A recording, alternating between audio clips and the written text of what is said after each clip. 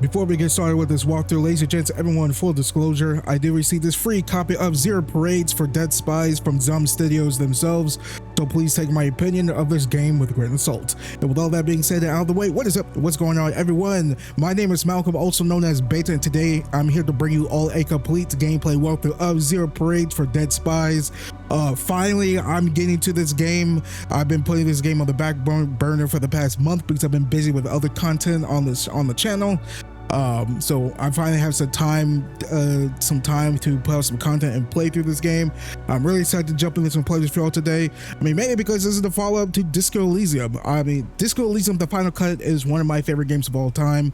It's in my like top 7 or 6 or whatever. I played it on PS5 back when it came to console.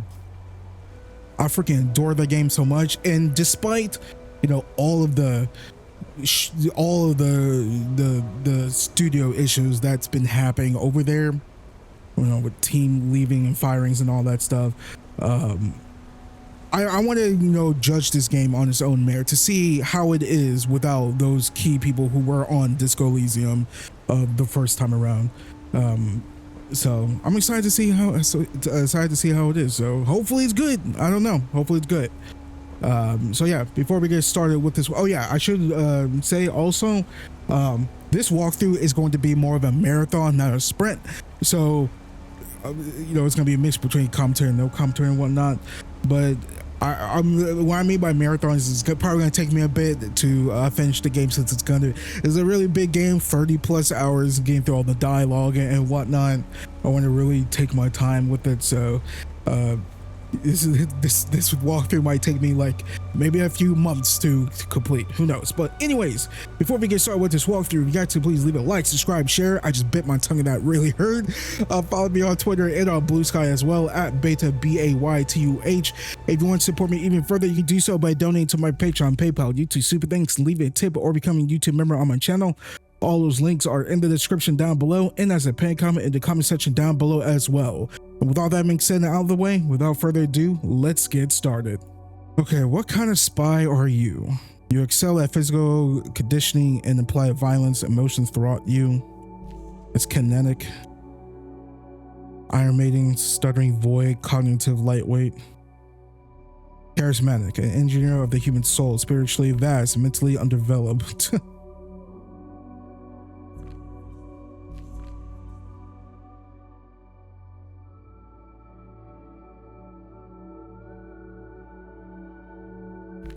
Analytical, your cognitive powers make up for your frail body, a big brain and a glass jar. God, I wish we could do like a mix between kinetic and analytical. Oh, we can. Okay, custom.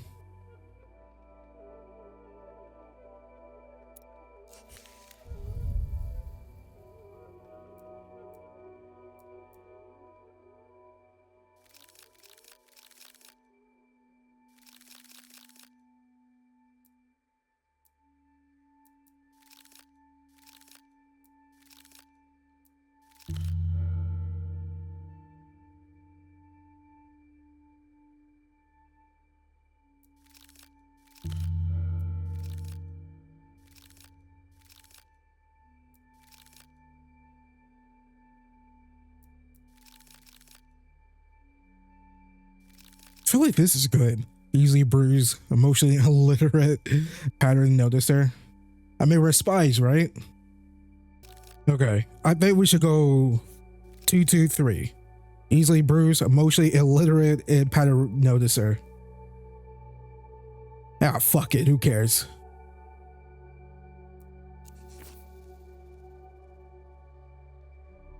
What's this?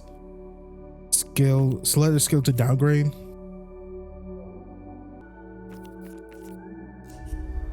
Because I'm reading through these.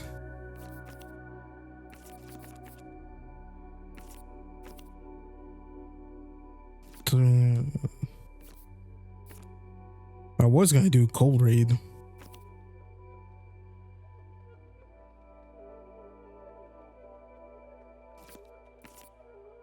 Okay, I feel like the ones for upgrades that I want to focus on is probably gonna be shadow play, cold read, nerve, professionalism, gray matter, maybe blueprint.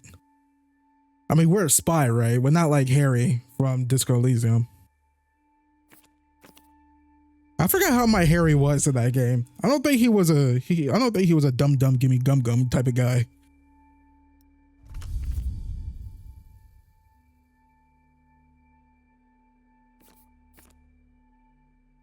The different parts of your body. Okay.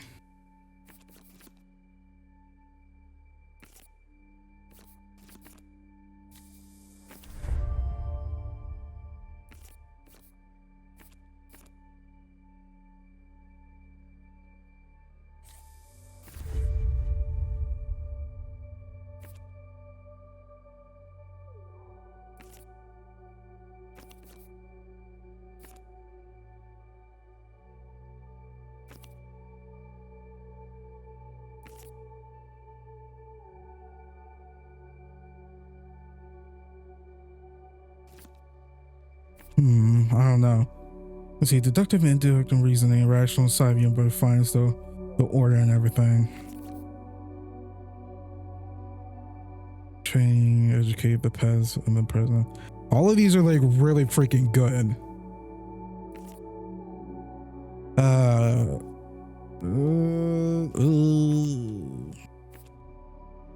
Let's go gray matter.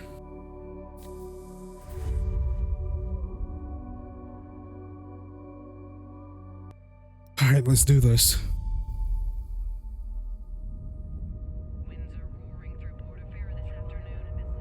I once knew a spy. She was brilliant, erratic, cursed, an anti-personal mind in human form.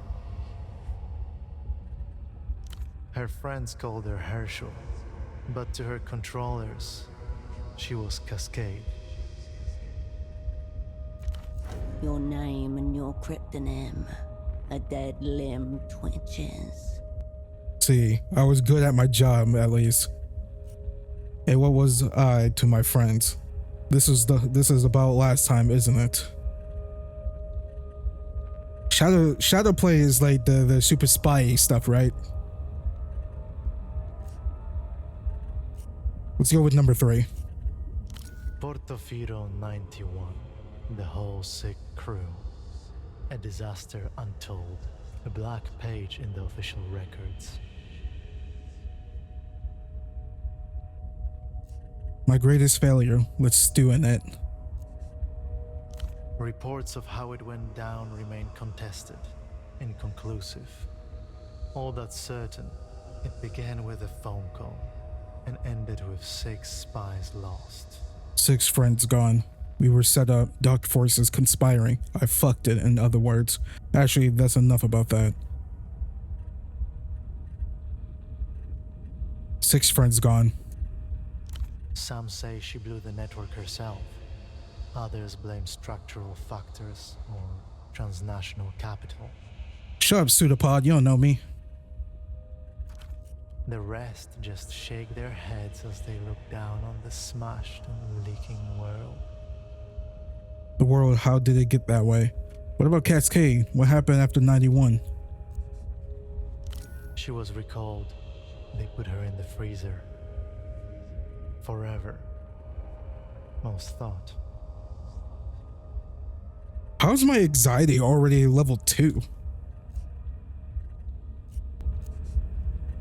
5 years passed. A little more of the world leaked out of itself. Cascade's controllers ordered her back to Portofino. Because I asked them to. There is a new assignment, Cascade. I was supposed to give you the brief. No one special. Just an arm-like sack of cytoplasm. A special move unique to single-cell organisms. But before that, I was like you. A spy for the People's Republics. One of the varieties of mankind. No one special. Just an arm-like... But before that, I was like you. A spy for the People's Republics. one of the varieties of mankind. Right here, in an armchair in a safe house above a 24-hour photo show in the city-state of Portofino. This is a dangerous place, Cascade. I should never have come.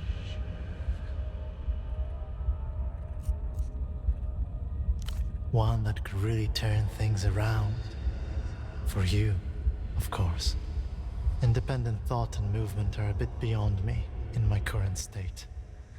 Hold on, how are you talking right now? How are we talking right now? I'm sorry we never got to know each other. No, we're just getting started. We can pull it back. Stuff happens, you know? I'm sorry we never got to know each other. Don't blame yourself, operant. Whatever happens has already happened.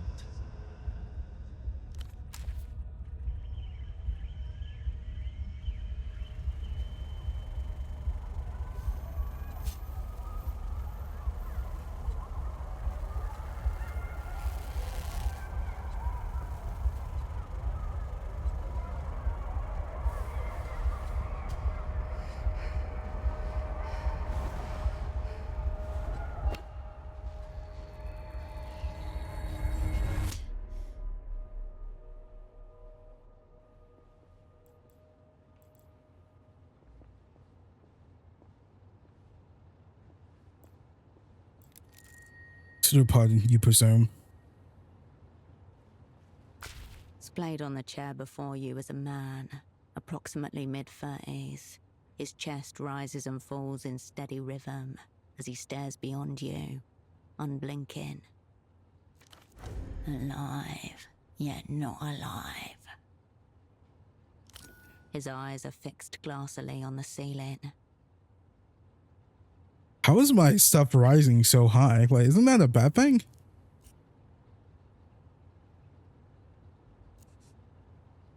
Let me see. Look at the ceiling. Touch his arm. Look at the ceiling. Cream paint, peeling slightly. A small room in a city past its prime. Nothing to suggest why the man is so interested in it. No response. No jolt. No tremor. All posts deserted.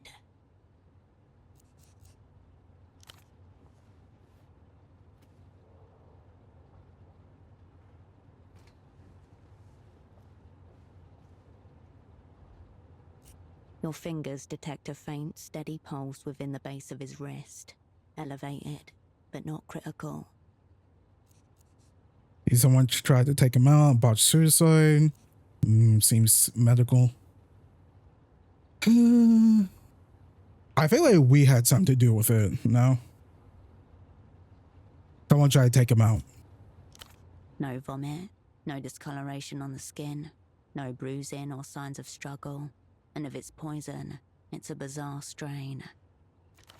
None of which precludes professional assassination. The work of an invisible hand. The man's eyes glisten. Bright red veins blossom around their edges. Isn't it really bad if any of these things rise so like to its like max? I'm getting scared.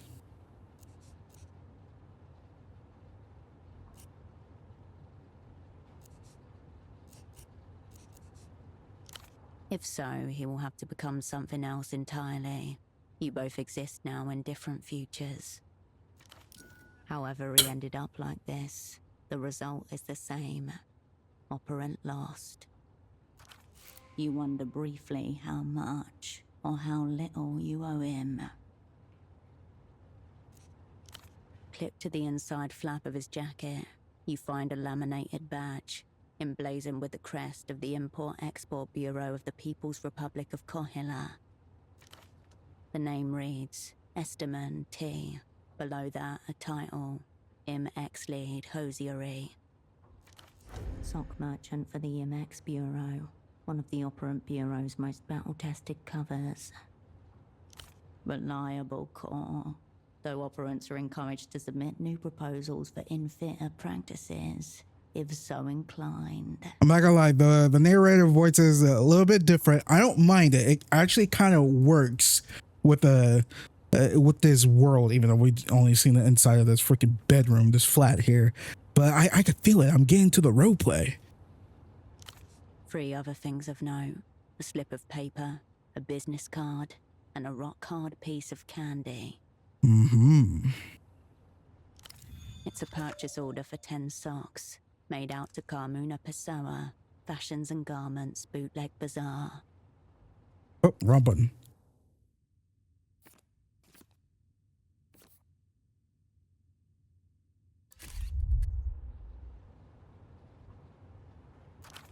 Bootleg Bazaar. No coordinates found. Some kind of marketplace, and not one you've ever been to. Just 10 pairs. 5 pairs, 10 socks. I'll hold on to this. The slip of paper grows heavy in your hand. It feels like a baton. Pseudopod's obligations are now yours. You owe this woman 5 pairs of socks. I like that. Who is the woman narrating this? I like that attitude. It's that sass I hear. I just hear it. See, I feel like she wants to call me a dirty asshole for what I'm about to do in this game. Something, I don't know. The card is cheap and scuffed. It reads, "All you need is miracle," above a cartoonish image of disembodied lips at a phone receiver. Notably absent is an actual phone number. There's an indecipherable scribble. Whatever's written seems to begin with a D. Into your pocket it goes.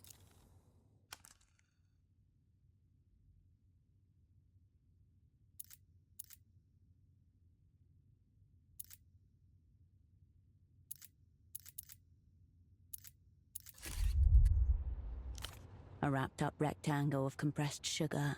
It's so hard that your fingers cannot make an impression, no matter how much you strain.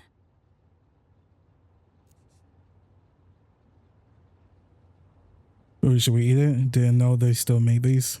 Yeah, why not? It takes 5 jaw tenses before you manage to shatter it. Sugary daggers jab the inside of your mouth. After a few more game attempts to chew, it takes all the will you possess to swallow the jagged claw. Its aftertaste contaminates your mouth. You retract your hand from the man's pockets. A snail's trail of dried saliva glints on the side of his chin. And I was fairly likely 16%.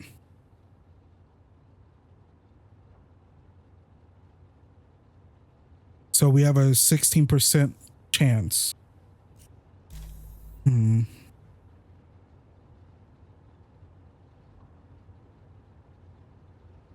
Nah. Your double didn't notice your arrival. He doesn't notice your departure either. We save? Yeah.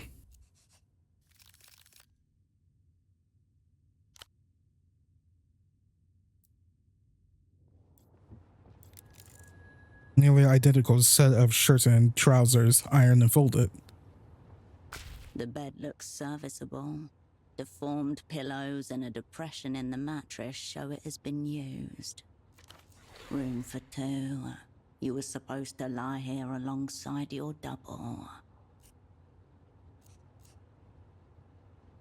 You don't want to share the bed, do you, Pseudopod?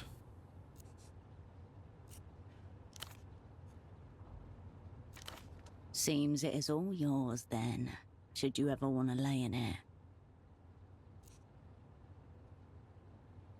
I wonder, to get fatigue, anxiety, and what is that last one? Delirium?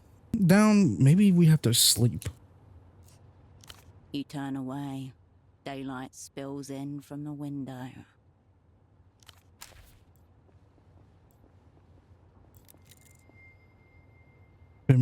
Familiar flash of red catches your eye.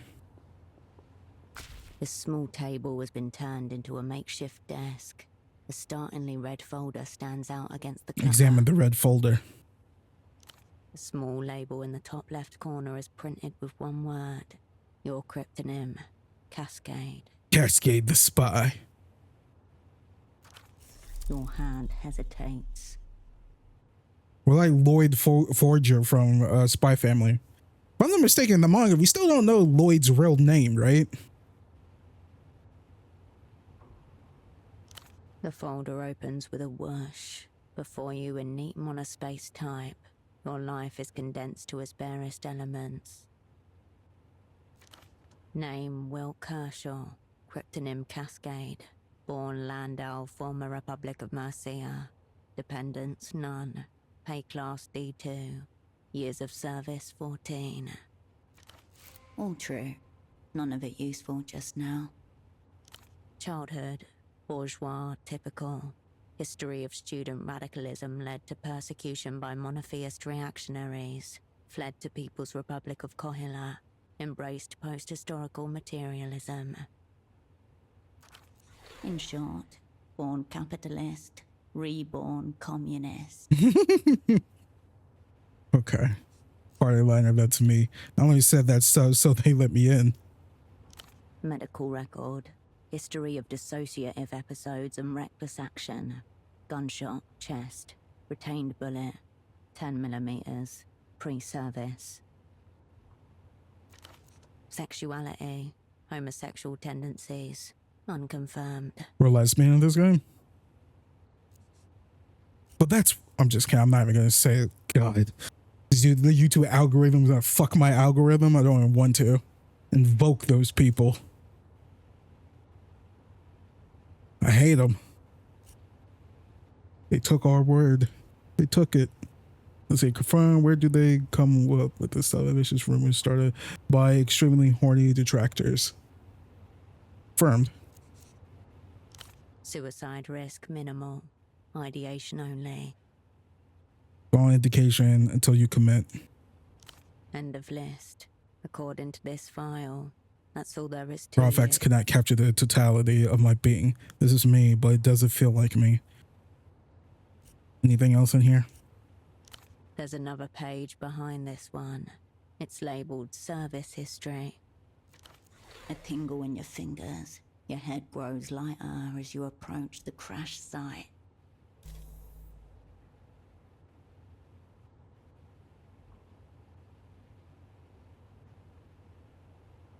Remain hopeful 27%.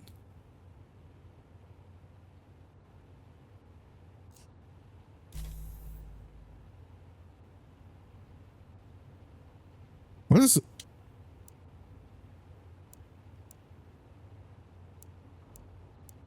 Oh, that would raise my anxiety. I don't want to do that. Let's just do it. Let's roll.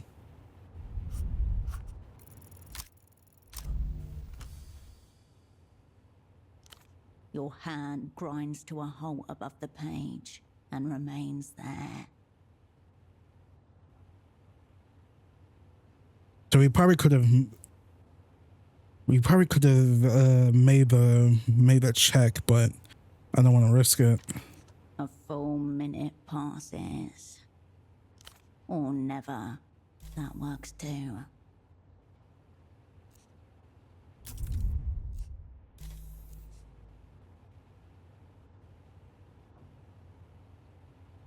Amidst the crumpled sheets of copy paper and empty takeout containers, you find an opened pack of cigarettes. Suprema mark.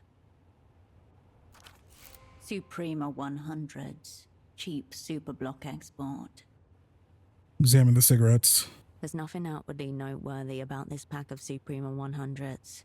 It's like any other found in commissaries and corner stores across the People's Republics. Chitapod must have brought them. Jesus, I cannot read. What time is it? It's 11:44. It's funny. It's almost 11:44 in the game too. Chitapod must have brought these with them. There are a few mangled filters in the ashtray. I'm just talking way too fast. You leave the cigarettes where you found them. As you turn away, a phone begins to ring. Let it ring.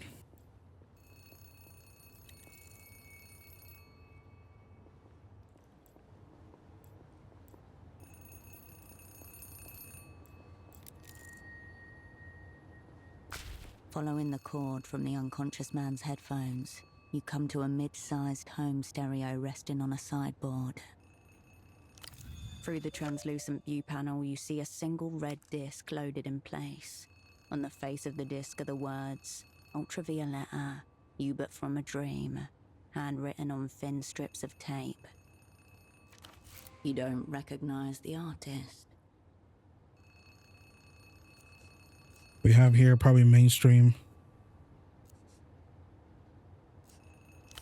You glimpse your reflection in the disc's crimson as you stare down at it. Unplug the headphones, press play. The chunky button makes a satisfying little thunk as you push it in. The discus begins to turn. You know because the spindle was rotating, though the speakers don't produce any sound at all. Is this thing broken? Or turn up the volume? No sound, save the thin layer of static that lines the inner cables. It doesn't appear to be. The disc is spinning the way it's meant to. Keep listening. The music player blinks, slowly. Or do you? You can't tell. The silence is being overtaken by a different silence, like the slow darkening of night across the wall of an empty room. This new silence seeps into every corner of your body, loosening fixtures, rattling drawers. Should I stop? There is still no sound, but in your mind an image forms of a blasted heath, a smouldering circle at its center. Figures in tattered robes stagger and sway on the horizon. Nothing. You're simply playing a disc on a common home stereo system, the sort of thing millions of people across the world do every day. No, you probably shouldn't.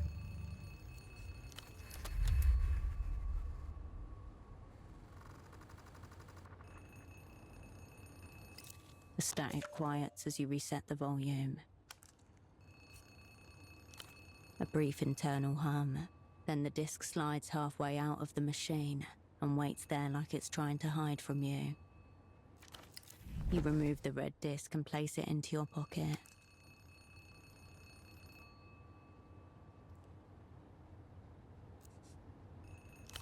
You step away from the equipment.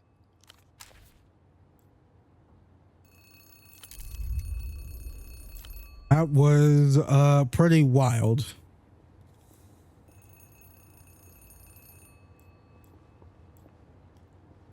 The stereo is right where you left it. You step away. Okay, what else? We already rummaged through everything here. You return to the desk. The red folder is still sitting on its surface. You turn away from the... A pair of men's trousers are hung delicately over the shower rail. If Pseudopod's pants were attempting to flee the scene, they did not make it very far. Examine the trousers. Brown, shapeless, utterly unremarkable. No accident. This is functional invisibility. The wearer would have no choice but to blend into a crowd. The front and back pockets are completely empty, except for a few pieces of lint. Are they dry? One of the many mysteries concerning men's trousers. Agreed, but are they dried? That's the only reason why to hang them up. He was trying to smooth out creases with shower steam. Can you do that? As you turn away, a stray thought passes. They may never be worn again.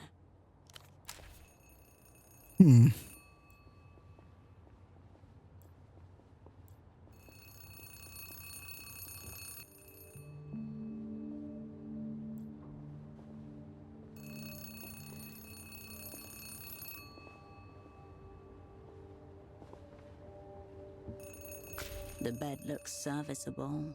Deformed pillow, room for two. You were supposed to lie here. Seems it is all yours then. You turn away. You pick up the phone. The handset vibrates in your palm. A peculiar species of static washes over your ear. The exquisite work of the magic box, one of the proudest achievements of the opera's technical services office. Half a world away, a familiar voice splits into 256,000 encrypted fragments before coalescing again by your ear.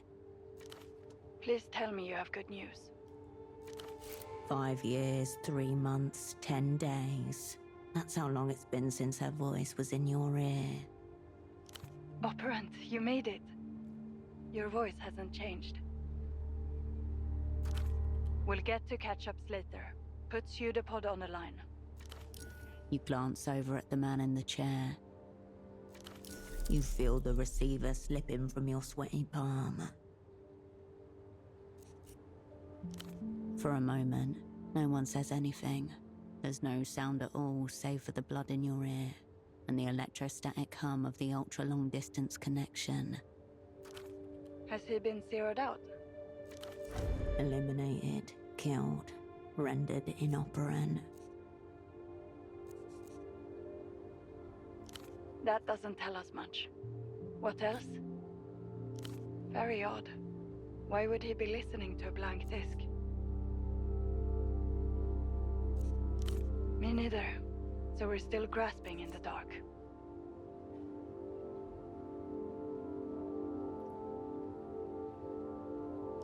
He's from the People's Republics.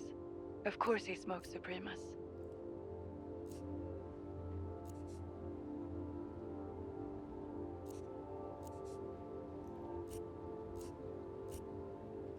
I'll ask one more time. Is your double zeroed out? You must speak the word. She cannot make the determination herself. Once you say it, there's no going back. The momentum of events will overtake you. Cascade, is your double zeroed out or not?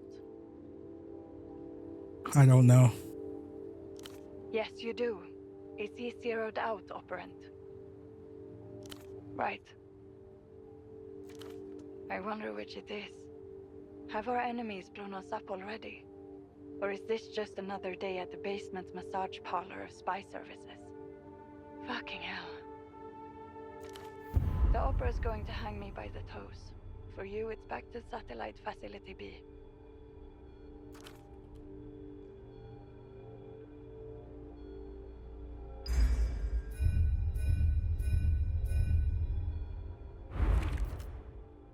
You reach your anxiety limit. Lower your skill to mitigate the damage.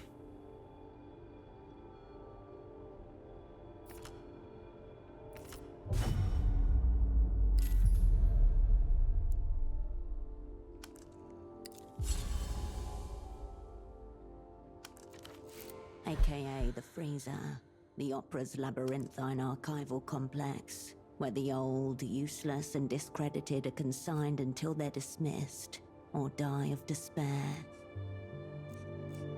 Let's see. Well, hold on. I just got here. Give me a chance here. Listen, Mel, whatever this is bigger than me and Pseudopod. Get that spy more harder. Whatever happens has already happened. So what now? Let's go with number 2. That's exactly the problem. You haven't got Pseudopod and you haven't got the assignment either.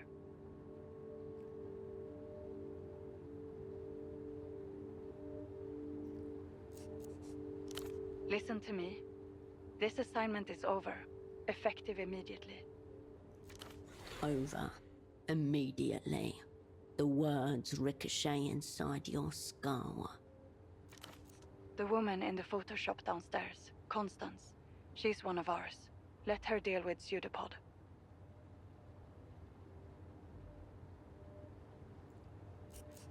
As for you, we need to get you on the next aerotram out of the city.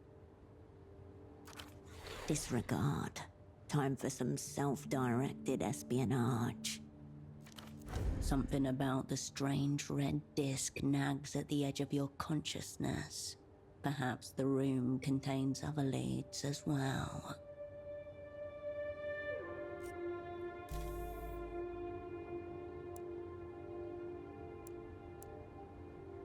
Cool.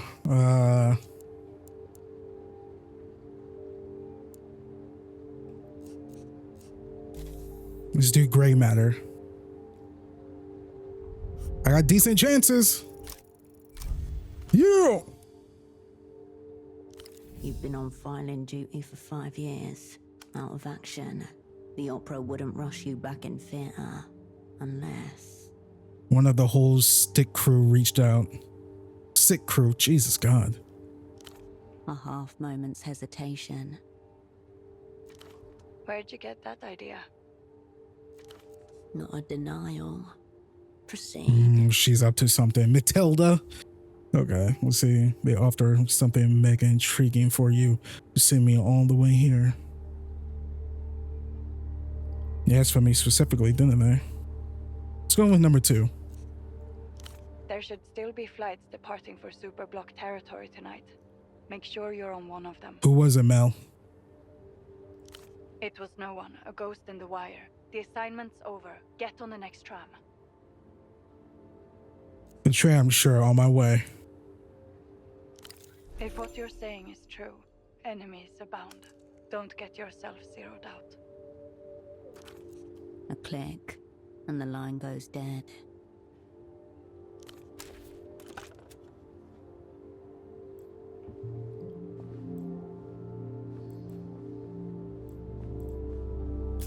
All right, let's make another hardcore save right here.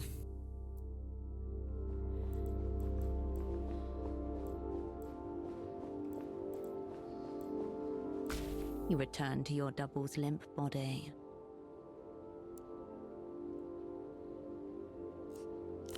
Your double is... Well, yeah.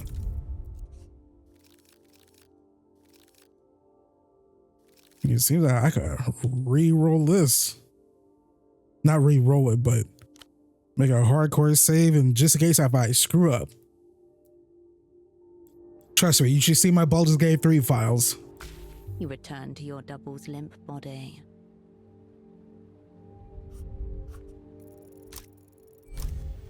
Ooh, even. All right, tell me the assignment, Pseudopod. His silence is politically suspect, fast becoming a crime against the party. Will you stand for it? Will he? All I need is a few words. I'll even take the gist.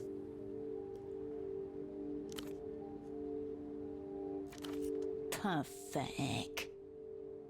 No, this is going great. So great. The opera will forget all about last time. History ended a century ago. Last time is reactionary fetish. Defend the party, reject the linear progression of time. Stand him up.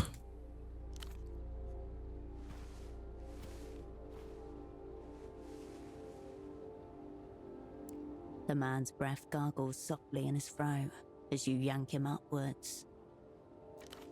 He is heavier than he looks. Pseudopod, I'm sorry about this, but I need to know what we're doing here.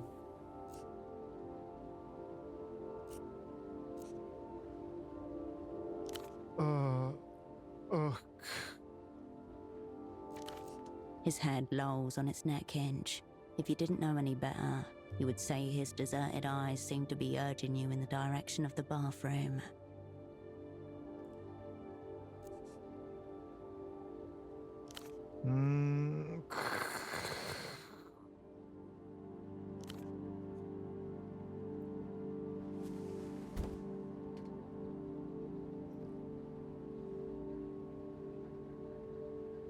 Onwards. The unassigned assignment is now yours alone. Are you looking forward to working together?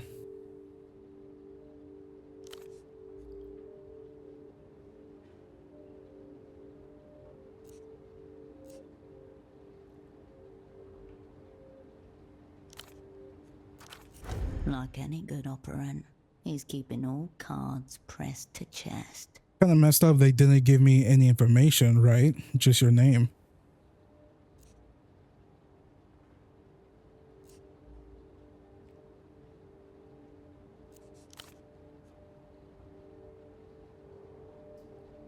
course, I didn't want to assume. The man's head slips 2 centimeters to the left. His jaw slides with it. I'm sorry we won't get a chance to sell socks together.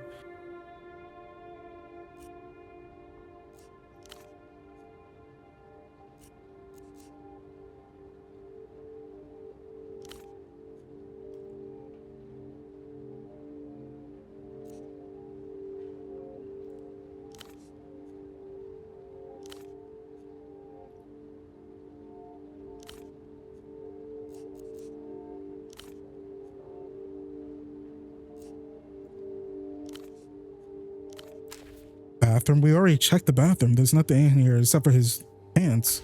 You return to the folded pants. Search the pockets again thoroughly. You discover a small extra pocket inside the front right pocket. Sneaky. You slip 2 fingers inside and come away with a neatly folded sheet of paper. A pseudo secret. The page is notebook sized and perforated along one edge. It reads, The 7 let me stop. I might be freaking summoning a monster talking like that. It's code for something. half a cipher. The language of spies. You've carried papers like this, folded up and hidden away in secret pockets and compartments. Nice teamwork, pseudopod.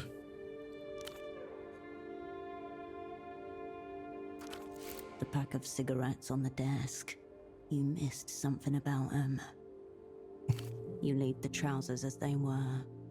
Okay. You return to the desk. Everything is right where you left it, including the pack of Suprema 100s. So I could probably get all this now, huh? Okay, hang on. Let me step back. You turn away from...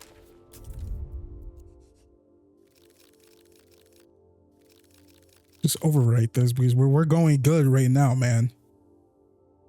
Like it's like I'm 22 minutes into this, even though I'm an hour into this recording. You return to the desk. All right. Everything is right where you left Let's it, do... including the pack of Suprema 100s. Let's do cigarettes, then we're going to do nerve. Secreted neatly against the inner wall of the pack, just as you were once taught to do yourself. A crispy folded sheet of A7 paper. It reads, ZWS, JMXVB TW, AON, TRRA, KB, ZQYMUSGS. I feel like there's an Xbox Live code. What is it, like Microsoft points? The missing companion to the one-time key you recovered from the trousers. Not to make them kiss. One-to-one correspondence between key and text. This is a Rosetta cipher.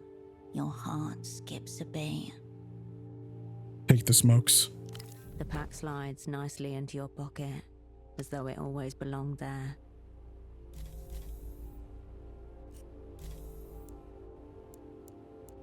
That would be insane if I messed this shadow play up.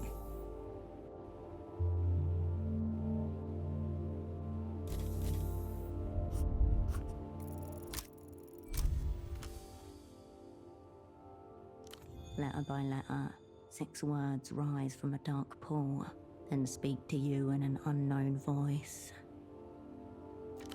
For Cascade, all will be forgiven. For Cascade, all will be forgiven. It's interesting. For Cascade, all will be forgiven. A pretty thought, if it's possible.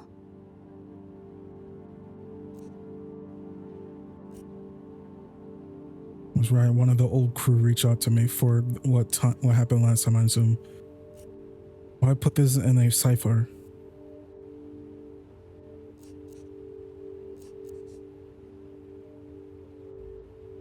For Cascade, all will be. Only your double's advancing bald spot is visible to you over the rim of the chair.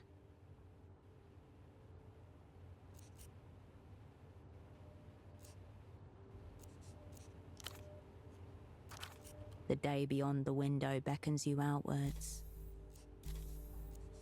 ZWS. For Cascade, all will be forgiven. I kind of want to redo this part because I want to know what happens if I cover up the other word. For my own benefit. You return to the desk. Everything secreted neatly. ZW, the missing companion to the one-to-one correspondence between Key and Tech. The pack slides nicely into your pocket.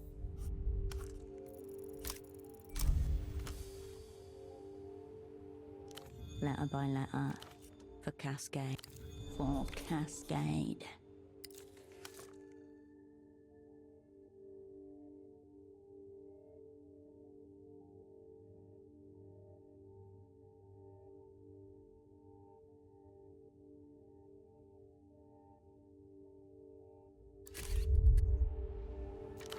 A pretty thought, if it's possible.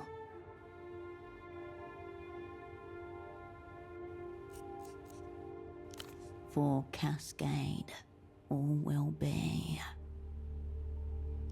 Only your double's advancing bald spot is visible to you over the rim of the chair.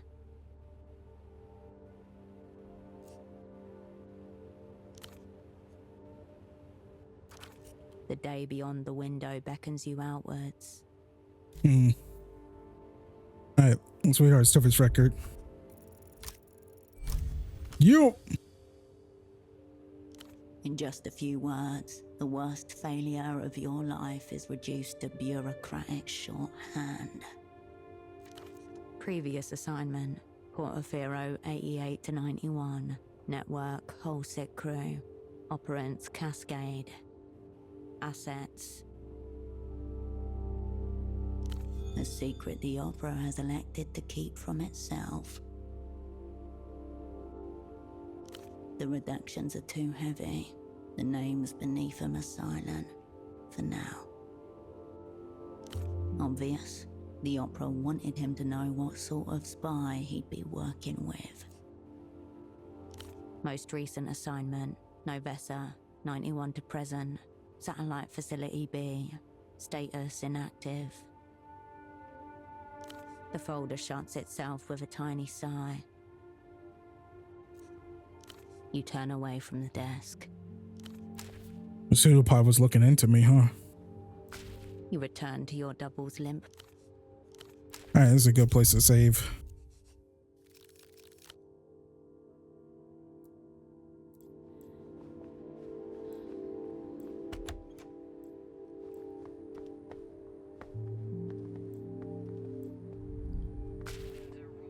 Enough!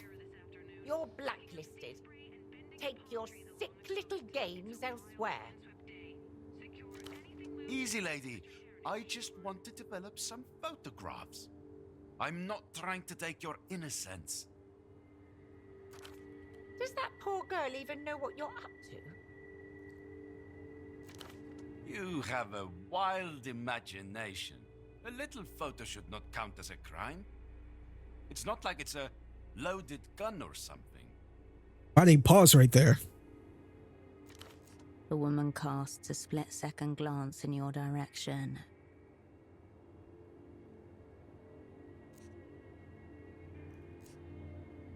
Let's see, she told you to leave, sir. Our freaking physical capabilities aren't that high, so let's just say what's going on.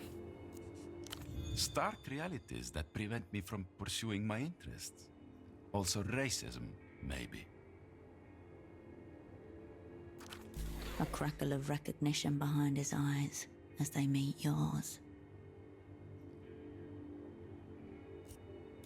Remain hopeful.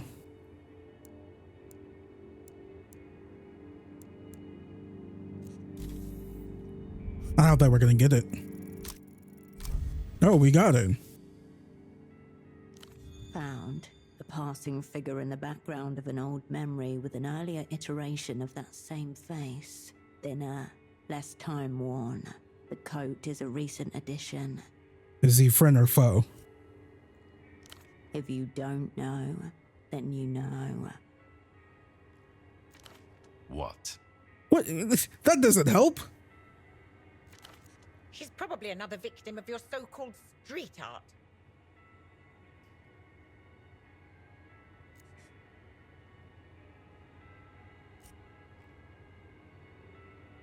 Looking at you makes me sad. Must be your own feelings of inadequacy manifesting before a superior being. I would say it gets better. But alas, I refuse to lie. Restless eyes, evasive demeanor. This man may not have zeroed out your double, but you're sure such things aren't beyond him. Very well. Photo 24 can have this round. Thank you for this extreme stress I'll now carry through my day. Is that my nickname, Photo 24? Or my flat or whatever? That is an ugly coat. He gives you one more glance as he leaves. Garish coat flapping behind him.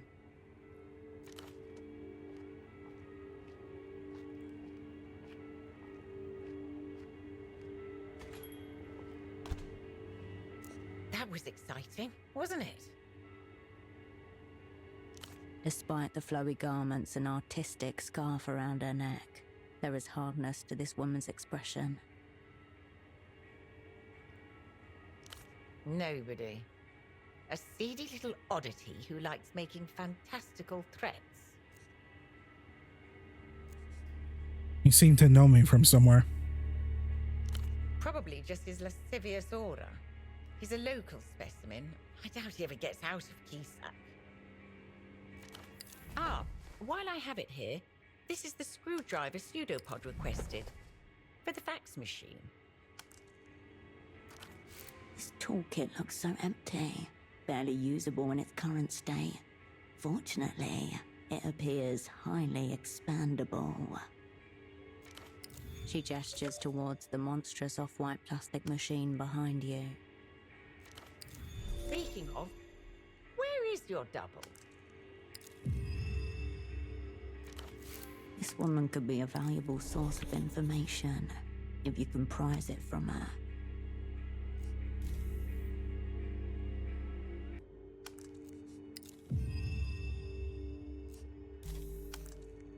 It's that little amber light.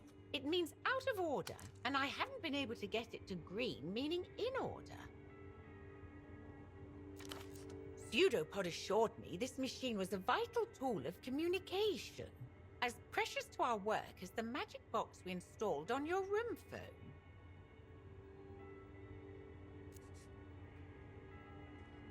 I'm telling you now, Operant, that's what's happening here. You've received all sorts of technical training, I presume. I would think getting a little light to turn green should be well within your powers. A dread beast humming with dormant power. A handless scribe. It just needs to be soothed. No introductions necessary. You're Operant Cascade. I'm Constance, of course. Special asset, liminal class. Making my debut with the Operant Bureau. A stagehand. Not even worth a cryptonym. She gives you a curt but respectful nod in return. Before we get into it, I want to make one thing clear. Just because I'm working for the opera does not make me some kind of communist. A happily settled small businesswoman, a model petite bourgeois.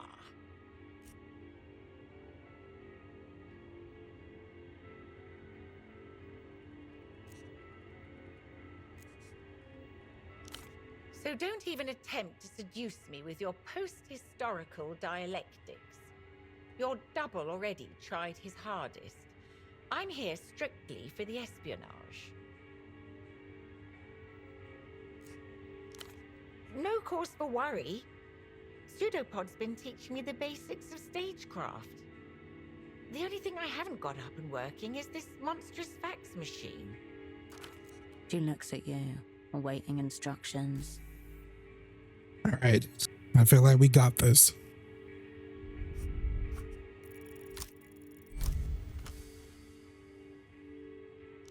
Basic social engineering. First, take the target into your confidence. Her look is wary, but intrigued. 2, turn an admirable quality into a vulnerability. That's strange. No one said anything to me about a meta task. Telling you right now, that's what's happening here.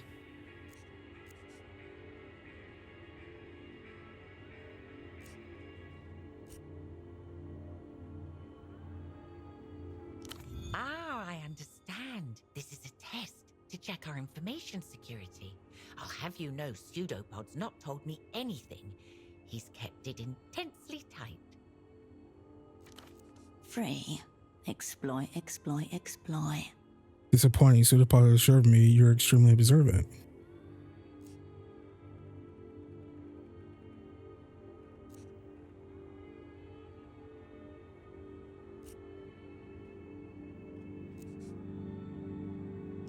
She studies the wrinkled slip of paper a moment before returning it. I don't know who this Carmuna is, or what's her connection to Pseudopod. But the bootleg bazaar, that's no mystery. Pseudopod was just down there yesterday.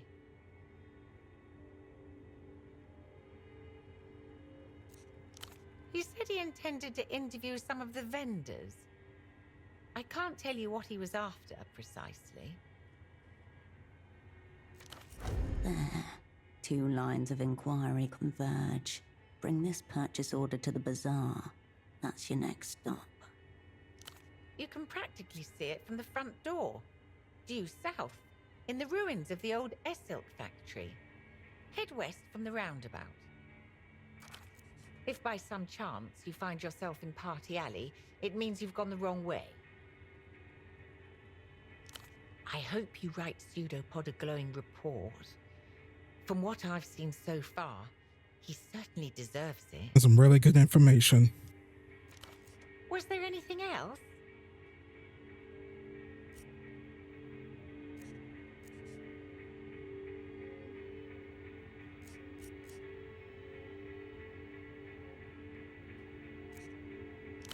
I certainly don't. It looks flirtatious. Never during working hours. Seedy business attracts itself. Try the Fogged Mirror. It's a bar just to the west along Party Alley. Your old haunt, where you met with your former assets once upon an assignment. I try to avoid it, personally. I don't think we should tell her about Pseudopod. Very well. Forgive me, is this still part of the test? Shouldn't you be the one advancing thesis and so forth? Granted, this is only my debut, but it seems to me that something's very amiss. No matter what we do, nothing appears to go according to plan. Pseudopod says it's all part of the work, but it gives me a rather unsettled feeling. A bit early for such a declaration, isn't it? You've only just arrived. She gives you a nod. Before you go, just one thing. How have we done? Will you be recommending Pseudopod for the people's... whatever it was?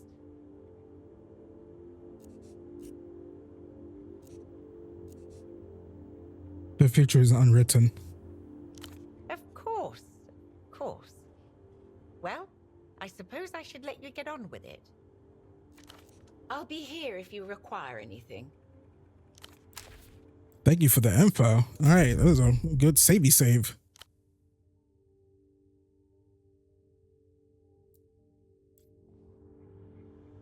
Hang on. She spent slow afternoons rearranging the postcards on their glass. Oh, let me turn down my headphone volume. It was really loud.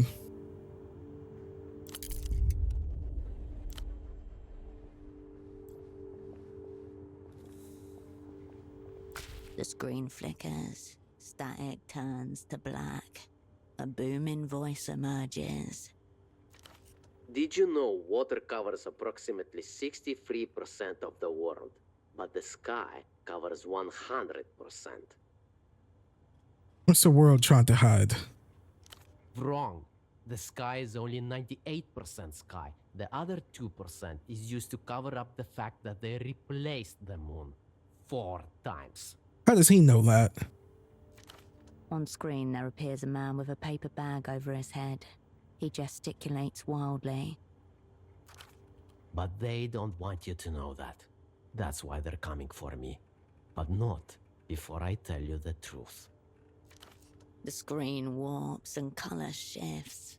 Between clips of the bagman talking, a phone number flashes urgently. Sure, why not? You jot down the digits as Bagman watches on.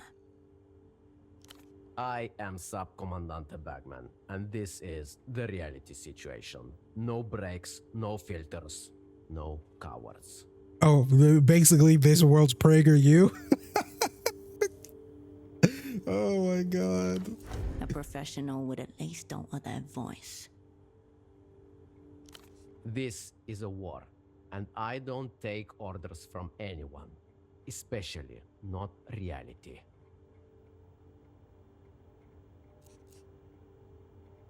Above Bagman's head, the words psychic control grids scroll across the screen. I know all about the Boers, the techno-fascist imprints who secretly rule La Luz, weaponized nostalgia, microbial microphones, lunar obfuscation programs. For 300 years, the Lusian elite have been producing psychic copies of themselves, all to preserve the consciousness of one man, the original techno-fascist. Now ask yourself, why is the man with the bag on his head the only one saying these things? The reality situation, airing until they shut us down. I know all of... Now ask yourself. The sounds from the commercial fade.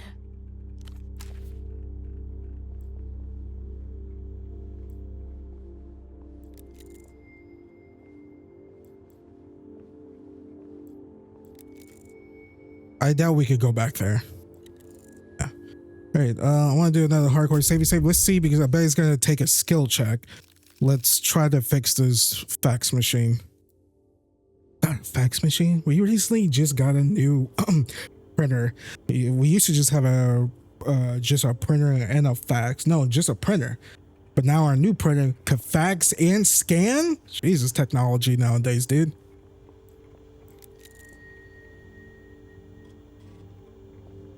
A humongous white block of office technology sits in front of you. It looks like a sacrificial altar made of plastic. Inside, mechanical parts are assembled in such a way that it can scream analog messages across huge distances. What could be sacrificed here? Image quality, and whatever remains of human patience. Ain't that the freaking truth? And the internet connection. Your screwdriver makes short work of the starhead screws holding the side panel in place. You set them aside one by one and gently remove the plastic panel.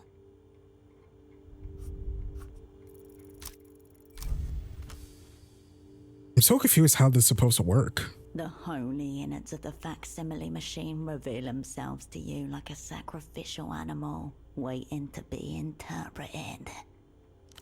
You're looking at a Sugar Hill Executive Series 2, a cursed model, plagued by numerous debilities, most commonly a chronically misaligned paper tray. Is it like those printer fax machines in schools? Those freaking big mugs? Oh my god. From the machine bowels comes a pleasing chunk. As the plastic tray slots back into its receiver, the paper belt purrs as life is restored. Much better, thank you. Operant, I would never. You turn away from the fax machine.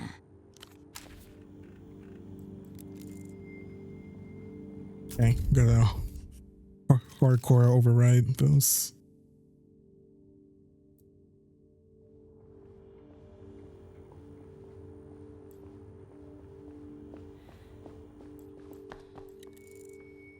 All right, it's time to be on our merry way. I feel like the theme of this game, like they should play the freaking whatchamacallit, the Wolf Among Us theme song. Doom doom boom boom doom doom doom doom. Oh my god, I feel like it would fit so perfect. Cannot wait for Wolf Among Us season 2.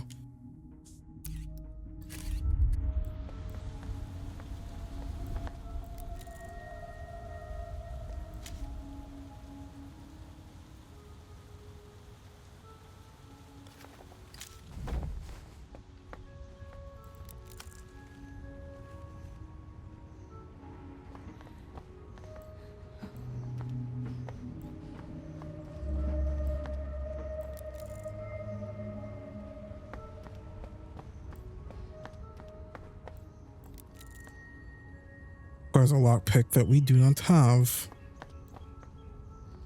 Hold up, someone just ran past here. Wait, hang on. Yeah.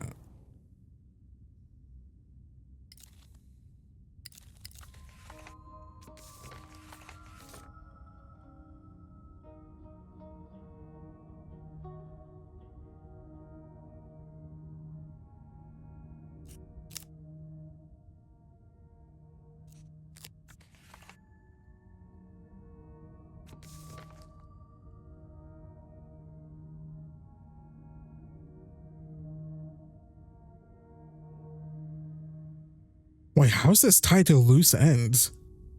Maybe they're a spy too, Bagman? Okay, well, I feel like this pseudopod, because I feel like this situation with pseudopod reminds me of Katsuragi? Was that his name? Harry's partner at Disco Elysium? What's the name of the guy? I haven't played that game in years, but I really do love that game. Like, there was something wrong with, no, it was us finding our gun we couldn't find for the longest time. So, but Katsuragi did save us towards the end of the game or something like that. He was like out of commission or something. He took like a bullet for us or something, I think. I feel like what's wrong with Pseudopod, we can't solve it like yet. It's going to take us a few hours.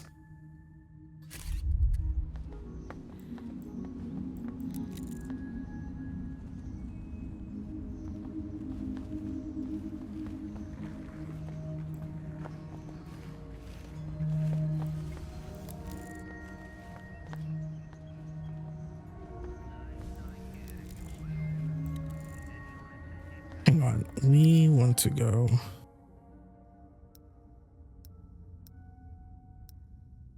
She said head west, right? Oh yeah, I forgot. We could rank something up. Shadow plays all the way up. What do we get rid of here? Blueprints. We got rid of blueprints. Okay. Thanks.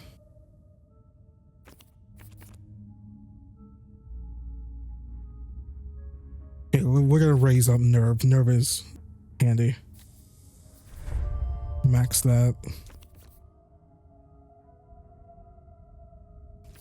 I would say, okay, since we got shadow play to the max, nerve to the max, gray matter to the max, which I just noticed. I feel like professionalism, cold read. We got techno flex to them. Actually, no, techno flex, we can go to 6. Why can that be a 6? And I'm guessing because whatchamacallit, we put more into intellect. That makes sense. All right, so I feel like I want to raise professionalism next. Professionalism and cold read. I feel like we should work on Jesus Christ. Work on.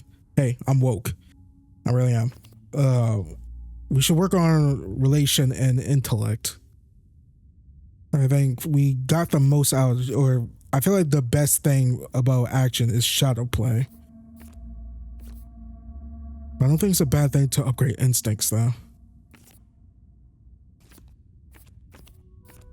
All right.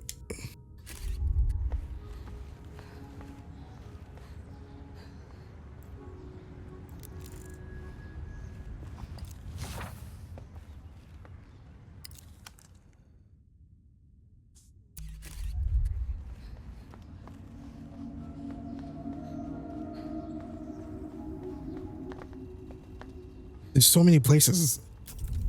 I'm like analysis paralysis right now. Okay, the roundabout is this way. Okay, yeah, I forgot to open my journal. What does it say? See the point was in business in the bootleg bazaar. She said it was by the roundabout, right? Excuse me. I guess in this X right here is us. Right. We're just gonna go this way.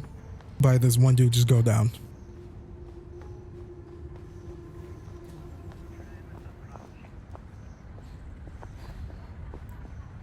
Finally, someone with courtesy. Do you know when the 9 is coming? A handsome man shifts in place, glancing over his shoulder towards the tram lines. Suitcases surround him. Simple. It's just over there. He points towards the southeast. You see my colleague by chance, middle age. Me? I'm simply a stranded passenger, waiting on his air tram. Never see a brother talk like this before. I'm waiting on the 9. I was told it was having some problems. But it's supposed to be in service any day now. It's like when I was playing through Starfield, Vladimir, a Black Russian. I'm like, I don't see a Black Russian every day. It was one YouTube video I was watching about like the black people in Russia who were like native born in Russia. I'm like, oh, that's fascinating. Home. I was told to take this tram here, line 9. It's supposed to be in service any day now. I've been here a week. I would appreciate it. I did see a man like that some days ago, I think. Near the bazaar, in fact. No, he was alone. Why do you ask?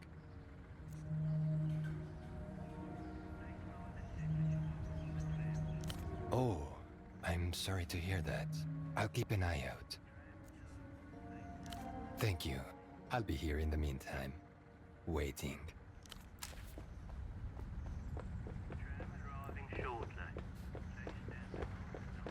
You can't go through here. Hang on.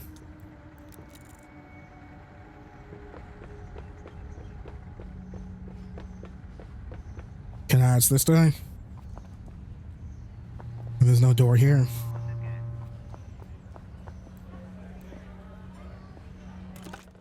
You pick up the payphone's handset. A dolphin emblem smiles at you, its eyes wide. The emblematic animal of Portofiero's main phone company, Reno Tower. Your gaze wanders away. The dolphin doesn't seem to mind at all. You do not yet have the number of anyone else in this city. There is only one, Melita, your controller. She'd only tell you to get on an aero tram back home again. A direct order which you have so far disobeyed.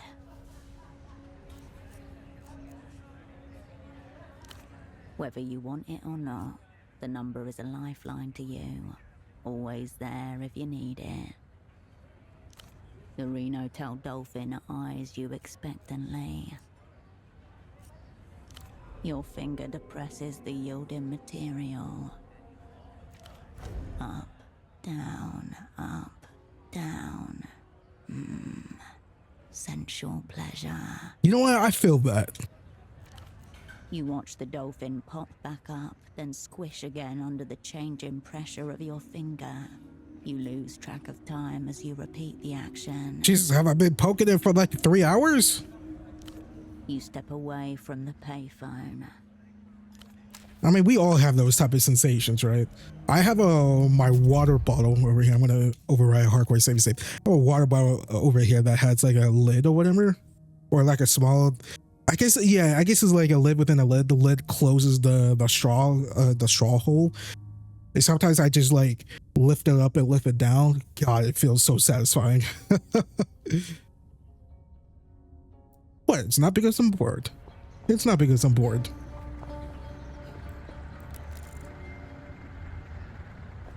Okay, nothing over here. Can I talk to any of these guys? Nope. What about this guy right here? This place is not as you left it. The world moved on behind your back. You hear laughter and music ahead. What was this site originally?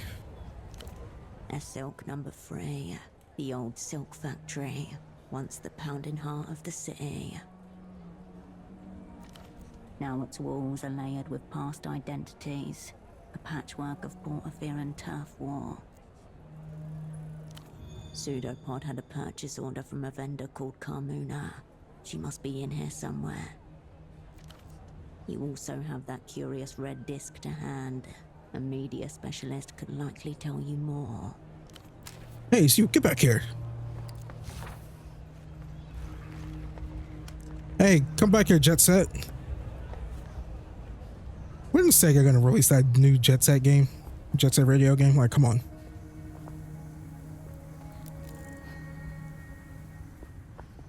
Okay, we can't talk to none of these guys.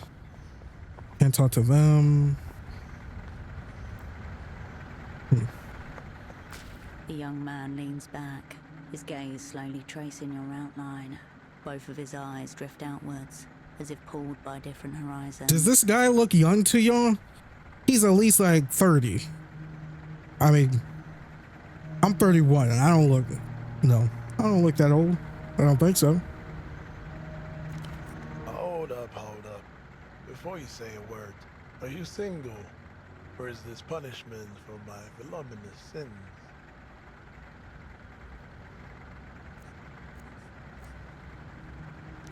Lucky for her, I'm a respectful man.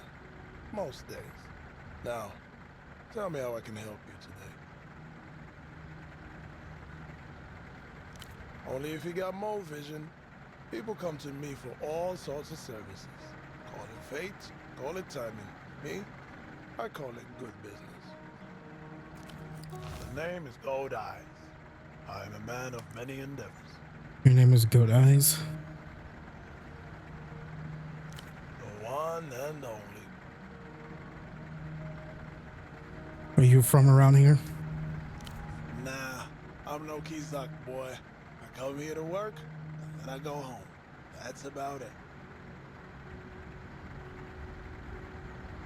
It's not meant for me, is it? Not these days. I remember being 12. Me and my friends coming here just to watch the pelota fights. Drunk fans going at each other with screwdrivers. There were bets and shit. But hey, I like tourists with money. And tourists love Kizak. It's got colors, it's got music. No better place to pass through before heading home. The eyes? Sure. You ever seen a goat? Their eyes are all bugged out. But you know they have that savagery inside them. I respect the goats. That's why I picked the name myself.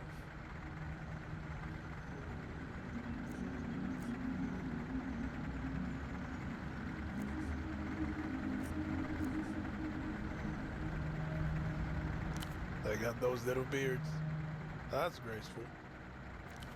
The ruler of a future kingdom, his throne already concrete in his mind. Stare into his goaty eyes. He stares right back, blinking slowly. Am I being rude by doing this? A practiced calm. He knows how he looks and dares you to question the asymmetry. He's reading you in return. A man trained by an informal school. So he is a spy? Born and raised in Lower Viewless.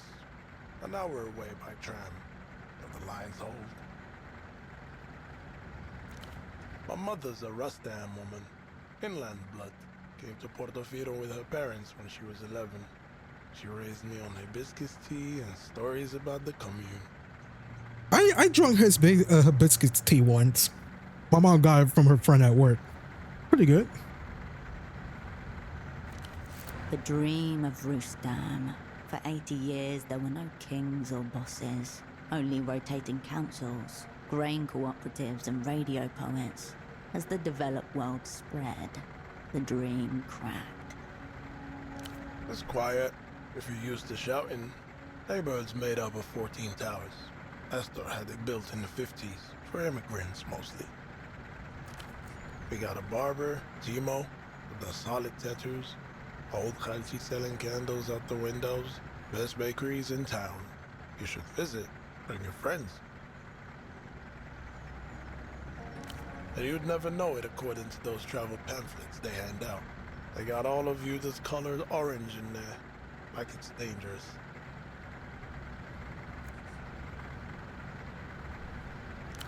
See? This is why you're my girl. Knows all the language. Would fit right in. But hear me.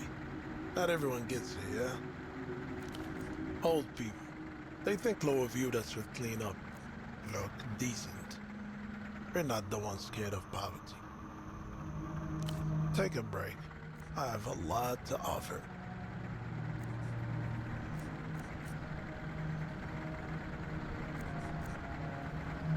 Forget about him. I can give you everything he can, and more. Even better, we can just get a boat, you and me.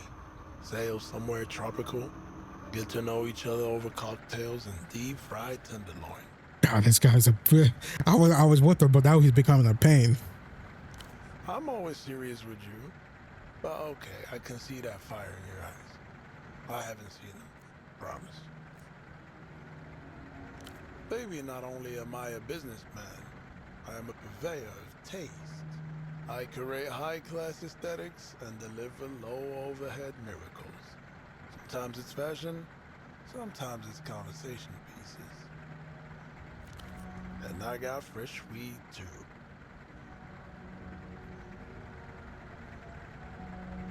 How fresh is this weed? The freshest. Astounding.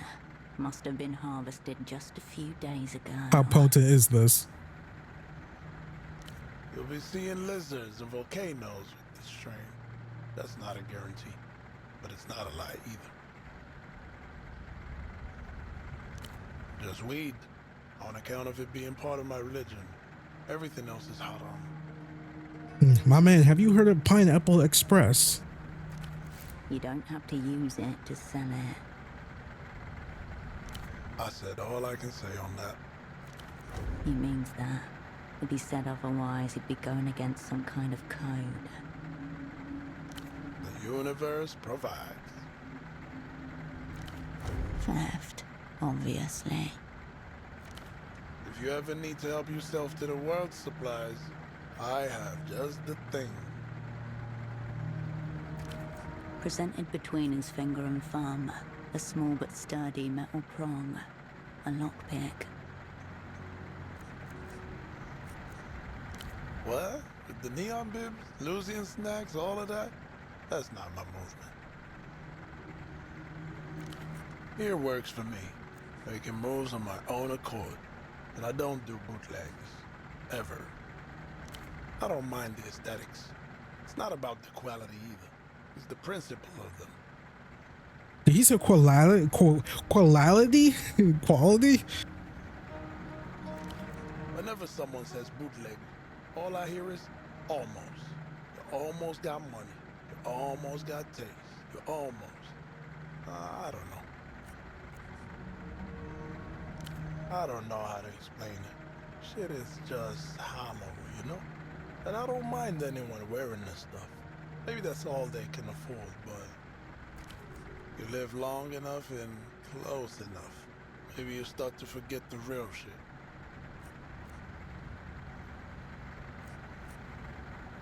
I feel like we're probably going to be needing this stuff.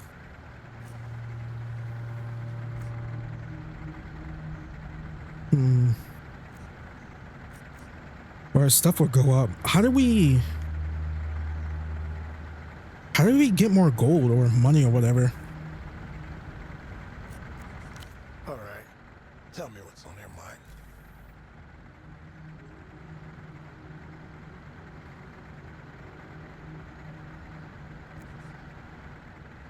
I'll be seeing you. All right, I'm gonna come back with professionalism with him someday. Someday too. Once I get enough. Okay. Let's go over here. All right, so this is the bazaar area, right? Let's go up. Let's turn all the way back around.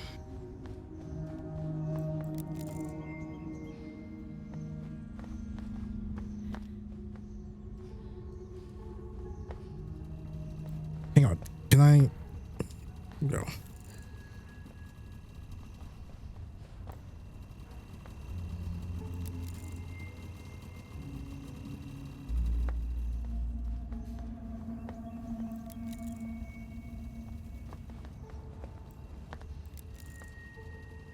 Party alley.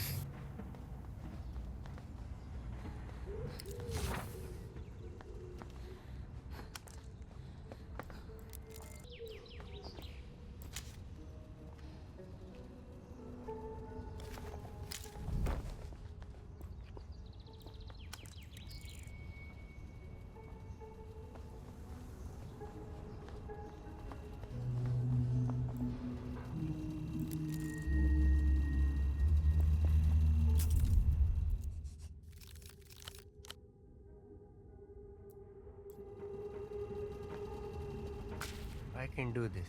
I can take you on. I'm your man. I'm your man. I'm your man.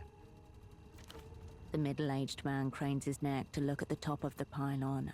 You can see the blue fabric of a worker's uniform under his high-vis vest.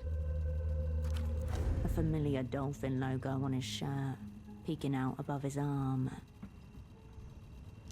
That's right. I'm a Renotel man. A certified Renotel repair technician. That thing he's carrying has got buttons. A little antenna. That's a grade A thingy, all right. Any doctors around here? None that I know of. Which reminds me, I really should get around to registering for a GP. It won't do him much good. His body's reaching the point where aches and pains are par for the course. You'll have to be more specific. Seen a couple of guys who match that description. Not that I pay much attention to them.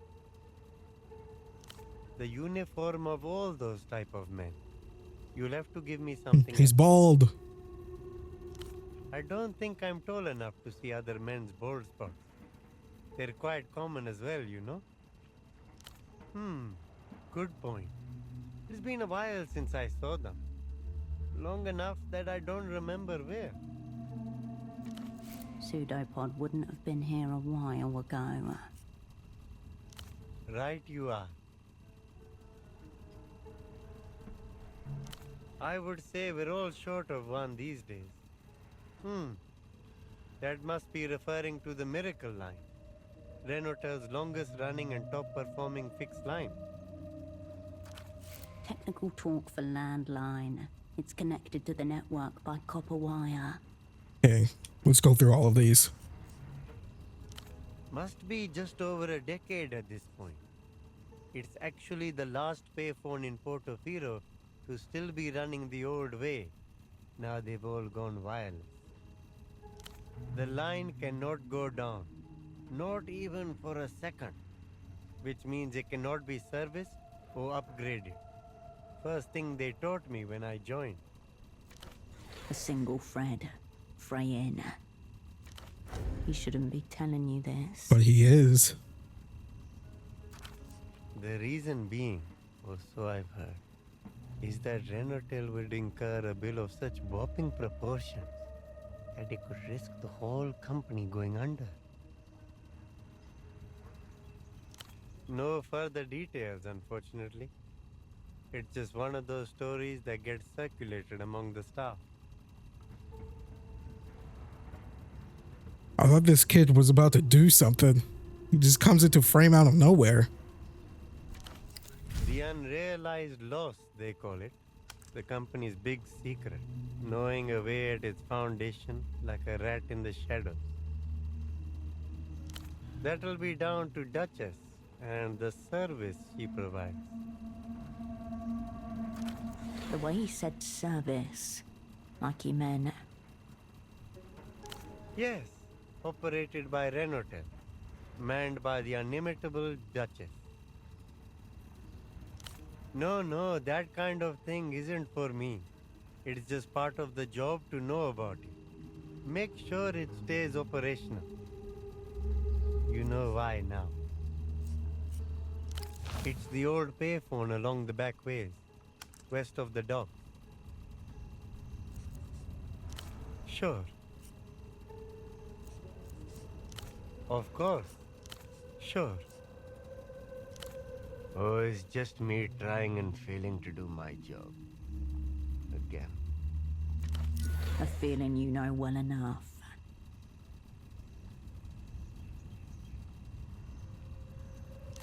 It's embarrassing, really. I'm overqualified for this position, and yet I can't even do the simplest tasks asked of me. What he says doesn't add up. The logic is broken.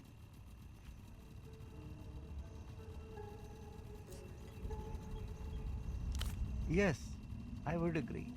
I'm a qualified engineer with years of experience, just not in this particular field. So he's not an electrical technician, but he's an engineer of something else.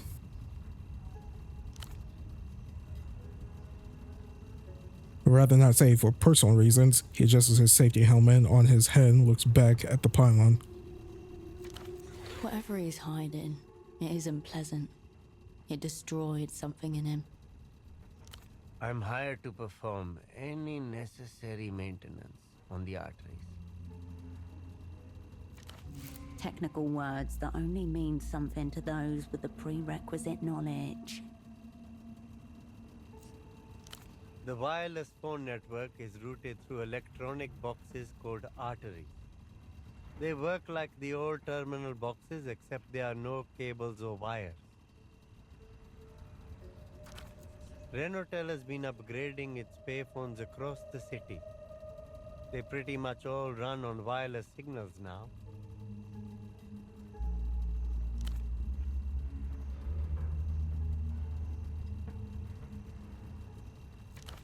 Renotel is developing a range of products with this technology, including portable phones, intercoms, headsets, and cordless scanners.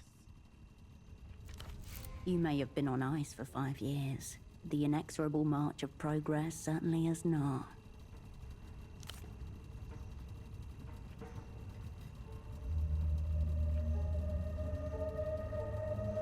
Explain your caller ID to me.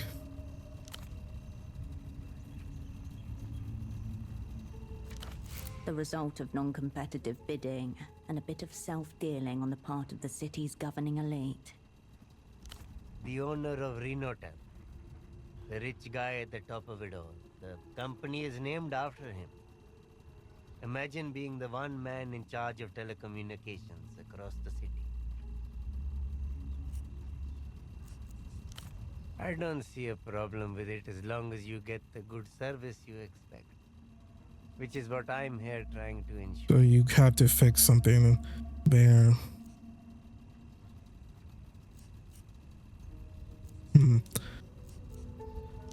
As you depart, the chant of "I'm your man" starts back up behind you. I'm gonna save for obvious reasons. Oh, you're back. None at all. Yes, one of the old terminals. It's a terrible tangle of cables up there, but I can handle that. The part I'm struggling with is climbing up this ladder. I'm acrophobic, one of my many fears. A man stood on a cliff's edge, constantly expecting even the ground to fall from under him.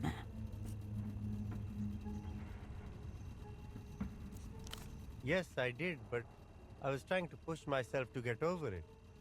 Plus, there aren't many other jobs I can get. It's a Vishkol auto negotiator, brand new. I can't keep up with all these futuristic devices. What does it do? You gotta do things the old-fashioned way. It would be more relevant to my experience, but I'm retired from that sort of work at least. Lots of things. Primarily, it picks up wireless networks, radio frequencies, and electrical signals so you can track their source. I wish I could say that, but it's an integral part of my job. Not a lot, unfortunately. I do collect magnets, though. That's probably the most fun thing about me. That's odd. It's a lifetime hobby. I always carry a few around in my pocket, so I can see what surfaces they will stick to.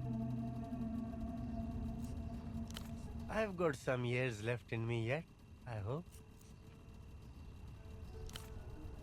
Where to even start? I'm scared of heights, wild boars, drains, tuk-tuks, teenagers, the moon.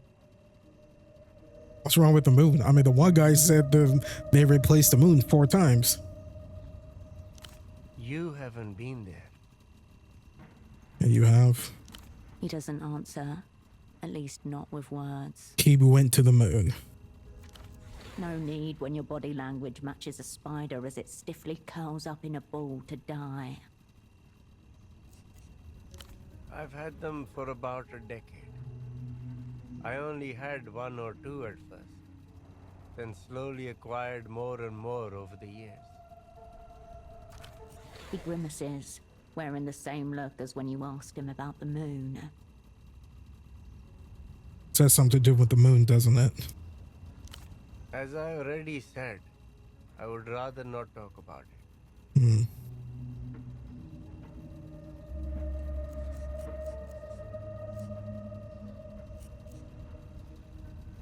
Yes, so am I.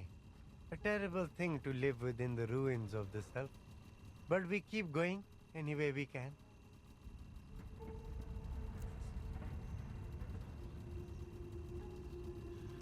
Not a lot, unfortunately. It's a lifetime hobby. I always can. The technician does the same back to you. Of course. Sure. I used to live there, if you can call it living. Same as everyone else. Mining cadmium, lithium, and other rare minerals. In my case, on behalf of the Illuminated Empire, La Luz. Didn't we hear that before? Didn't the bagman on TV say that? La Luz, once a powerful empire, now reconstituted as a modern techno-fascist state, the rising military and cultural power of the day. Not for any good reason. It hardly supports life, but is all too ready to offer up a drawn-out death. I saw much of it out there. Statistically, there is more death happening around us here, but it is much crueler on the moon. Perhaps because the spirit is divorced from its home soil and cannot so easily return. It's what gives me hope that one day I will find peace. Of course, it makes the encroaching inevitability of my own death easier to deal with, too. As do I. It's a comfort to know that I won't have to travel hundreds of thousands of kilometers through space, at least.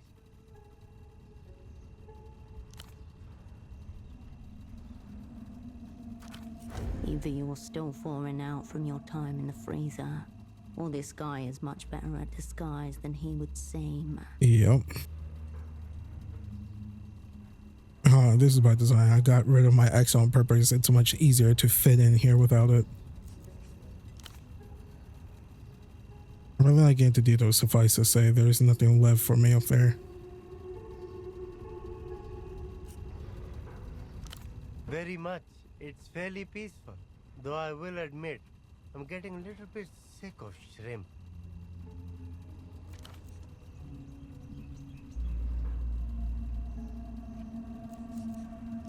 As you depart, the chant of I'm I want to say, I want to see what more can we get out of this moon situation. If anything, this is interesting. Oh, you're back. If we must. Either you're still falling out. Not for... Statistically, there is more death happening around us here. As do I. It's a... Not very interesting. I wasn't suited for to the job I had, so I had to leave. Something happened on the moon. Something he will never be able to face again. Very much. It's fairly peaceful. Okay. As you depart. Alright, I might be doing something really stupid by doing this. I want to cover my butt.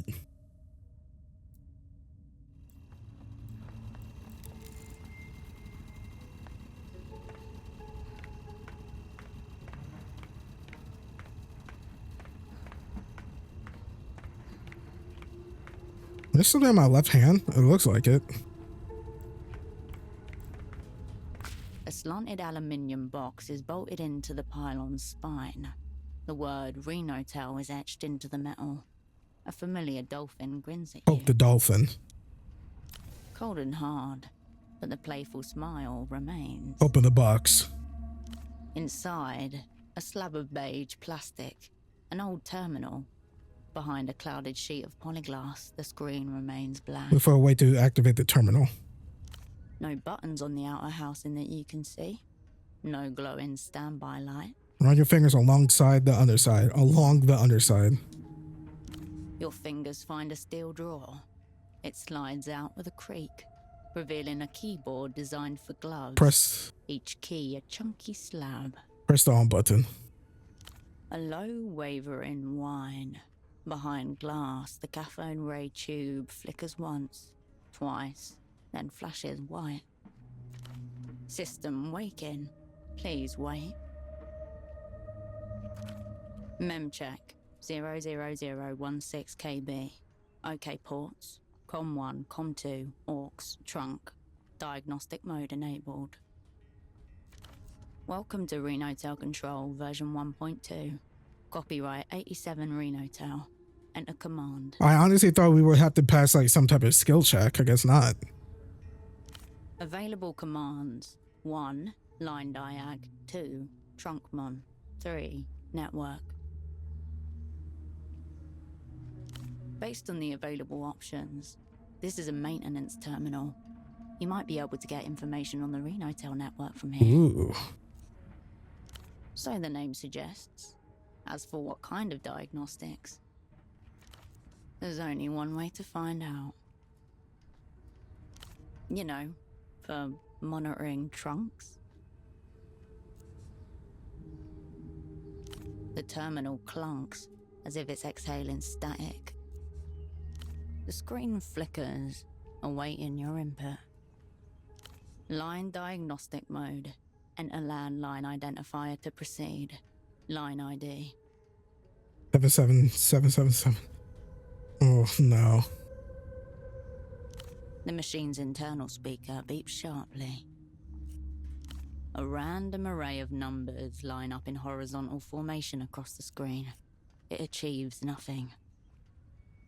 The screen flickers, awaiting your input. You close the box. What's the over under that we have to talk to the technician guy? He probably has something. Wait, was there a guy always behind him?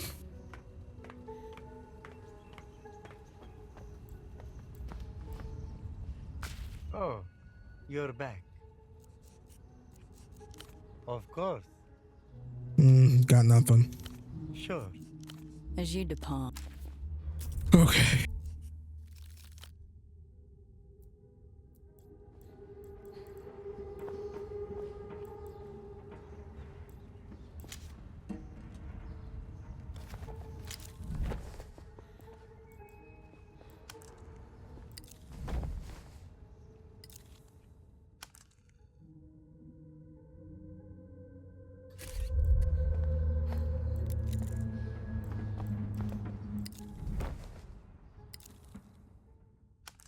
drinking, what is this? Red and black Jaffa coffee. My anxiety would go up. Coffee would do that. Thank God I'm not a coffee drinker. Never been, never will. The sour scent of urine surrounds the vending machine. Luckily, the beverages inside look fresh. The piss smell waves goodbye to your nostrils.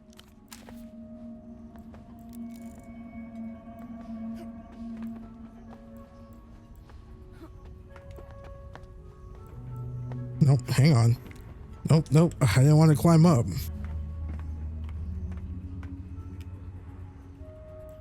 Wait, let me go back down.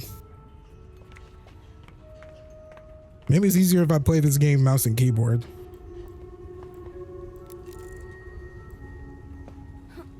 Alright, now let's go up.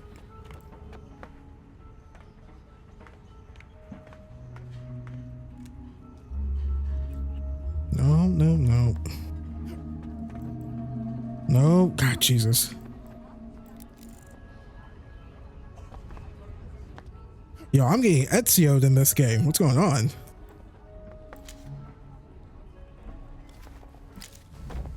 Wait, was there something else in that bag?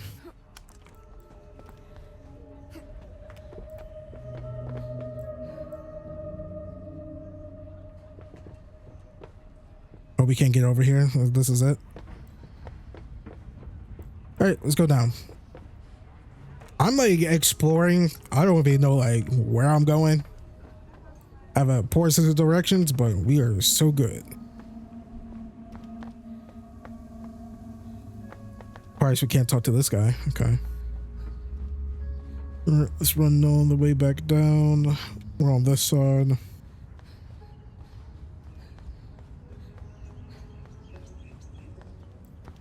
Okay, we need a lockpick. We need like 2 lockpicks.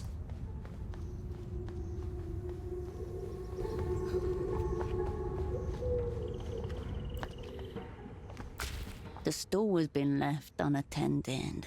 A haphazard arrangement of paperbacks and hardcovers that have seen better days. A handwritten sign teeters on top of one of the stacks of books. Books 10 sol. Magazines 5 sol. Place money in the box. Viva la comunidad. Relic of the district's more communitarian heritage. A few scrawled tags separate the various teetering piles into vague sections. Depends on how much you enjoy predictable pursuits of serial killers, variably through occult forests and the urban stage. And yet the genre will survive just fine without you. People can't get enough of it.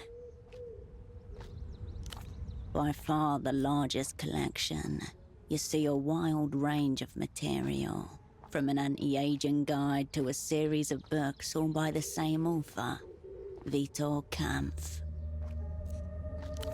A prominent Lusian philosopher whose works have occasionally crossed over into international interest. Doesn't seem familiar. He gazes back at you from the cover, darkly handsome in glossy black and white, with the far-off look of an old film star. Underneath it is stated, the philosophical bad boy for our times. You'd be surprised. There are some shocking cases of plagiarism out there. A large space is allocated to the genre, but most of the books have been taken. Only a few worn stragglers remain.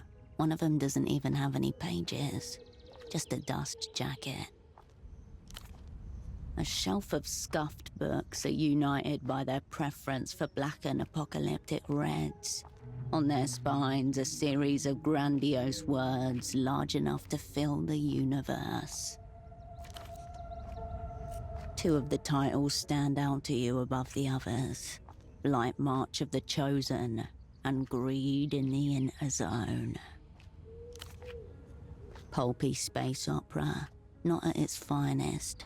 The characters are heavily stereotypical. The plot is erratic. and there are spelling errors on nearly every page. A bunch of religious cultists travel through out of space in search of what they believe to be their god, that end up being swallowed by a planet. It's like that one Juji Ito story where the freaking, what was it? It's a one of the terrifying ones, that a planet it's either a planet or a moon that's coming closer to Earth that has the same name as this one astronaut or astrologist's daughter. It keeps coming close until it gobbles the Earth up, destroys everything.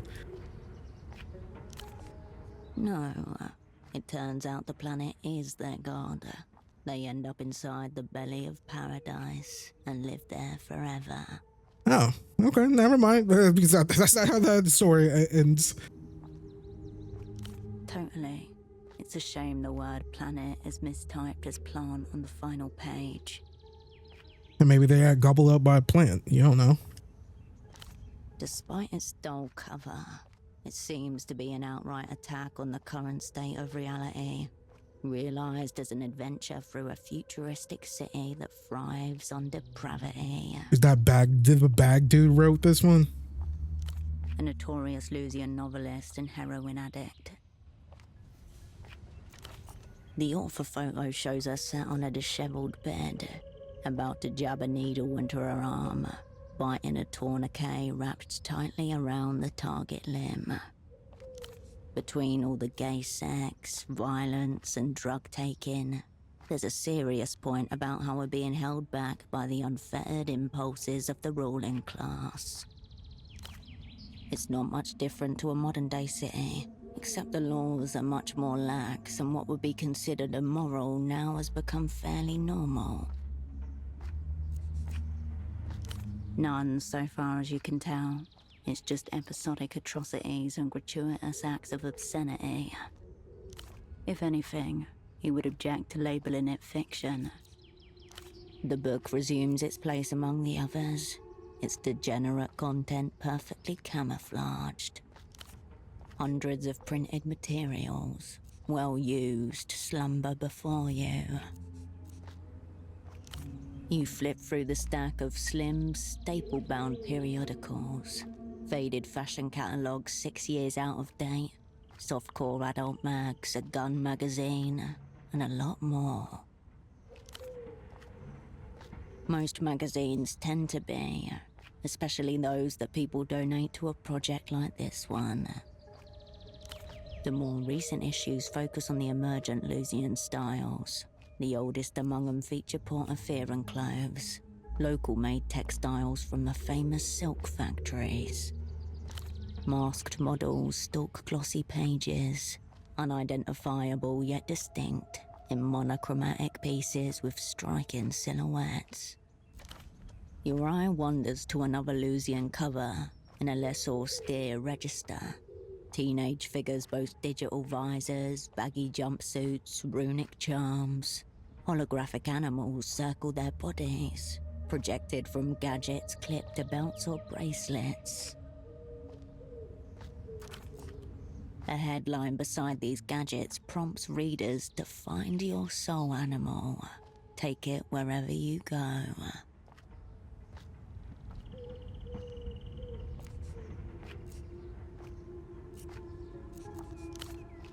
Without the neon light of a soul animal illuminating their face, how would their peers recognize that they have a soul at all? Every shirt and dress catches the light brilliantly, rippling like coastal waves in golds, reds, and purples as they hang off each posed body. While it lacks the new age surprise of the Lusian clothes, there is a much warmer, living feel to it all.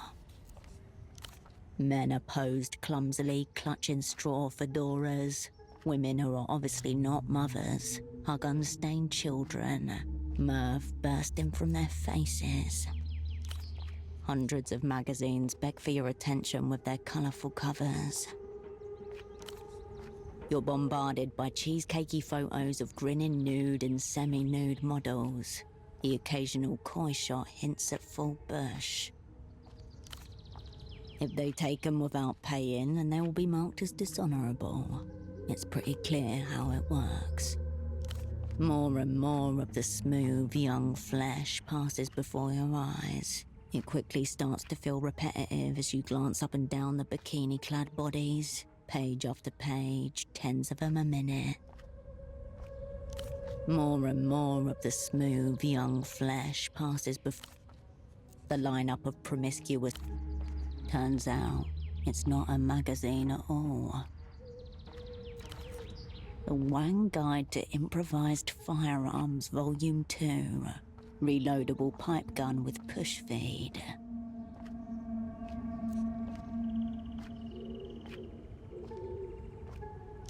You do the honest thing. Nothing changes in the world. One cover catches your eyes. It depicts a leather-clad man, looking intensely grim with a large sword on his back. A label warns of ultra-violent content. The Hombre, Volume 5, Issue 8. How could it not? From the thin shadows of the sunlit day to the deepest sepulchral tomb, to the darkness writhing in the heart of men. The Hombre is available wherever comics are sold.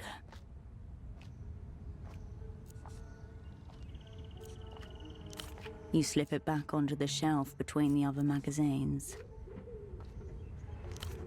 You sloppily rearrange the magazines into some You turn away from the...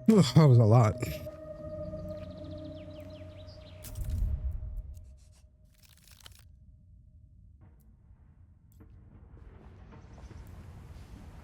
Drift away, Stardust.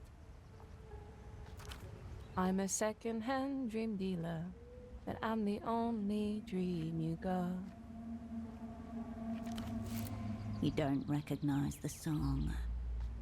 God, what is it, Gen Alpha here, or Gen X or whatever? The ones after Gen Z. Are you being serious? You don't know Ultravioleta? Ultravioleta? Oh, wait, what, isn't that because I reloaded the save so I could get less delirium? That's the name of the artist, the singer on the disc. Wow. Have you been living in an undeveloped nation? Is that why you look so poor? Ultravioleta, the hyper-tier L-pop star. Lucian Electropop. No idea what I'm talking about. Must be brain damaged. Don't be mean. We're representing the Ultras right now. It's not her fault she looks that way. This is what we call fan shifting. We become Ultravioleta, and we sing her songs as an act of faith and love. Is it earnest or ironic? Your head swims.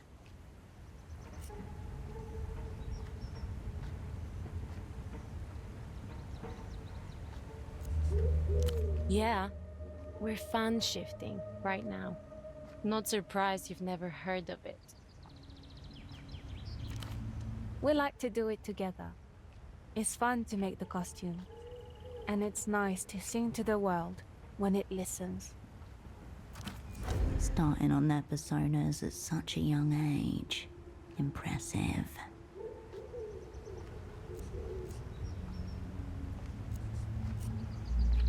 That means a lot. Whatever. We're not pretending. Why can old people not wrap their heads around it? Ugh, like that guy with the weed headphones the other day. Talk about a pseudopod? Oh no.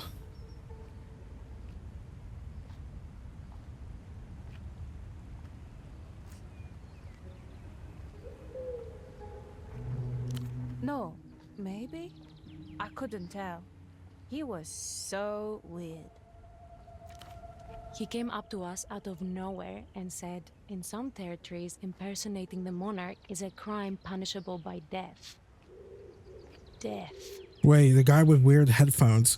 Oh no, not Pseudopod, the technician guy, because he was wearing headphones listening to something, and he said he's from the moon, Luna something, and the Violetta, the chick that these two are talking about. Connections. So this headphones guy acknowledges the regency of Ultravioletta.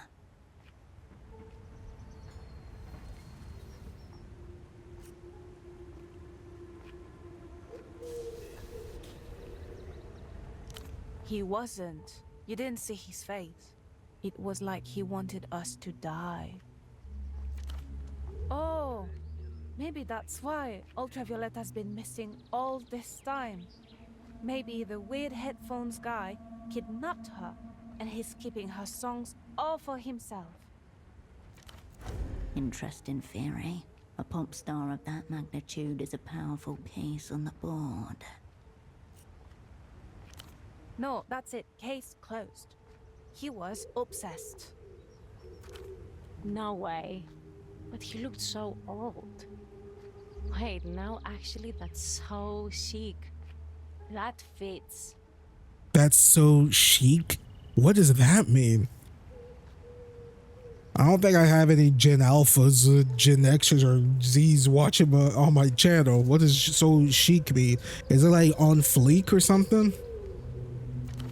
It's unreal. Like, almost the exact embodiment of the moon girl spirit. Okay, it was the technician guy. You've lost him.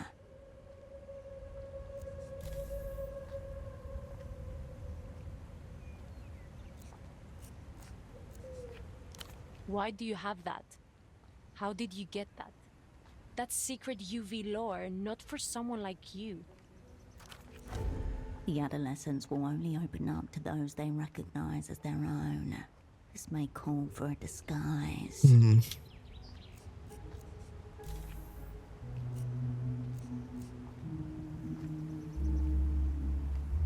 Weren't we just talking about that? Kidnapped for sure.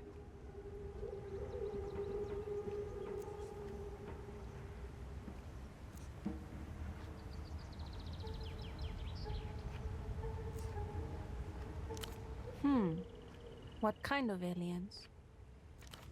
Tentacles. She's up there getting slimed hardcore in zero gravity. Lucky bitch. I don't think you girls should be watching that type of stuff.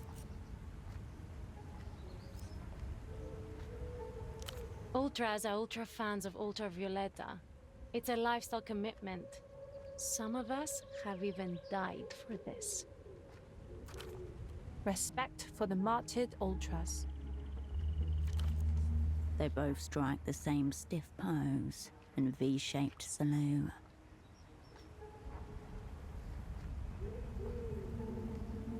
All right. R.I.P. Nah, man. Nah, you can't just R.I.P. RIP or R.I.P. Don't be like R.I.P. Don't be doing that. Come on now. Mass suicide. So chic. They didn't even have to plan. They just heard the lyrics and knew. It was time to jump off the balcony of their parents' apartment building. We live on the ground floor. I'd have to, like, slit my throat or something. Messy. Oh, okay. Maybe the disc, which Pseudopod was listening to, right? He went into like I'm not gonna say comatose type state. He got put into that state because of the disc, and when we kept listening to the disc, that's why our delirium kept going up, and we were like, yo, there's something like wrong, like alien, not human, like with this sound or whatever. Pseudopod didn't seem like a suicide, but he was listening to the UV disc when he died.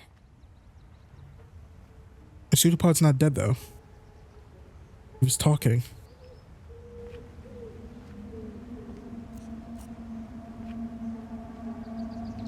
Nah. It was just one live performance on the radio a few years ago. Lucky bitches. Yeah?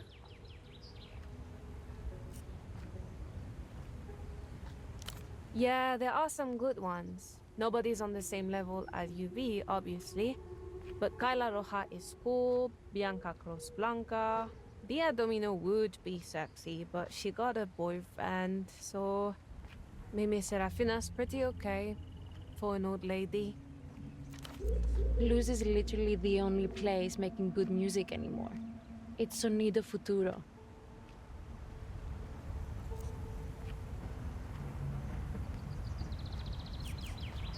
There's a stall at the bazaar. The originals get smuggled in, and then somebody here in PF is converting them. You'll have to nick them though. Unless you want to sit through a lecture from the old perv who runs it. Yeah, but only on Lucian hardware. I wish I could afford one of their diskette player. I bet everything sounds so much better in the true format.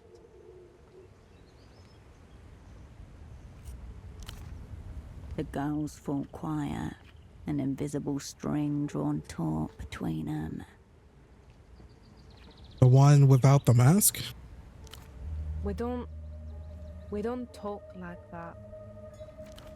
We are both Moonglow. Oh, Equally, Moonglow. okay. She recorded Glass Meadow when she had a 39-degree fever. Her favorite month is Tritos. She's allergic to strawberries. I know her real name. No, you don't. Stop telling people that. That's a theory, not a fact. Theories, theories are just that. The theories are just facts that someone is trying to suppress. Violetta doesn't want anyone to know. She took a vow. She abandoned her old name when she dedicated her soul to music.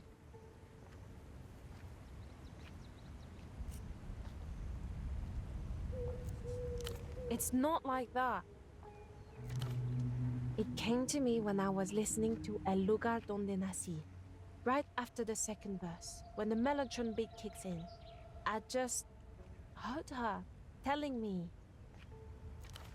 That is so moronic. You did not. Auditory hallucinations, teenage hysteria. See, you can dangle that in front of me and not spill.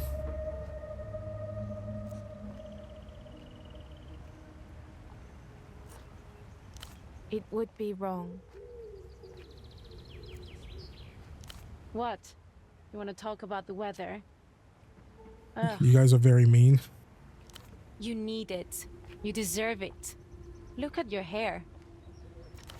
She's harsh, but if she weren't a little horrible to you, then you might never know. So, it's a kindness, really.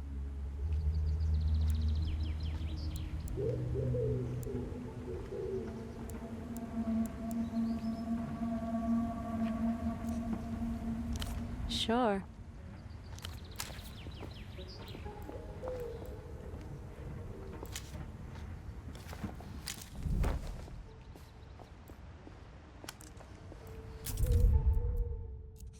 All right, I'm back at it like a bad habit. Same video, different recording, basically. Oh, you know what? I'm gonna leave my capture as is. All right, we talked to these two. I need a disguise. The only person I know that sells stuff is that one guy who wanted me to buy his drugs. You pick up the payphone's handset, a dolphin emblem. You step away. But these two clearly have some information that we certainly want.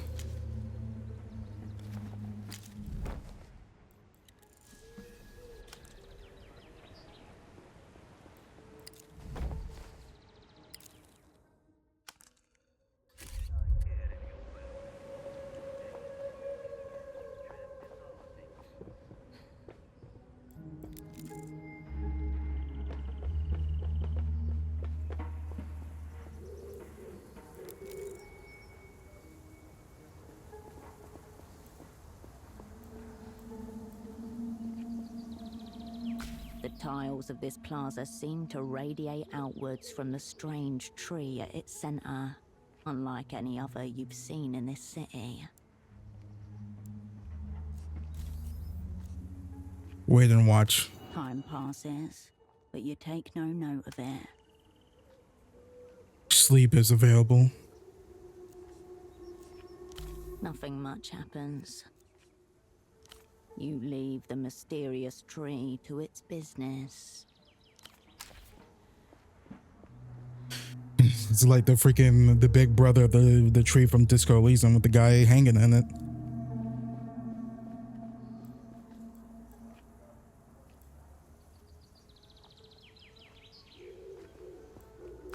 An old bench kneels in your presence.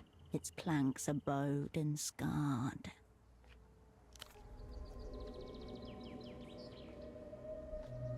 It sags gently as you settle in. What a wild story, Disco Elysium. Like who the main perpetrator of the murder was. But just wild. I love it. Operant Cascade's first special bench, filed age 14. Location Landau, capital of the Holy and Democratic Republic of Mercia. Like, if I'm not mistaken, it was literally just someone who, God, I don't want to get it wrong. It was someone who really wasn't, like, he was just like a old soldier, like a veteran or something like that, right? Someone not like too connected to anything. A slab of marble and cedar, cool, even in summer. The perfect place to hand-roll cigarettes and devour deviant graphic novels. Oh yeah, apologies if the audio is, because this is kind of weird because the audio is like a little weird in this game. What I mean by that is the game volume seems like high. I had to turn it down and like turn the volume down in the settings of the game a lot lower, and OBS as well, because it was really high while I was editing the first part of this video. Patrolling carders of Melita Sacrare, clad in tallow white surplices, never noticed you there. An early lesson in craft. Your mother would have been gone for another weeks-long mystery trip, or demanding you rise to a bar she held just out of reach.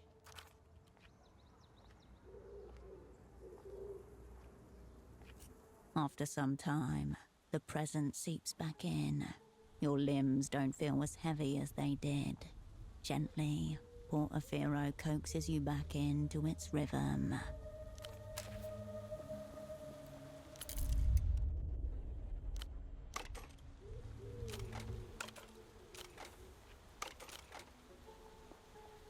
Okay, so that's everything in this area.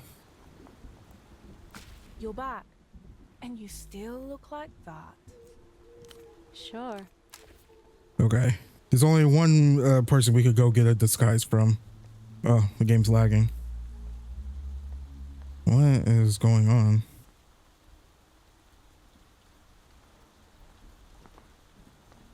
Is it because it's raining? What's going on here?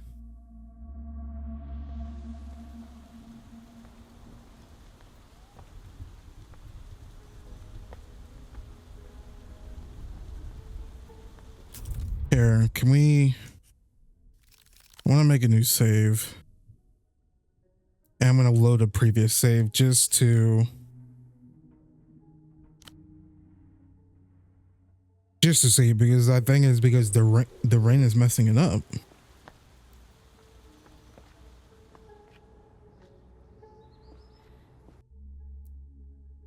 This is just my monitors. So I'm not with it when it comes to PC stuff. Like, I'm such a noob when it comes to this stuff, so.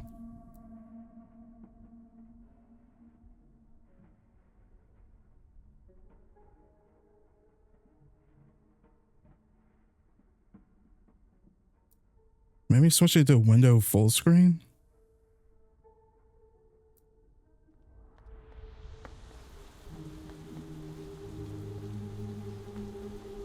Okay, that seemed to help. I was playing on full screen mode, which I don't really see a difference.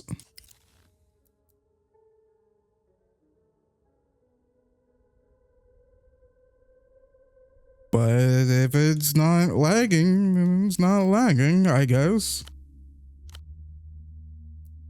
Hey man, I'll take it.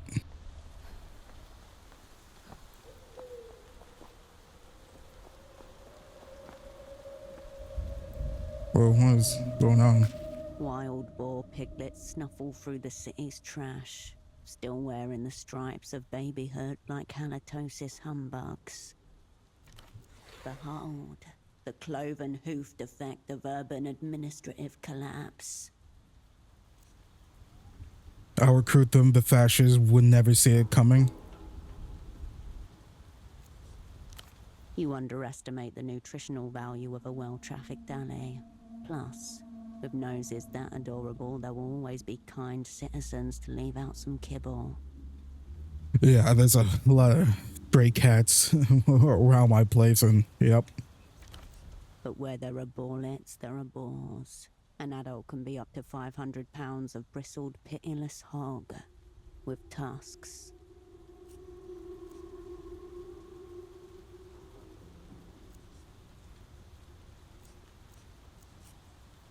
You scan from left to right, checking the alley's tangled contours for a hint of hairy maternal rage. There is none. Yes. No interest from the hogolescents. You leave the boars to their devices. Just them just chilling.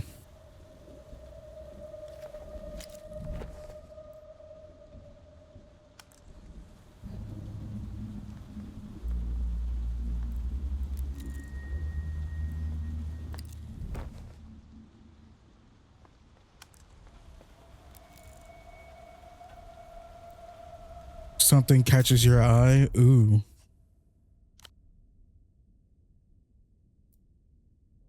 Oh, the back ways. Isn't this where I need to go?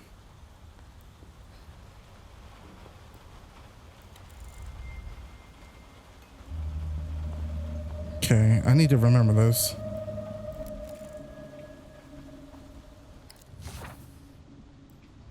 The old docks.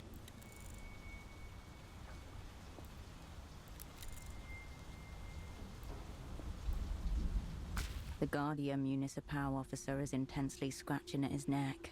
As you approach, he wipes his hand on his trouser leg. Hola, miss. Hope there's a reason you've stopped an officer while he's on duty.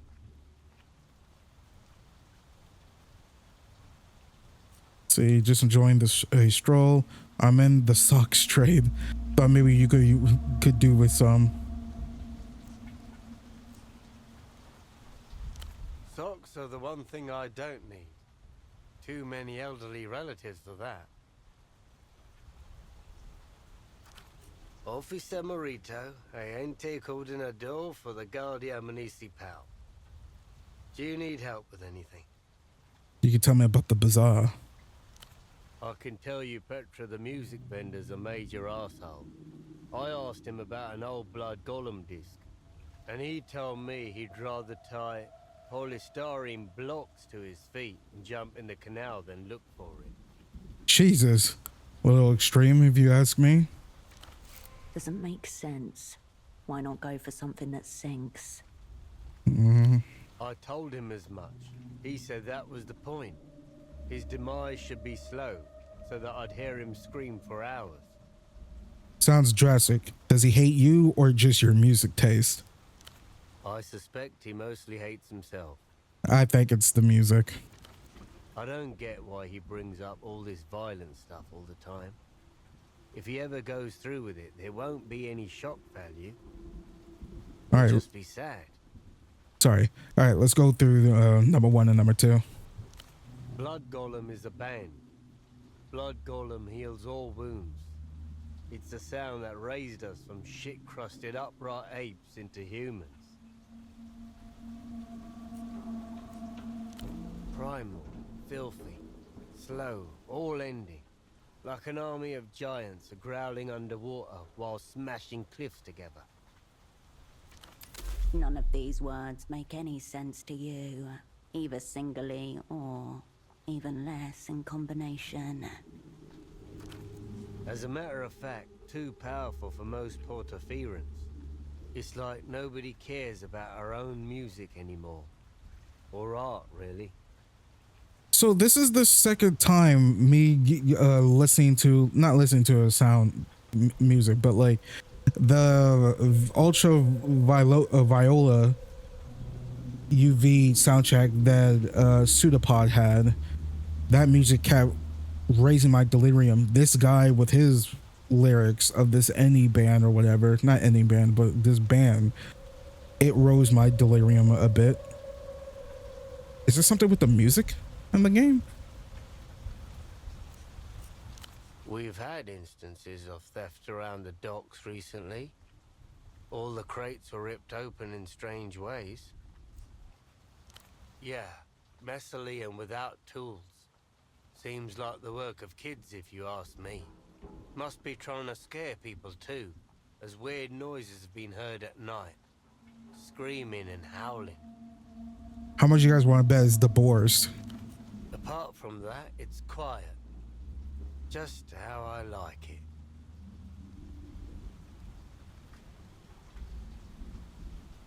The quieter, the better, I'd say.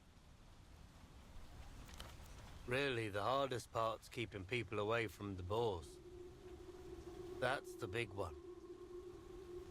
It's not the young you need to worry about. We're dealing with an infestation, and they get much larger. Yeah, they do get pretty big.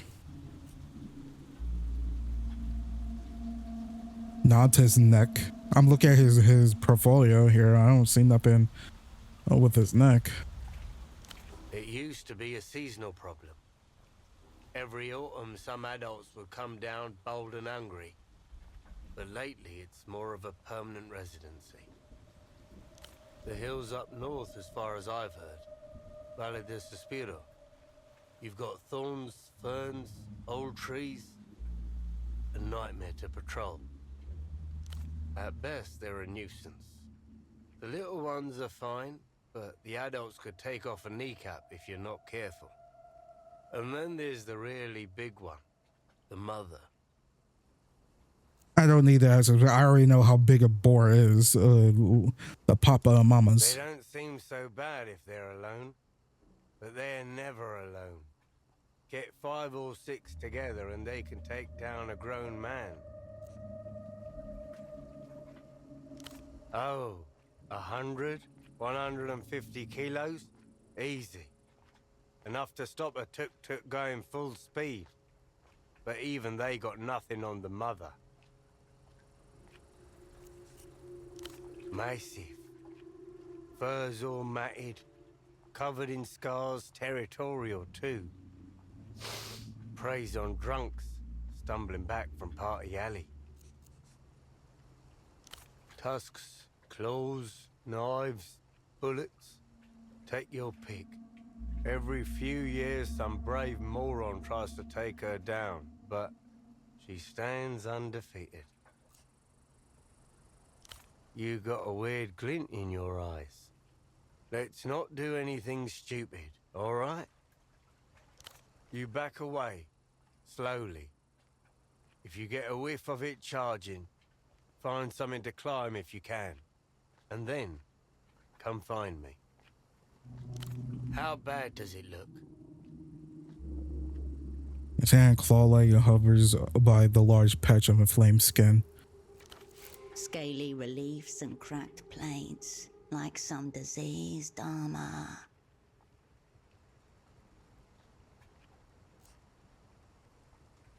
It's pretty bad. Shit, I knew it. I hope it's not the topical ball repellent I've been using. Instructions said to apply generously. An error was hoping it'd help. As you step away, the GM returns to scratching his inflamed skin. He needs to go see a doctor.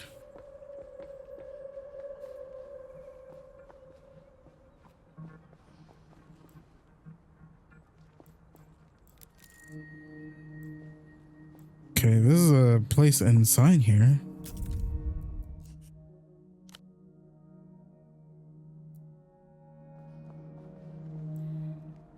A steel door is before you.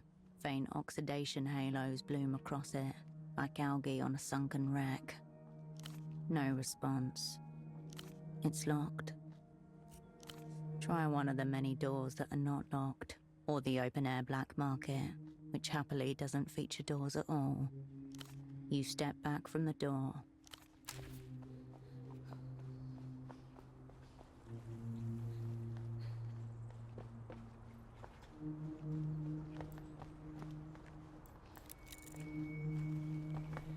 Floor's fucked.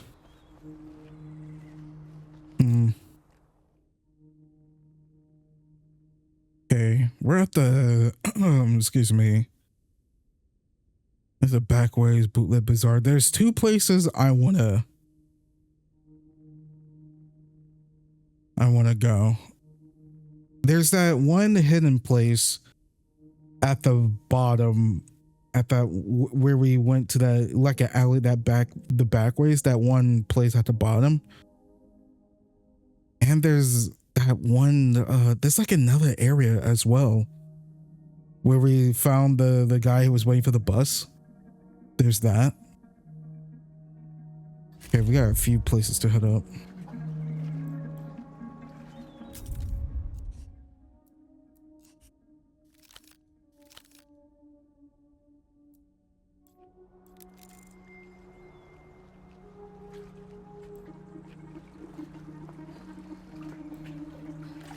Refreshments are lined up like brightly colored soldiers, neatly regimented behind coiled springs.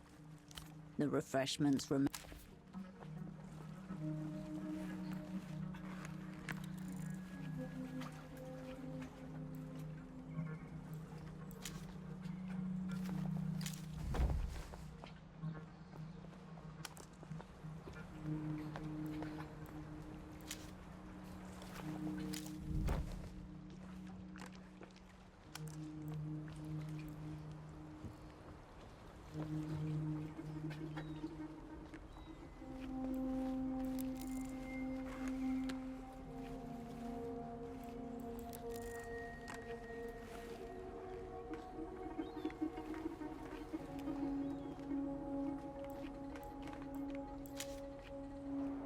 Why is that guy? He was like looking up at me.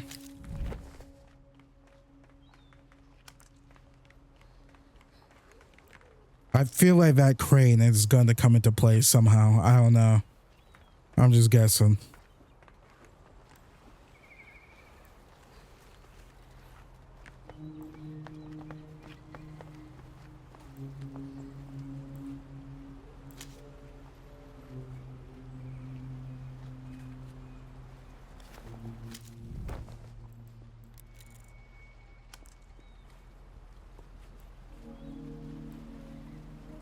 The man gives no indication of registering your presence. His mirrored sunglasses are turned skywards. Must be cataract glasses. He's visually impaired. Maybe mentally impaired also.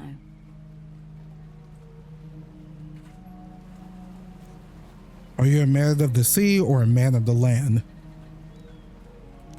Deep question. I'll have to get back to you on that. Also, this is a canal, not sea. Help you with something?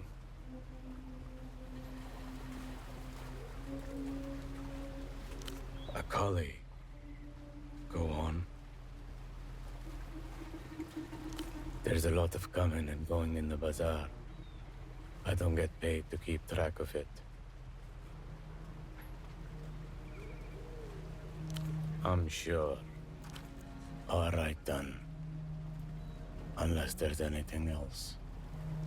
An old, low-slung workhorse with tar patches, welded plates, and mismatched boards. And worse ones.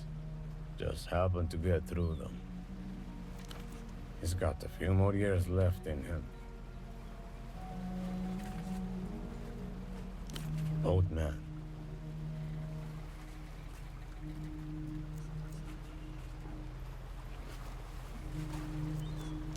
And I'm not complaining. His chin dips once.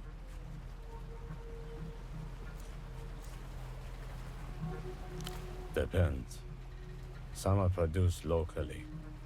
Textiles the easiest to replicate. Got some artisans in Hill of Pigs. Other things, like toys, need to be brought from abroad. There are small manufacturers scattered along the Nos Corrientes coast. Families with presses, off-book factories. Other crates have to cross a few borders. Easier than you might think. The Lusians, they don't mind a little cultural leakage these days. So long as they get a cut. Foreign regulations have made that part trickier. More eyes, more signatures. Treaties, obligations to foreign banks and bureaucracies, third-party audits, all part of joining the developed world.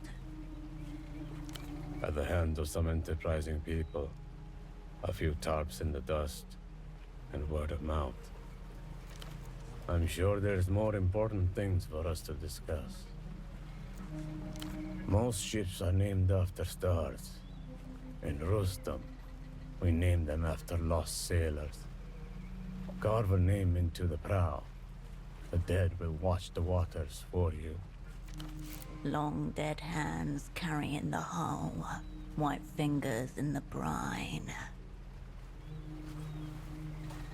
Nothing. This is just a barge. I call it he, out of habit. Boatman. Boat. You know where this is going, right? You're not going to just walk into it.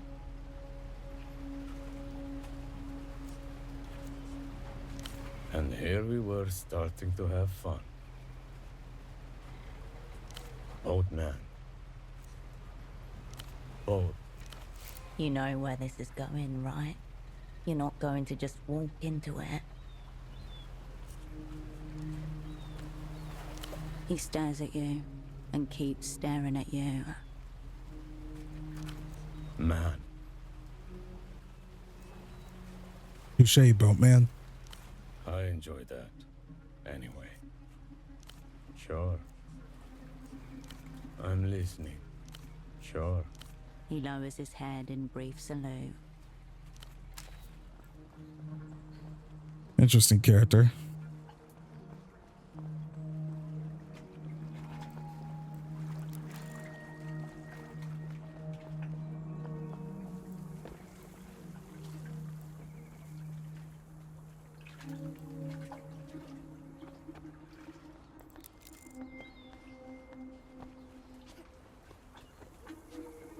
All right, let's head back to what's his face.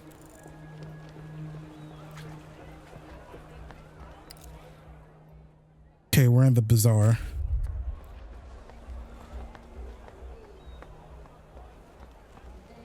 Yeah, this was one of the places I wanted to go. Wait, this place opened up now. That's interesting. I said we could go get some sleep. I don't know if we should yet.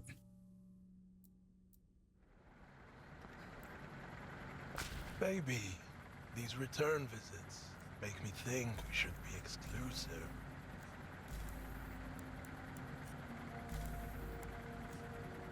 With pleasure.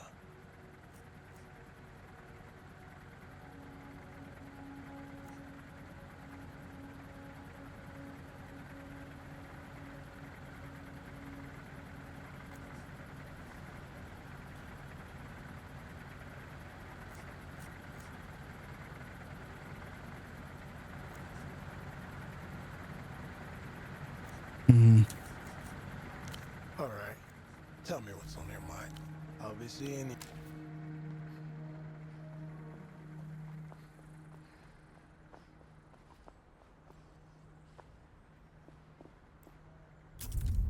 All right, I'm going to do a hardcore savey save.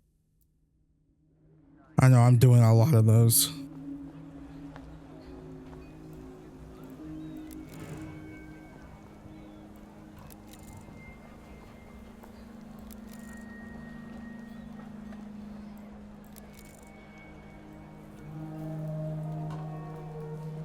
I'm not gonna try to open it.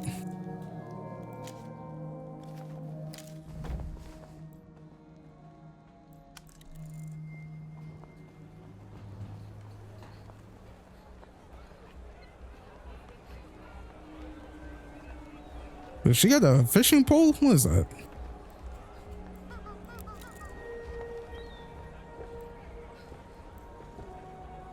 A cosmonaut suit, a relic of Project Autonomia.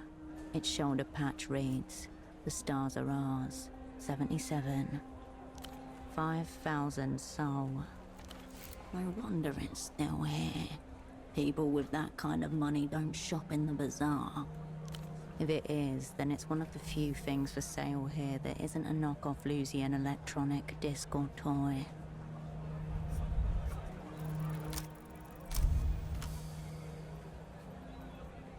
A classroom with a buffed blue floor and white fiberboard tiling. The teacher rolls a square little television in on a cart. The girls in their final year of gymnasium gather round. The camera follows the white column up, up, and then it jerks or cuts out. When the picture returns, there's just a white cloud sprouting new white limbs. The rocket nowhere to be seen. For a long moment, none of the students can tell what's happening. Then, one by one, they realize. A faulty seal, a minor propellant leak. Next thing you know, 4 cosmonauts are splattered across the face of God. The end of Project Autonomia, engulfing with it Portafero's dreams of stars. Expensive, fruitless. The failure of Project Autonomia promptly tanks the Portaferan economy. Supreme Leader Nestor flees into his 3rd exile not long after. As for the bazaar, it's saturated with surplus equipment, memorabilia and replicas. The suit is most likely the latter. You once heard that the pressure in space can turn your whole body inside out. But that might be submarines. Your focus widens back to the bazaar.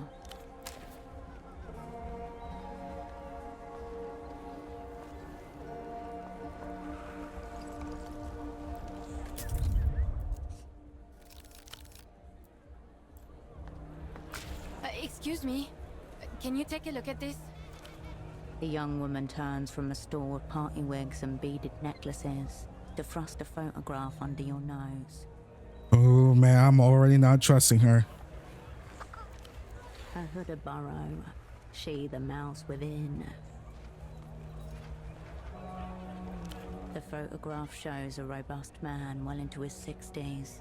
He is unremarkable save his eyes, which are magnified to comedic proportions by the thick lens spectacles in front of him. Have you seen him before? Have you?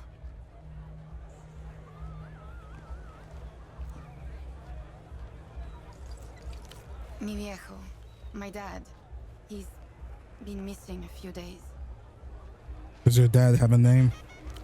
Right, I should have started with that, I guess. His name's Enoch Kantz.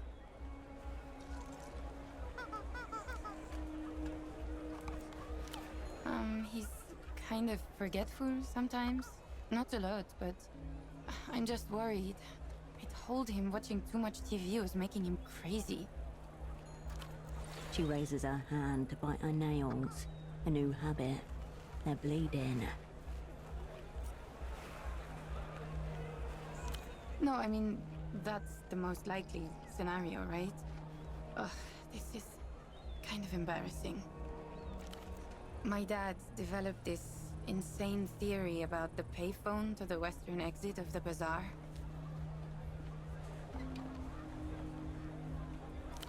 No, he's not like that. Dad thought certain words said into the right phone gets your attention from the wrong people. He was convinced Emter was behind it all. Okay, more about this freaking payphone from that electrician guy. Emter, aka L'Empire Sans Territoire, aka the Bank. Equal parts Global Development Fund and Spy Service. Linchpin of the developed world. Dad and his friend Gilmar were big into conspiracies. They were obsessed with the reality situation. They really bought all that stuff. Bagman did an episode on them, and so Gilmar started following random people thinking they were from the bank. Not long after, he roped my dad into it. Guys in expensive business suits usually. Foreign accents, verbally abusive, and tight with their money. Except when it comes to treating a client. Normal rich guy stuff. Hitting up the bars and shouting abuse at the local drunks. And then they disappeared into penthouses where they couldn't be followed.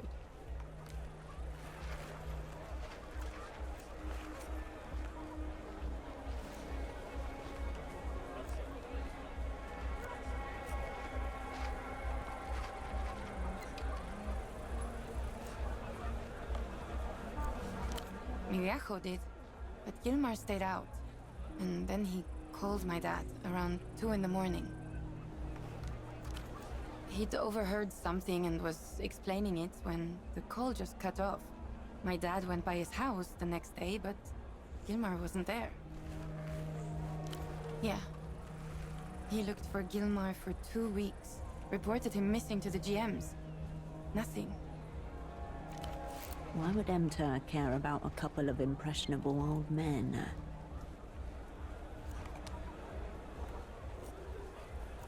They must have seen something they shouldn't have, or heard something. A couple days ago, he stopped by the stall to bring me lunch. Then he said he was going to make a call. I wasn't nervous at first. I figured there was no risk of anything actually happening. And then he didn't come home.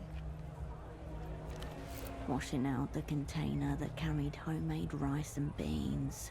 Glancing out the window above the sink as the sun goes down.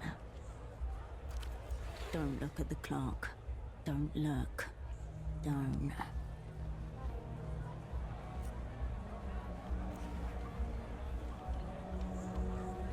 No.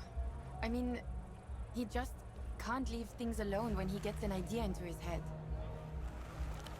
Momentarily, the mumbling from the nearby stalls hushes. Listening. Uh-oh. They seem pretty random. Cousins, moon, reunion. Oh, does that mean anything? Or sensors just went off?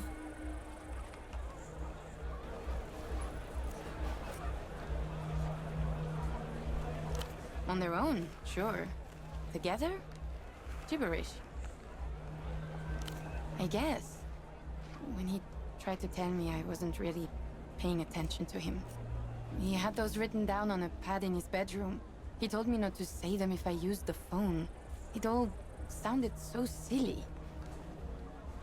Anyway, you want a wig? I hear they make you fun at parties.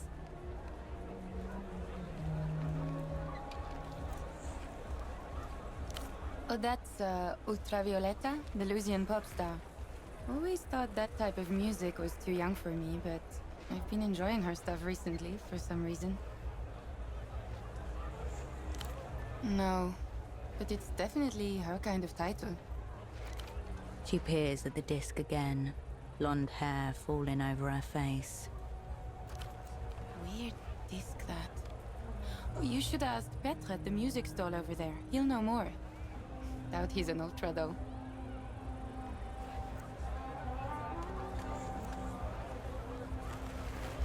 Why?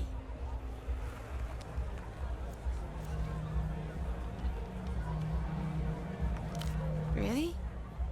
You're not going to try to make a call or anything, right? Okay. It's the phone by the western entrance to the bazaar.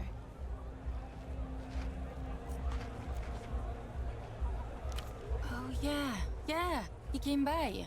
Nice man. Talked a lot about socks. He was, normal. Pretty forgettable, if I'm honest. I told him unless your socks are mismatched and neon colored, I'm not much use to you. Not really. Wandered off into the bazaar. What do you mean, something's happened? Did he use the phone? Oh, well, at least you have that. Sorry.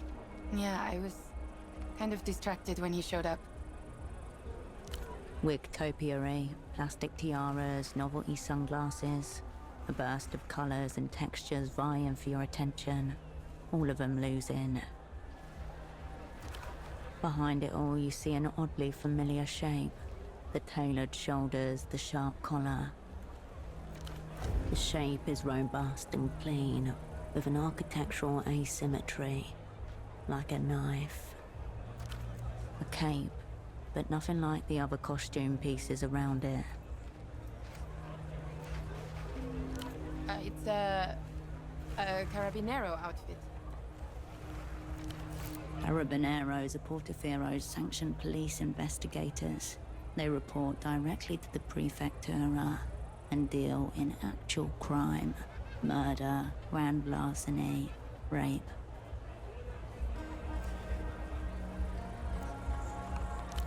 Yeah, it's for sale.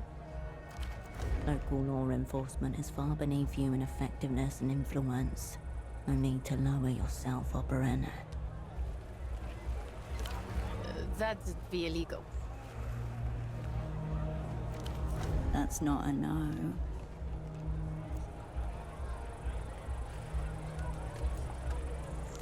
Second-hand surplus warehouse in Lower Viudas was closing down a while back.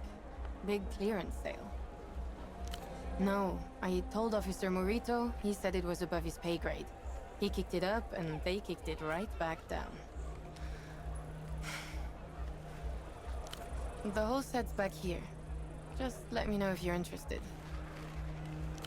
I guess I used to. Haven't had time lately. But I usually know when something's going on, even if I'm not gonna be there.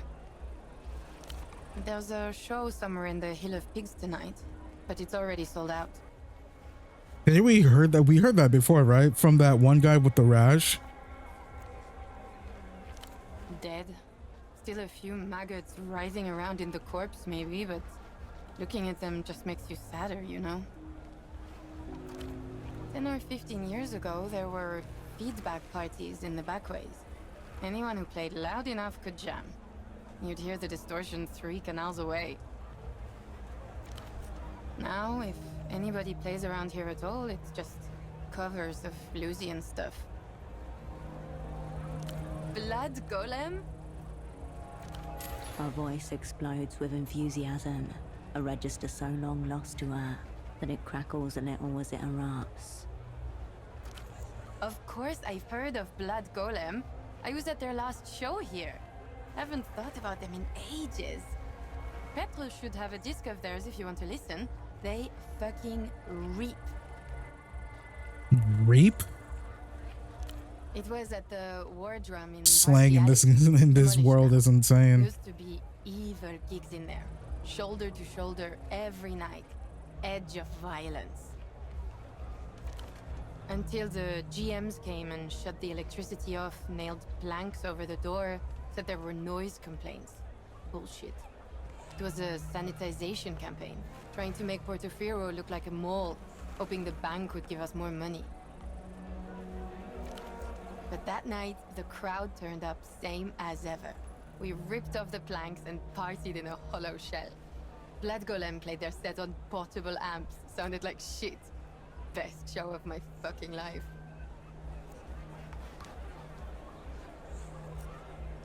Okay. I haven't thought about Blood Golem in so long. There'll always be that night, you know. Anthem for the fucked. There's a show somewhere in the Hill of Pigs tonight, but it's already sold out. Yeah, alright. Yeah, they're right there. Take a look.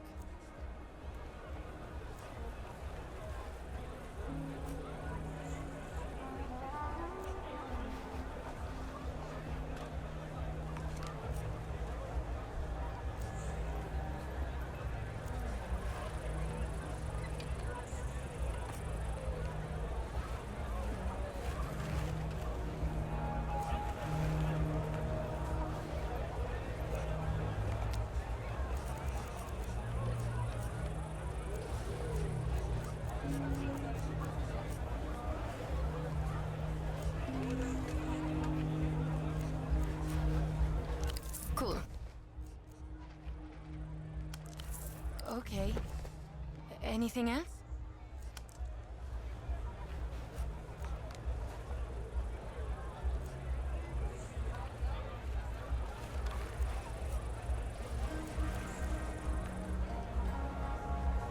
Must be some party you're going to. In a way. You need anything else? Thanks for stopping by.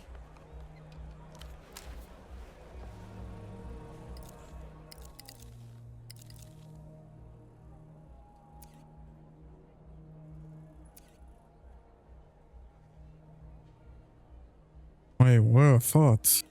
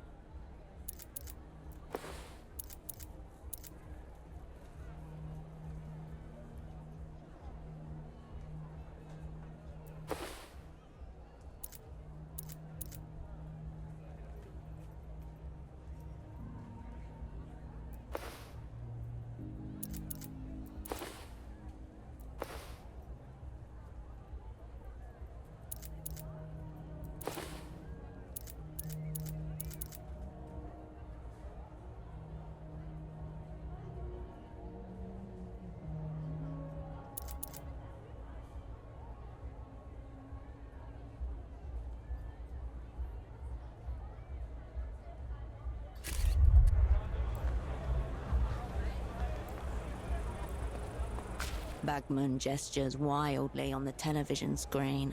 This is the ad for the reality situation you've seen before. I am Sub-Commandante Bagman, and this is the reality seat. A professional would at least alter their voice. The sounds from the commercial fade.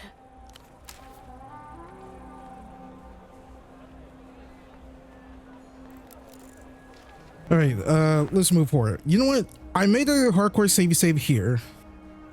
Before we continue, let's go to bed. Let's go to sleep. Let's end day 1.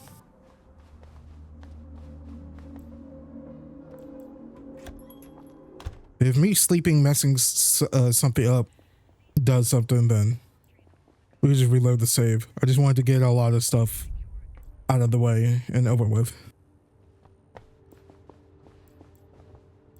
The bed welcomes you for a soft slumber.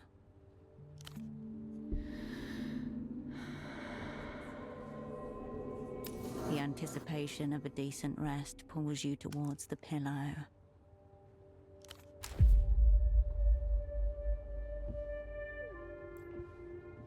The bed looks cold and disheveled. You turn away. You know what? I was actually expecting... I was honestly expecting it to reset my stats. I'll print. Nothing, I'm afraid.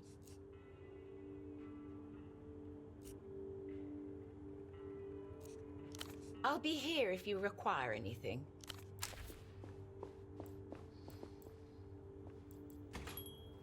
All right, it's day 2. Just like this. All right, let's go talk to those girls. Wait, how do I get back there again? I think it's like this way.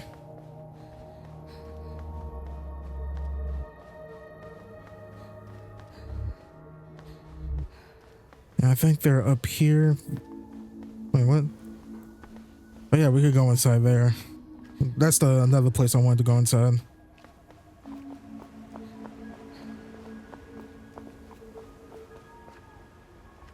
Wait, hold up, they're gone.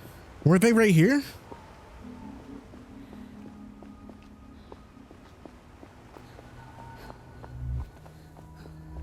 Shit. missed my chance. They had some really good information. Yeah, they were here. Shit balls. Okay. Oh, I'm not gonna reload.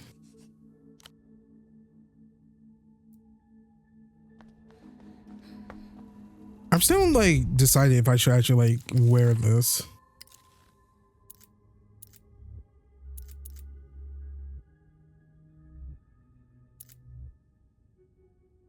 Like my blueprints would go down, but my instincts would go up, which is actually pretty handy.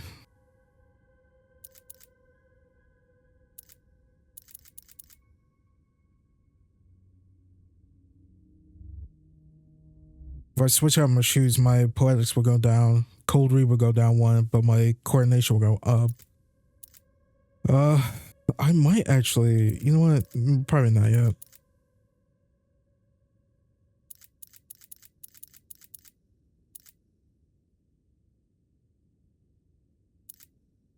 Okay, I think I'm okay with this.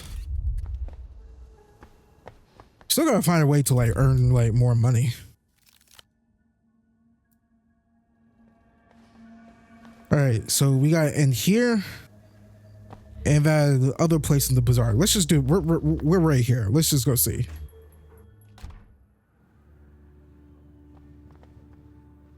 You step over the threshold and into a memory. This place, this bar, the center of the frozen world. Old schnapps and the faded sour cologne of body odor and bleach. Soft yellow light filtered through cracked shades. The rumble of the ice machine. A hissing television. Exactly how you remember it. Favorite den of Keith's Pelota squad and their partisans, as well as a certain disgraced spy of the Operant Bureau. Back when you were still the old Cascade. Pre-failure, pre-disgrace. Pre-despair. Breathe it in. Stale air circulates your lungs. The taste is familiar. Your eye is drawn to the shelf behind the bar, littered with dusty bottles. The best part about this place is that it's open all night, every night. Its doors are always open to you, as they are. Oh, sorry.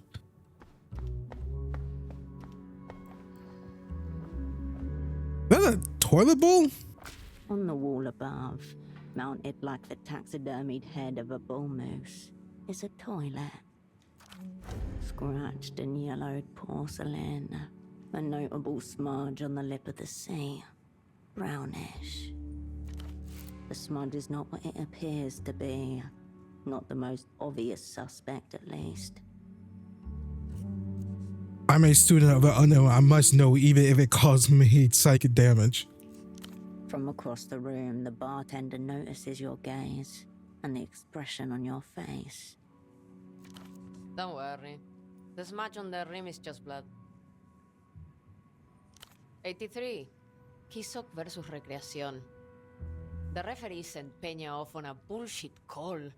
A riot ensued, as per tradition. Someone ripped a toilet right out of the washroom wall and chucked it at the Recreación supporters. It's a misty, watercolored memory for her. Kisok's pride. The moment it all peaked. When all the madness and meaning in the world swelled into one glorious, unstoppable wave. Countless injuries were reported in the aftermath of the incident, and 2 fatalities confirmed. The bartender gives a small, approving nod in your direction. In the machine aisles is a lineup of smokes, cans. If you change your mind, they'll...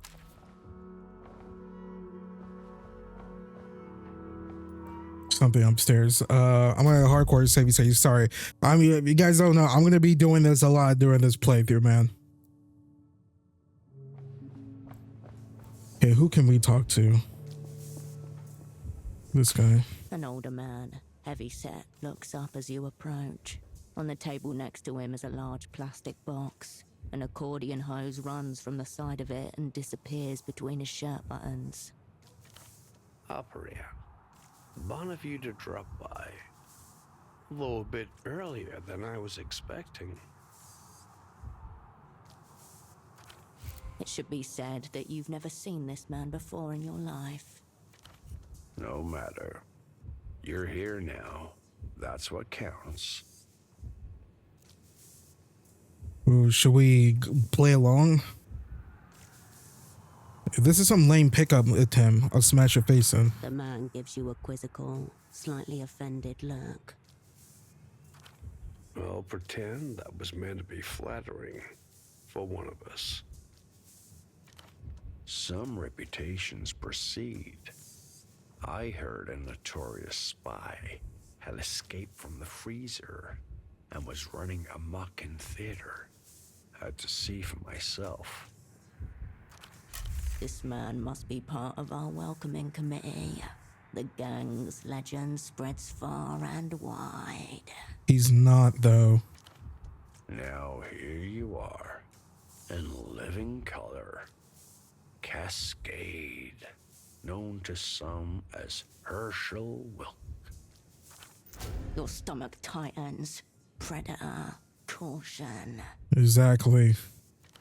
You might still be able to play this off.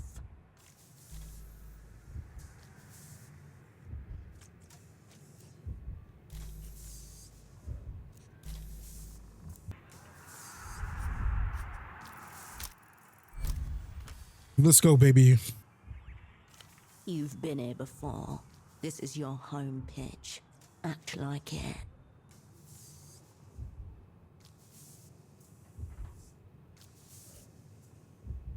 Of course, recognition's a dangerous quality in our profession.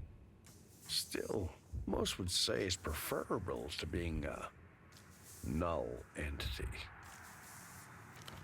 No entity. The Operant Bureau's preferred name for those it would rather forget. Kind of like burn notice. But my sordid history's not the subject here. It's you everyone's asking about. Old friends, professional critics, big-time players in the international organ market. Yeah. All kinds of stuff. They were asking, has she figured out her assignment yet?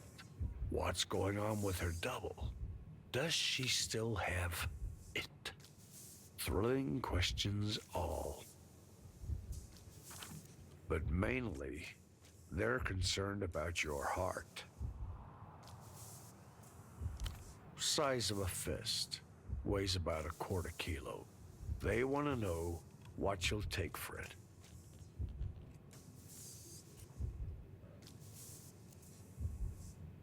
My heart's got a 10mm bullet next to it. A heart with history.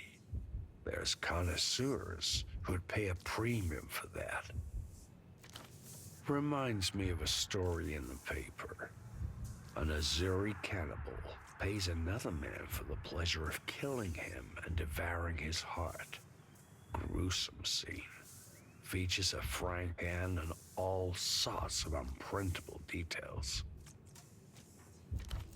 One detail they did print, though, was this. The fella who sells his own heart accepts his payment by check. GMs find it uncashed in his blood-drenched shirt pocket.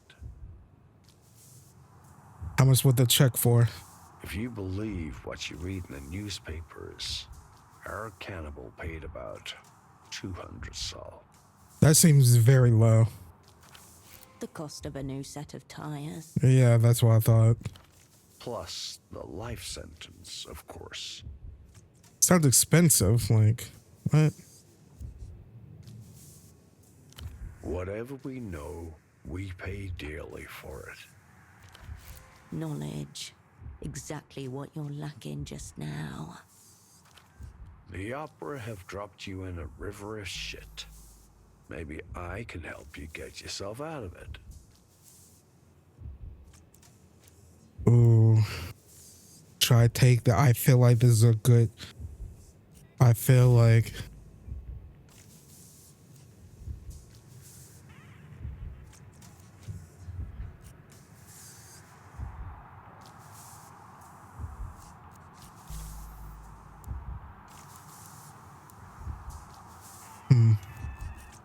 Till next time, operand. Curious.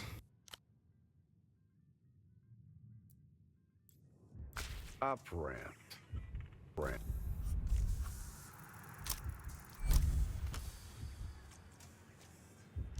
A hiss, followed by the frantic clack, clack, clack of a microfiche reader. High contrast negatives hit the back of your retinas. 58, collapse of Ile-de-Serres' Grand Bridge. 60, Laplage's royal family liquidated. 63, suppressed uprising in PR Yoffie. 67, the Agora minor blackout.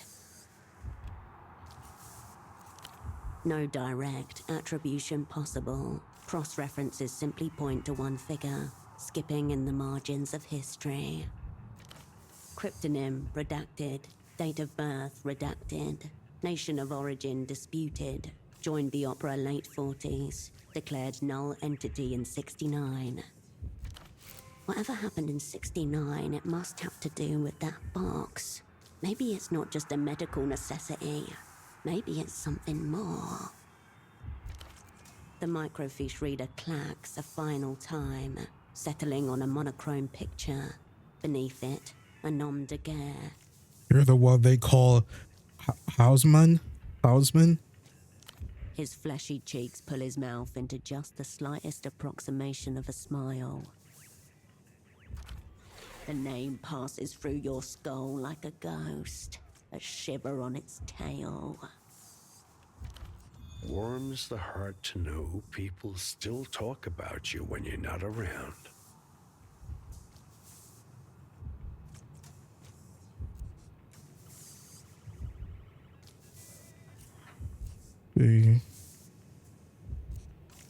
I've been called many things, operand. Cool isn't one of them. Stick around. You may have a chance to find out. The box hisses. He puts a cigarette out in an empty schnapps glass. Suprema 100, like the ones your double brought. Interesting. I wonder if it's connected. This thing? No. This is just the plastic box that keeps me from shaking the Manus Fati. To shake the hand of fate is to die in this part of the world. Gentle electronic tones rise and recede from it like the tide against a digital beach. Last I heard, the original article was sitting on a desk in a third-level sub-basement somewhere in Nevessa. Story for another time, I'd say. So how much was your heart worth? My business, I'd say. Let's see if we can get that other question. This thing? To shake the gentle Last I heard, more like a private joke that went a little too far. This was your old haunt, was it not? See why you're drawn to it. Spacious, decent sightlines. Noisy enough to make bugging impractical. At this hour, the bar is virtually empty. A few glasses and plates testify to recent customers, but for now, it's just the two of you. Meanwhile, the bartender washes a few glasses in a tiny sink, looking up every now and then towards the television. Yes. This place will do.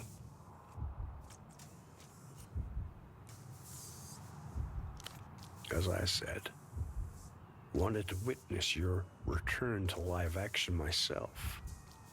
Just because I'm bereft of official existence doesn't mean I can't keep an eye on the younger generation. Maybe pass along a little practical wisdom here and there. I'm detecting ulterior motives. Singular motives.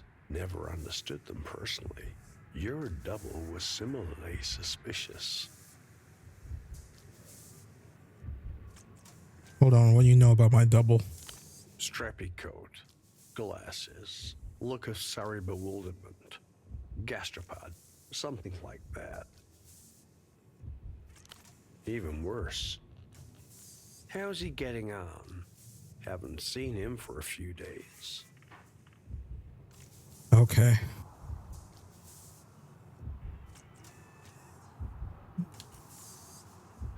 Should we like kind of talk to him? Well, he's a null void. He's not. I mean, we had the option to say that he's a traitor to the organization that we're a part of, right? But we don't know if he's working with someone else. I don't necessarily want to spill the beans. He might be I think he might be okay. We'll see. F it. Let's just do it. And meanwhile, back on the material plane, that leaves you without backup.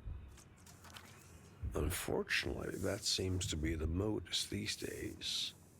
Chiseling hunks of frost-burnt meat out of the freezer and tossing them straight into the grinder. Must be a better way, you'd think. Better grab a couple of sticks and start rubbing. Gets dark and cold here. You're gonna need it if you want to make it through the night. What's this it you speak of? It? That ineffable, inexplicable quality essential to success in theater. Frequently discussed, rarely demonstrated. Can it be measured, detected? No, it is uncountable and immeasurable. Much to the chagrin of the chart fuckers who'd lately seized control in Nevesser and the other citadels of secret power. And yet, when in its presence, none can deny. No, and yet, when in its presence, none can deny. Depends. Do you want to grab reality by the face, tear off a false skin, and stare into the abyss of stars inside her skull? Yes, no, yes, but only a little. And the espionage spy thriller thing that we're going with. I want to say yes. Yes, but only a little. There was a time when someone believed you might, seeing as they trusted you to set up the opera's last Portaferro network. Didn't turn out so hot, if reports are accurate. And yet, here you are, back on the scene. That suggests your it levels haven't totally flatlined.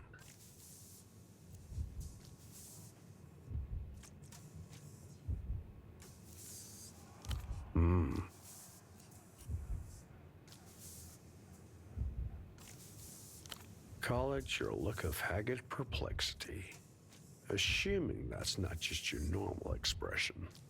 I take offense to that. You've been out of the action for 5 years. I've been in this game a long time. Picked up plenty of neat things that could be of interest to you. Take a recent sample. One of your enemies has set up a secret jail somewhere here in Kisak. Strike a chord. Which enemy is this? The rich one. Emitter. Enter. Or I say emitter, not Amter. That's interesting. That name has popped up a few times with the telephone guy who's trying to fix that tower. And I think, did the two girls, those teenagers that were talking about UV? Oh no, it was that one chick who was looking for her dad. Everything you know has directed you to the bazaar thus far. Doesn't exactly scream the bank. That's gonna have to be our next stop. My offer is this. I share with you a little from my wall of shadows. You help me with some personal research.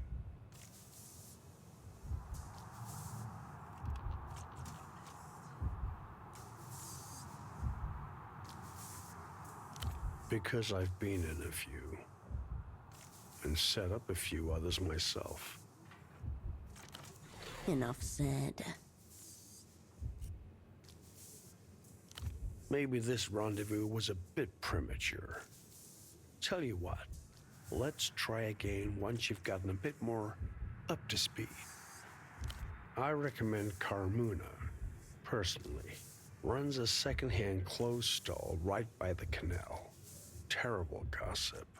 Never heard a secret she couldn't wait to spill.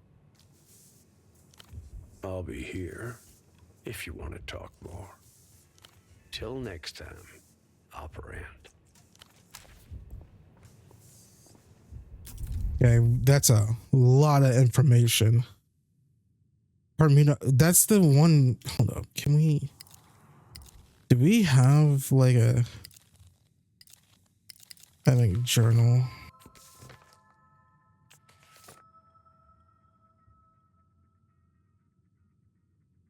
Yeah, we'd already talked to Carmuna. We really got to just go to this bazaar.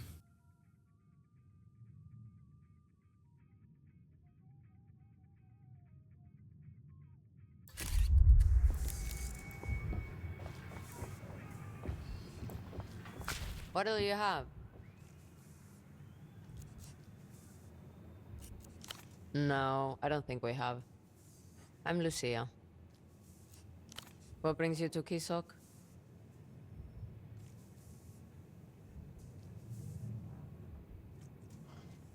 First rounds on the house, then. What will you have? She reaches for a half-full bottle of pink-tinged liqueur. In due course, a small trumpet-shaped glass appears before you. The glass makes a little thunk as it hits the bar. You down it in one go, as is tradition. I saw you were talking to your friend. No, he's been drinking here for the last week or so. Said he was expecting you. Length of time he's been waiting for you to walk through the door. Unknown.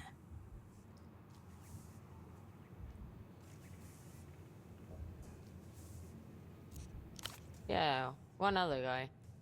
A few days ago, they spent a few hours talking. Youngish, glasses, receding hairline. Communist.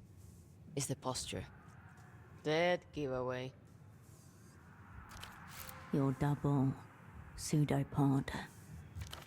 So the old fiend wasn't bluffing.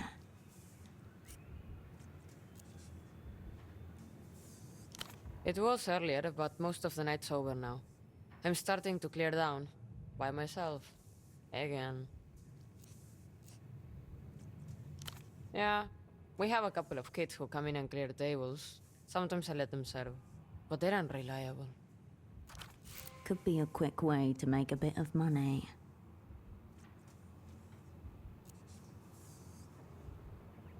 Don't tell me you're in Portofino for the phone sex. It's better than admitting you don't know why you're here.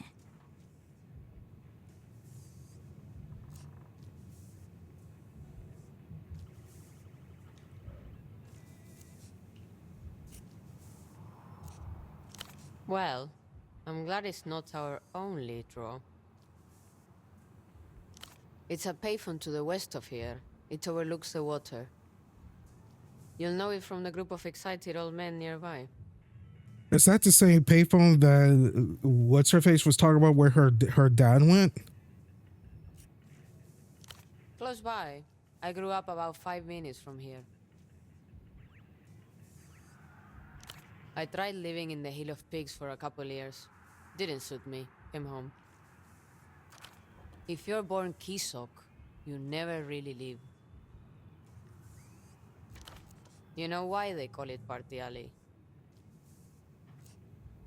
It's Calle del Partido, from when we still had El Partido Comunista. They built the plaza around the Palace of Culture, not the other way around.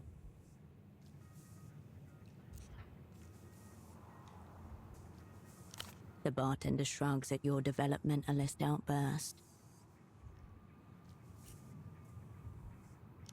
She raises her fingers and starts counting them off. The Bootleg Bazaar, Beetle Tract, Palace of Culture, and I already told you about the Miracle Line.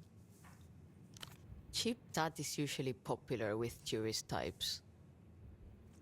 Lot of people lived there until it got bulldozed to build Sweet Nestor space program back in the 70s. Abandoned now, of course.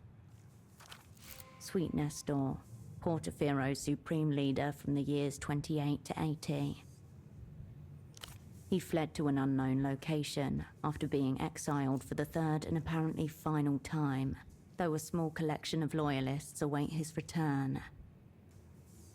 Not much. Nestor built it during his communist period.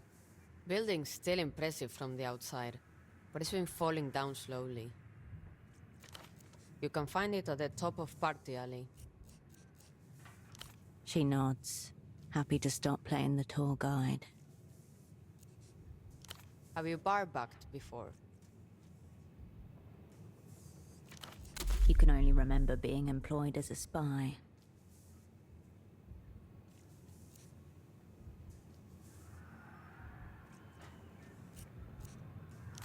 Hesitation as she's caught between a need and a worry. Fine. I can throw you some soul off the books. I just need you cleaning, bussing, nothing complicated, okay? Here. Start with wiping down tables. The rag squelches in your hand, oozing grey-brown foam as you glide it over recently vacated tabletops.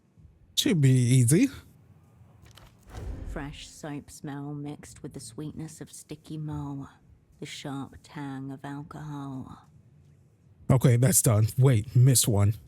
It's a race against the drinkers to clean each table, only to step back and watch them dirty them all over again. Race, wipe, wait, repeat, table after table, until the room begins to thin.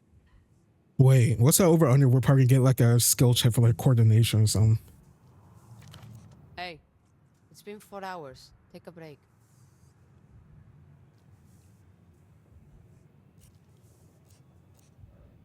She's used to it. Stopping is almost harder than trying to keep up with the work. Your mind continues to race, looking for things to wipe, unable to stop. You definitely helped. Thanks.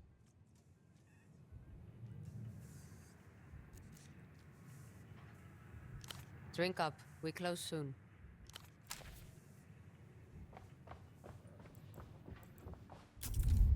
Let's see, I do have...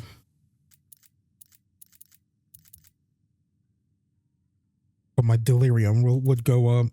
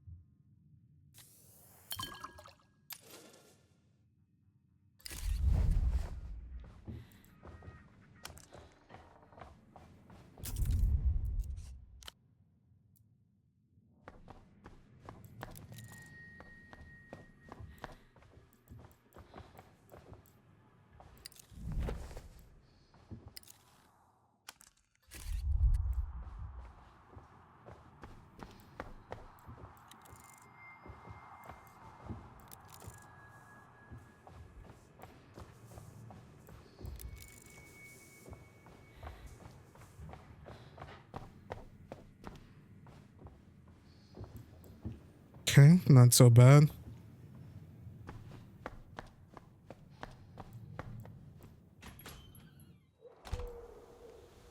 All right. Canal played. Wait, what?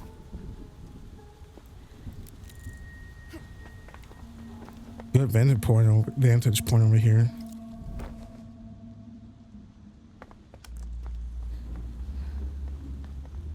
I'm picking up a lot of drugs.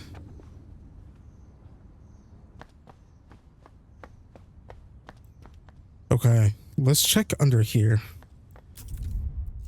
This is the second place I wanted to explore. Wait, we still haven't talked to the, like, how do we find out about the friggin' bus time for that one guy?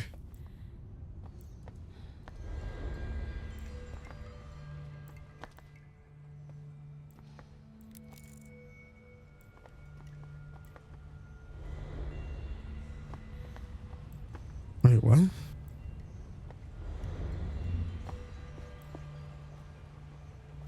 An altar to Belarus, the bazaar's unofficial patron star. It is cluttered and precarious with offerings. The shrine lacks the sacred air of Mercian churches you knew as a child. It is an organic thing, maintained by locals of their own volition. A spectacle of Portophiran humanity. The steps worn with the years of its visitors' hope and grief. Whatever their meaning, they were enough to summon you here, now to this shrine rammed into the side of the city. Pseudopod's gone.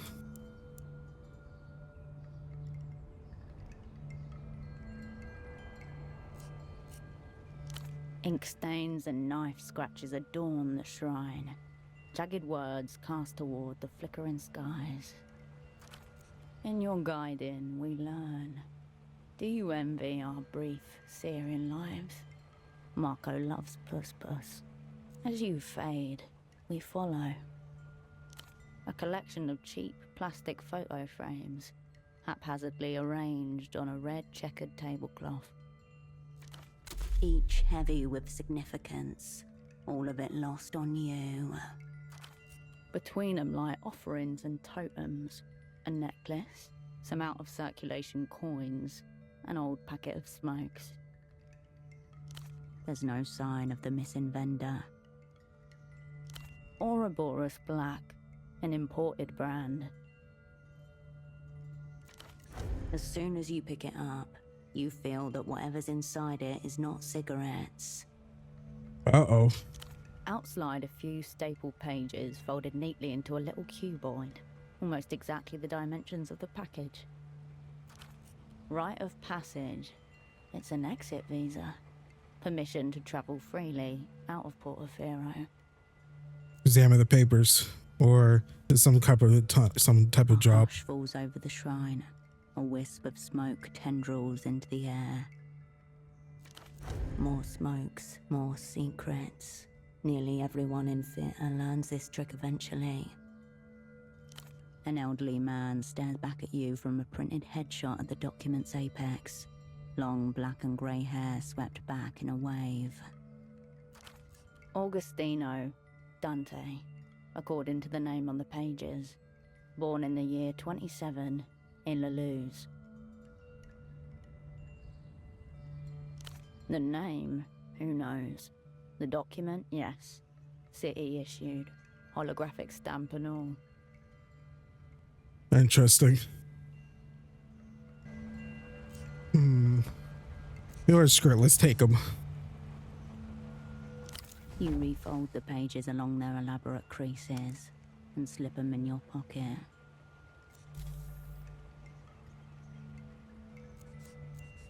You turn away from Polaris into dawn's fragile light.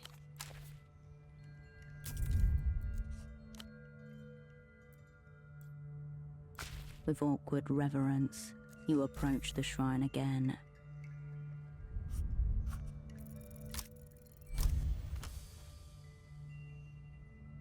You adjust your position and gather the appropriate reverence. The audience of framed strangers watches you in silence. A prayer of interference. Your words hang in the air, brittle as glass. Preserve me from exhaustion, distraction, fear.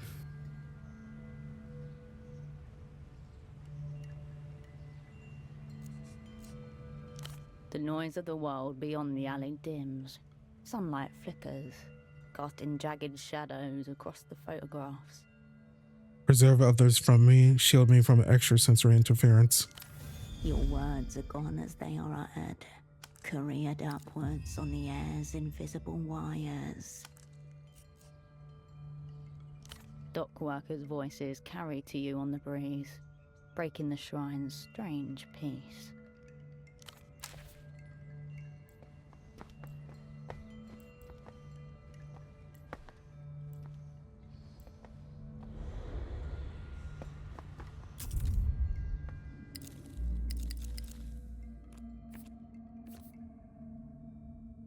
+4 there.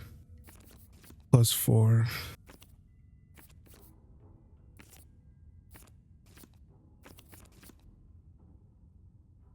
My cold read's a +5.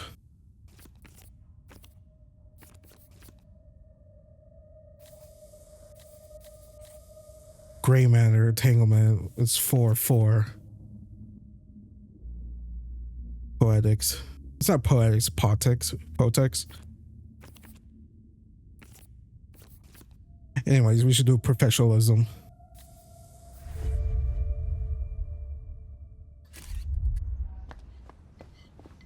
Alright, so we got that. Now we gotta go to the bazaar.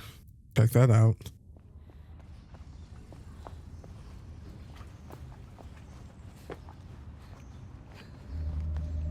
Oh wait, technically we were just at the bazaar. We just gotta go check out the freaking that phone.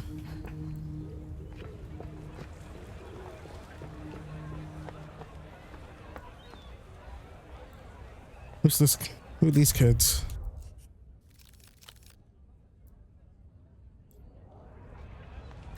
She's going to melt his head.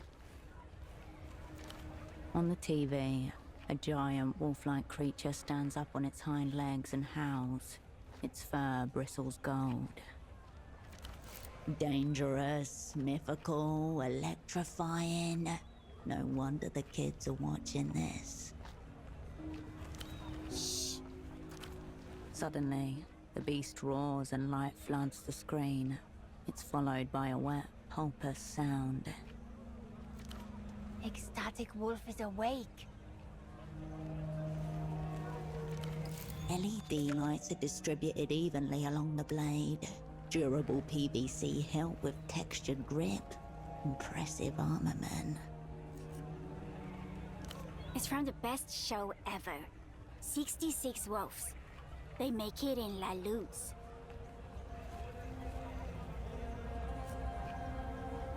It's about a girl who has 66 chambers in her heart, and each one contains a wolf.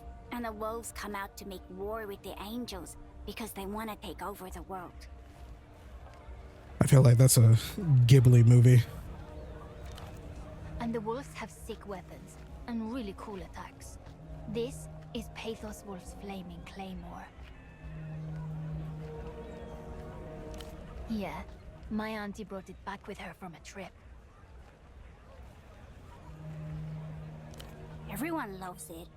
Some of the grown-ups like it, even though it's a cartoon. Oh, I know why. Must be some type of code or a message for something. Notice that the broadcast is in Mercian, not Lusian. Dubbed for a foreign audience. Uh-huh. Troubling. Especially if Lusian cultural exports are what they primarily consume. Will you describe these grown-ups as terminal losers? They're just grown-ups. The music man's the big loser. He hates the show, and so he won't order the audio discs.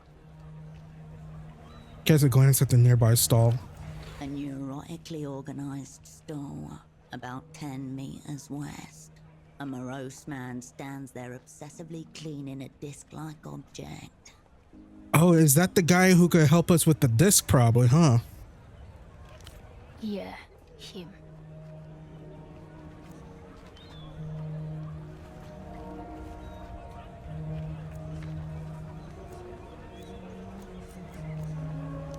Yeah, they have songs on them, like the main theme at the start of the show. Or the one from when Nimblewolf burned a whole angel city, even the angel babies. He says he won't sell the music discs because it would poison our brain with sonic excrements. It's the freaking disc that Pseudopod had, huh? Yeah. But then why does he sell the other Lucian discs? He's a big loser. I don't know any. Do you know any, maybe? Wait, I remembered those. From when I was little. There was one with puppets arguing a lot, and another with a green cat who was also a thief to help people. Death to puppets. It's the place where they make all the cool stuff. It's not like here. I bet they even have flying tuk-tuks. Ridiculous. These wobbling open chassis abominations can barely function on solid ground. That's a very descriptive insult. And also we have cousins over there. Some Portoferans refer to Lusians as strange cousins, a nod to this island's colonial past. We don't really know them. I talked to one once, on the phone. I asked Mom if they could come over one day, and she said it's hard because La Luz is so far. But we barely told you anything. We can tell you everything about 66 wolves. So you can just ask, okay? You can ask. We know everything. The angel Canopus cursed her before she was even born, because of her mom. It was vengeance.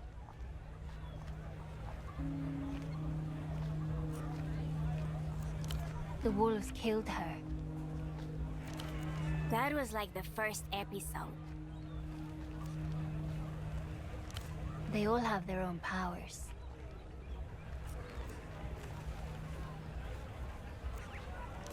It's easy. You just have to memorize their names. I did. Zealous wolf, tyrant wolf, raging wolf, reviled wolf, stoic wolf, fear wolf, pity wolf, yearning wolf, sensitive wolf, hysteric wolf, ecstatic wolf, passion wolf, tender wolf, sorrow wolf, insecure wolf, grateful wolf. Seething wolf, psycho wolf, gentle wolf, numb wolf, bitter wolf, lustful wolf, loathing wolf, modest wolf, sanguine wolf, grieving wolf, ultima wolf, greedy wolf, guilty wolf. Dream wolf, dyspeptic wolf, weary wolf, wrath wolf, cunning wolf, trickster wolf, placid wolf, eager wolf, nostalgic wolf, dread wolf, jealous wolf. The Dread Wolf. Oh, what Dragon's Veilguard could have been. Even though it's my game of the year for 2024. Don't at me, it's a really good game. Venturous wolf, stubborn wolf, obsessive wolf, hasty wolf, forlorn wolf, mournful wolf, vain wolf, reverent wolf, wicked wolf. Shy wolf, jubilant wolf, clement wolf, sycophant wolf, furtive wolf, conformist wolf, serene wolf, critical wolf, vindictive wolf, and unyielding wolf. He's missing a few. That's only 59 by my count. Only because some of the wolves haven't awakened yet, so we don't know their names. They're probably super powerful. And yet he claimed to know them all, did he not? Exactly, kid. Skirting the line between truth and deception.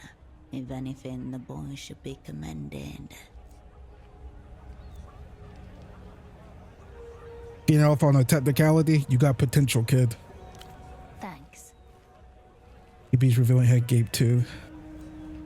Who's the strongest wolf? Ultima Wolf. Why not Dread Wolf? Dread sounds awesome. What's the Game of Thrones dragon name? The not Game of Thrones, House of Dragons, the first dragon Valerian dragon, the Black Dread, right? That's the biggest dragon that the Targaryens had. But Ultimo Wolf only appears when times are most dire. Your tongue runs along the familiar edges of your canines. Well, the last time Ultimo Wolf appeared, she burned a village of women and kids. Jesus. It was sick. Hopefully he means sick like it's sick, not like sick like awesome sick. Grieving Wolf. When she plays her harp, even the angels cry. She also ate Nabia's sister while they were all locked inside Nabia's heart. She didn't kill her sister. She ate her. Big difference. I mean, technically, actually, you know what? Technically, that's true in this world because when we talked about the one, what was it? The comic book or the magazine about the moon or the heaven moon planet thingy swallow the adventurers up. It's like, oh no, heaven was inside of it. I'm like, okay. I mean, technically, getting off as a technicality, did eat them, just didn't kill them. That is not her fault. Zealous Wolf. He destroyed the moon with his gun hammer. His gun hammer was forged by the Elder Wolves. Yeah, he did it to get back at Polaris. That's his mom.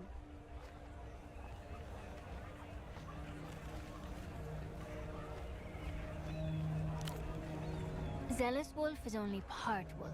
That's why he has wings. Polaris forced him to join her order of Dark Seraphims. She's too strong to fight. So Zealous Wolf tricked her instead. You can't be an angel if you do a stellar sin. So, whoosh.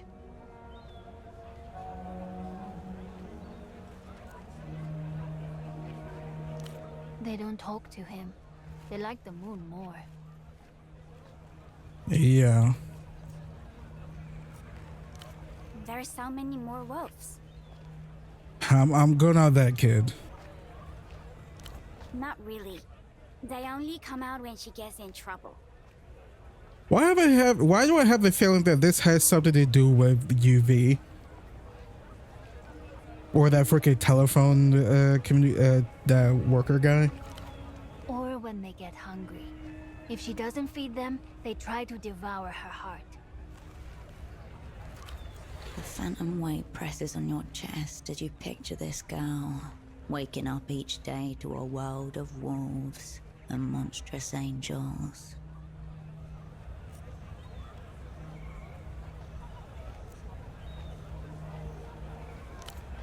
No, they're wolves.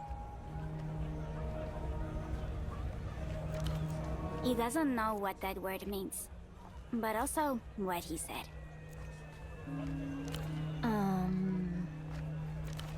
No? Then her heart would be empty. And the story would be over. Mom says it's good we spend time outside.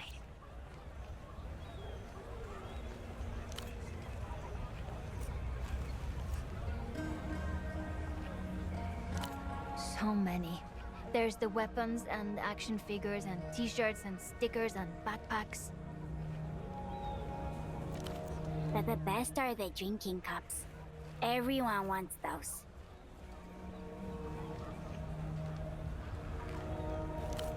They're big, and each one looks like one of the 66 wolves. But you can't buy them anymore. Because no one has any.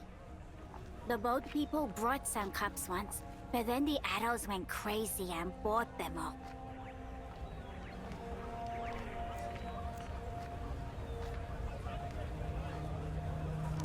I asked the boat lady when she would get more, and she said they're really hard to get, even in La Luz. The toy stall had bootleg ones, but no one liked those. The wolves looked all melted. 66. You know, like the wolves.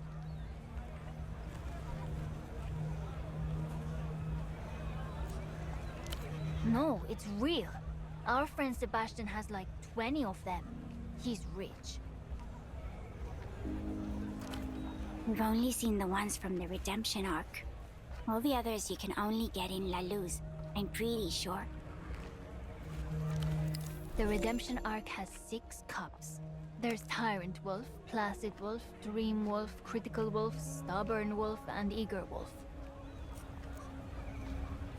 Special? What do you mean?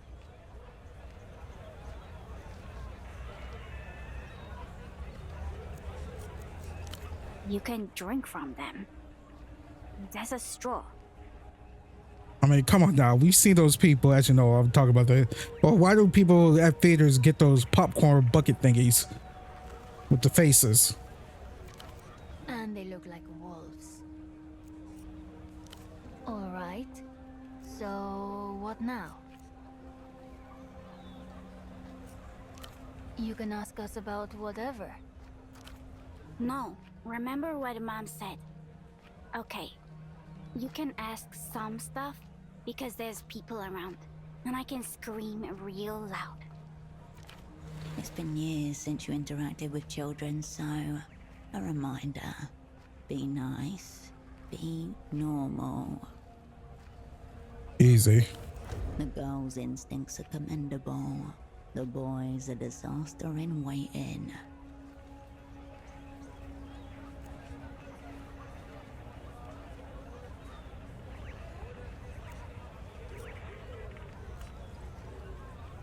Good that you listen to your mom. Yep. Doing well enough so far. Let's see. Have you seen someone new around here? Where are your parents? Mom's at home. We live on a boat. She works with the phones. Ooh, a clue, a clue, a clue. The Immer company or whatever. Shh. We're not supposed to say.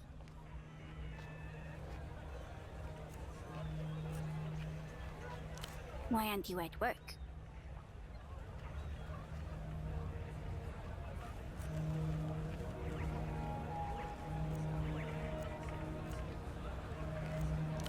Well, we don't need socks, so...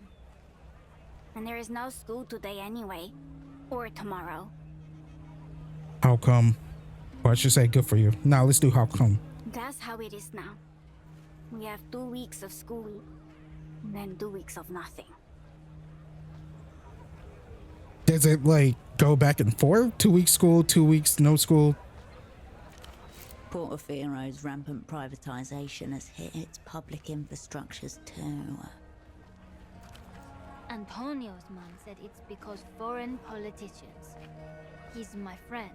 He lives on another houseboat.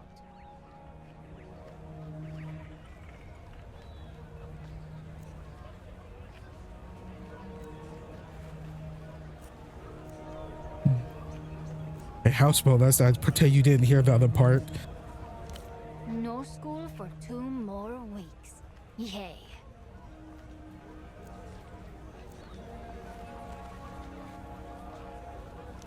Antonio's school doesn't open anymore. He's so lucky. I wish ours was like that. Don't say that. Mom said we might go to the one in the sunset, but she doesn't seem sure. A bourgeois district in the northern parts of Portofiero. Oh, about to get bougie, huh? Since 2 years. I remember because I helped Arla with the alphabet. Shut up. I knew the letters already. But it was only 1 day a week at first. And then our teacher said she had to help other schools. So now it's like this. No, we do loads of stuff. Like watch TV, Sometimes I go to the canal with Antonio and the others. We have homework. I make sure he does his. But it's not the same.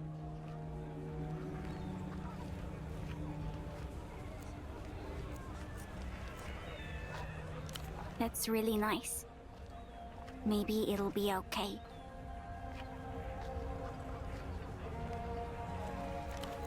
I don't want to talk about dumb school anymore. Can we talk about anything else? The music man wears glasses, and sometimes double glasses. It looks dumb. She doesn't mean him. He's been here since forever. And he doesn't wear suits. Yeah, they have no idea. Odd. Like, how odd?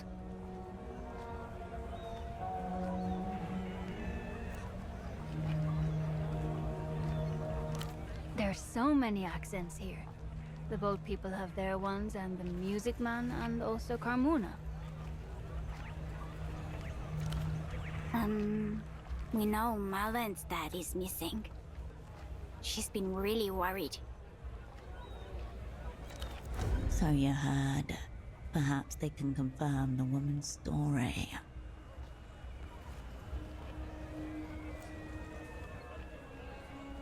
Fancy person missing. That is odd. Do you know what happened?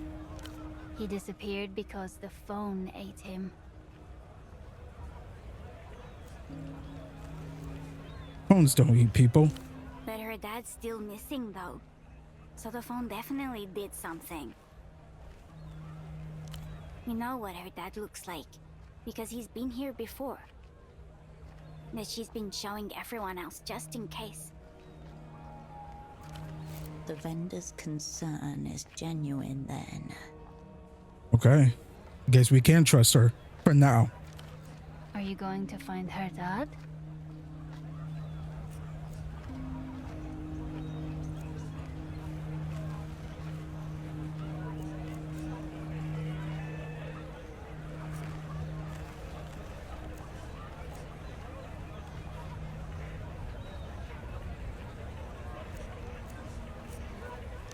But someone has to help her.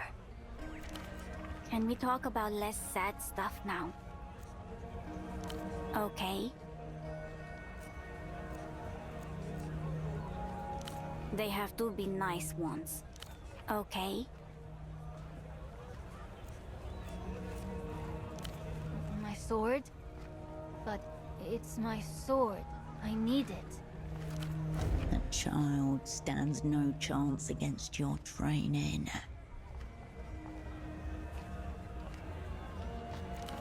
Let's be logical. Whoever needs it more, you obviously should have it.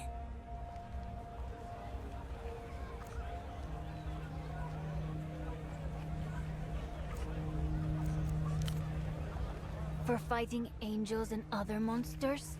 They're big.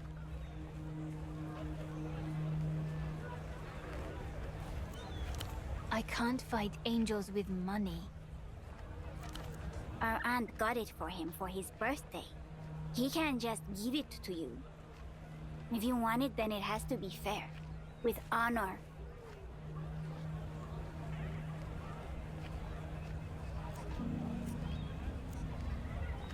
When Dreadwolf met with the legendary Smith Kuro of the Grey Fang tribe, Dreadwolf didn't have coin.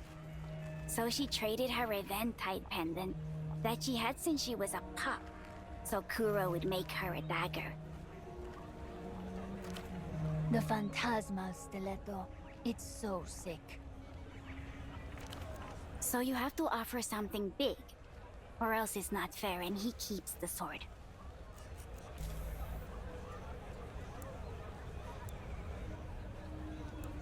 It's still so low.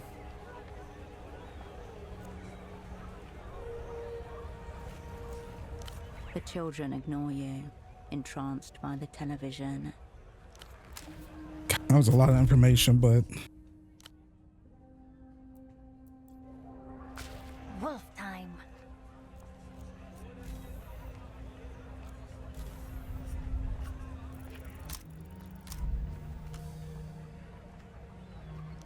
It's easy. You've had loads of life experiences.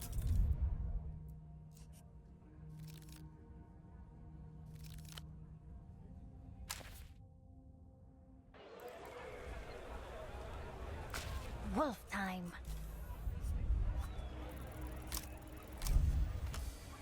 Yeah, buddy. It's simple. Tell them your story, but tell it in a language they can believe in. Bet you kids never heard of the Ultra Shadow Wolf. We know all the wolves. That's not one of them. That's how good at hiding in the shadows she is. That's her power.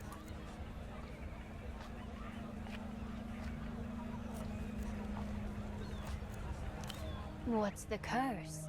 She has ghosts in her heart, and she's been trying to free them for a long time. Demons barred her from the great archives. She can never know the truth. She can't die until she's paid back everyone who ever betrayed her. Communism.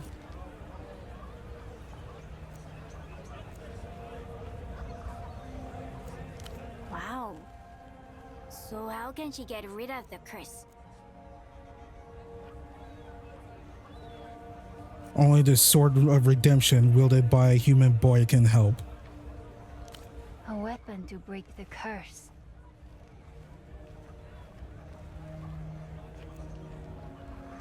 Slowly, with great care, the boy lifts up his sword and hands it to you. The shadows are grateful. I hope it helps.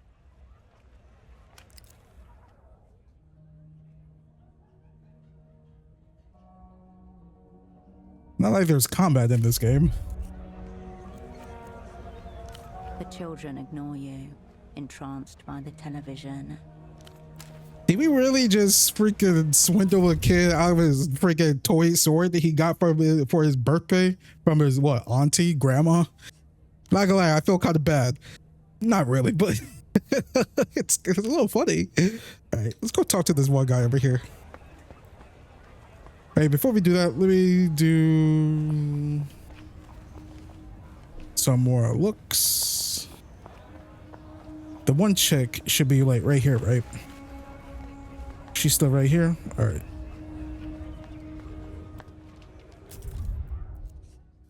I know I'm saving a lot for my own benefit. Off-brand drivers, cheap plastic housing. The man gazes down at a crate of cartridge discs, eyes narrowed, lips drawn. Veins rise like old roots beneath his thin skin. Mass-produced excrement. These animals pleasure themselves in it. Those smears near the optical pickups? That's not damage. Shame. It oozes out over time. You see this? Each one guaranteed for 10,000 replays. Obscene.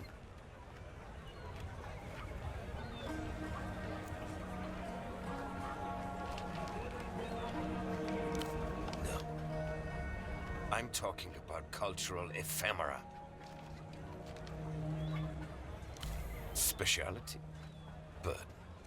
As you can see, I spend my days backed into a corner, hopelessly outnumbered by the dead-eyed horde, dreaming of format-assisted auto-annihilation. At least you had the decency not to purchase.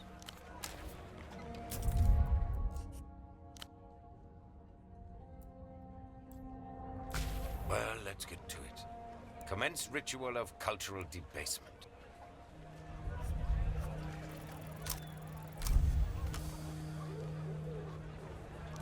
Elitists like this come in two varieties, audiophile or cultural nostalgic. This man is definitely the latter. That's right. Most people can't tell the difference between a base pleasure and a higher one. Imaginative faculties dulled by senseless repetition. Forgive me, friend. I'd mistaken you for a common replayer. This is the highest compliment he's paid to anyone in months, maybe years. Too much to ask, I expect, that you're a fellow Einzelton aficionado? Einzeltone. No entries found, and no point trying to pretend. One of a fast-fading few. Not gonna lie, I was thinking about lying, but I'm glad freaking records freaking popped in. Go ahead, browse away. My name's Petre. If you need anything, I'll be here, lamenting what's left of the culture.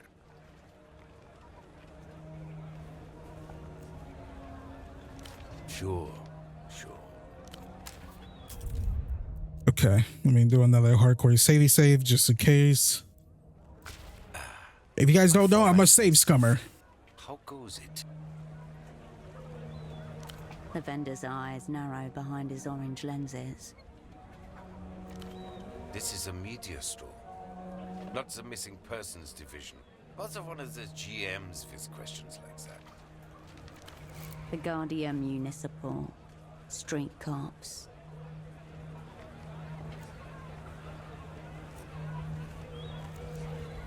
I try. So most of humanity fades into an indistinguishable morass of banality. This colleague, what does it look like? The sock boy. Dialectical looking glasses. Air of advanced virginity.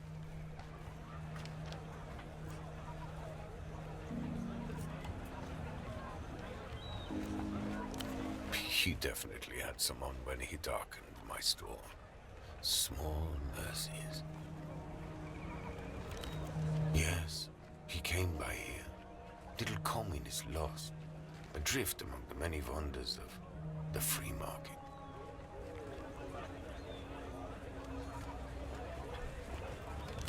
Now, viewed might be a stretch. Let's just say the man was definitely mobile. Your dialectical friend mistook himself for some sort of big money businessman. He wanted the bazaar to import superblock hosiery. Socks to start with, but there was talk of cotton tights, even stockings if the venture took off. Making inroads with his persona. Competent in theatre, at least for this period of play. You're joking, of course.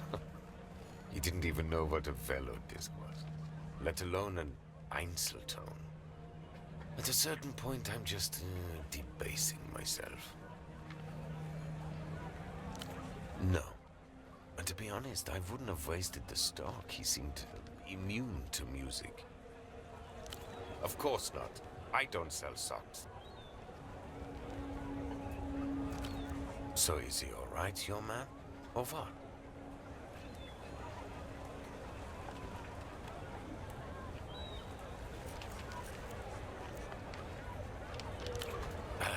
He's probably neck-deep in drug-lathered prostitutes, lobotomized by the latest in electro-pop dreck.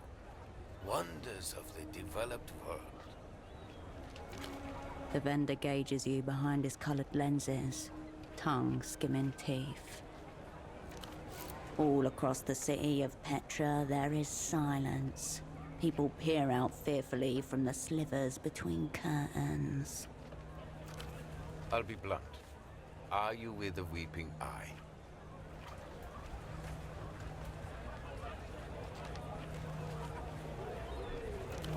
The techno-fascist secret police of Leloons, dark subconscious of the state, specializing in old-school, ugly methods. No, we are not. Your natural enemies, the ones who took you all apart 5 years ago. Hackles rise. Why would you think I'm with Weeping Eye? Because they've been especially active here recently. Usually they just let things slide. All the Lucian merchandise, Good for everyone, but these days, they're staring right at us, unblinking. I gouge eyes, especially weeping ones. If you ever expand to ears, let me know. My point is, your colleague was asking questions. Now, something's obviously happened, and here you are, also asking questions. Given the current climate, no one wants to answer these questions, least of all, me. Then I would attempt to educate, obviously. I'm not some kind of street hustler, friend.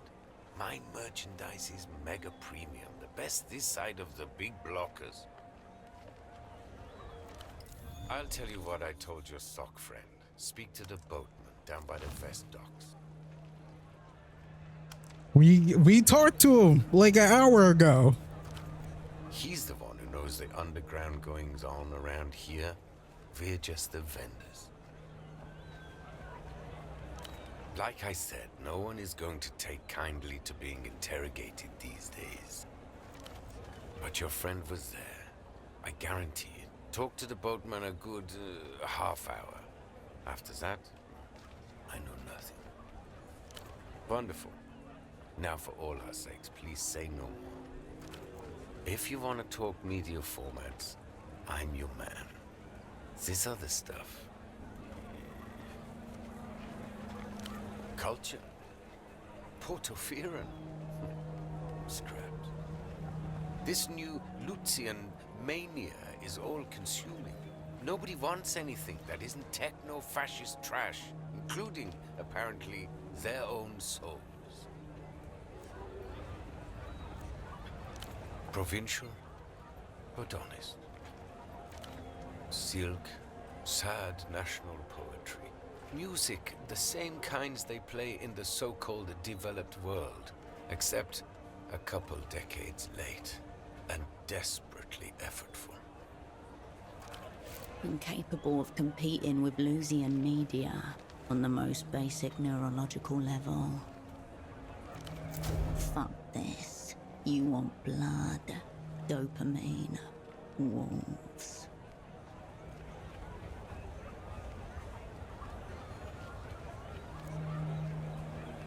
I really want that, but Lucian stuff is more seductive.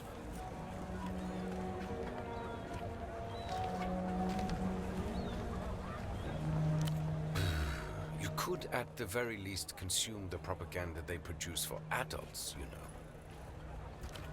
That's why I'll be here, enjoying the front row seat to the downfall of culture. That is my punishment. Taste.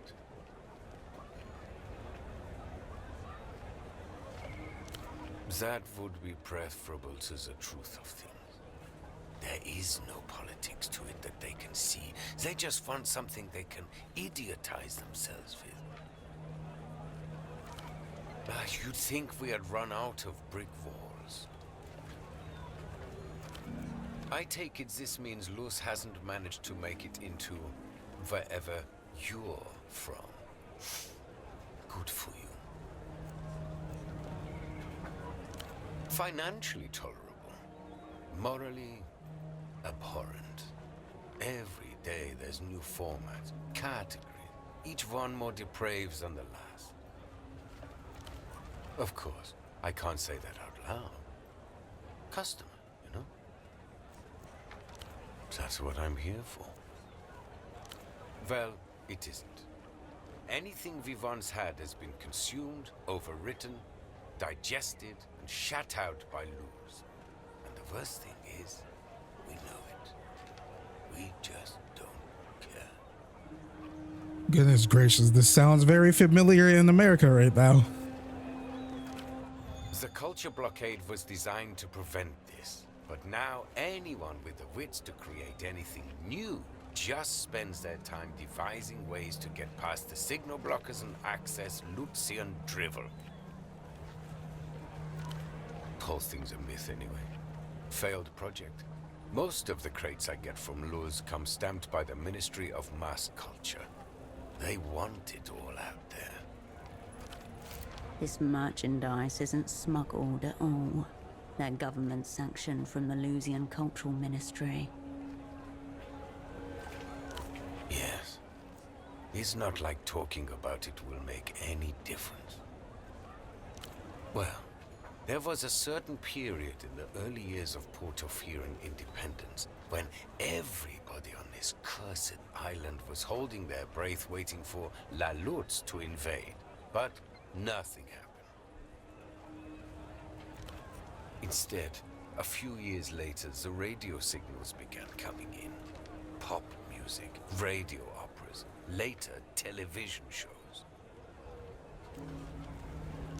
At least the music would have been better.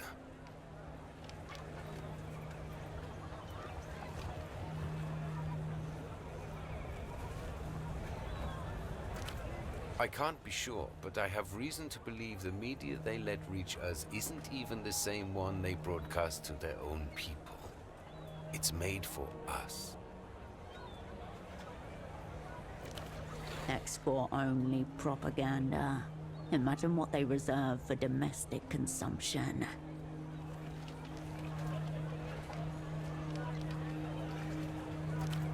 When the city caught on, they put up the signal blockers, but it was too late.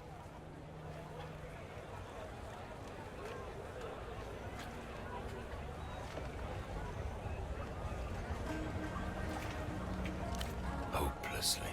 Like heroin addicts, but with no chance of rehabilitation.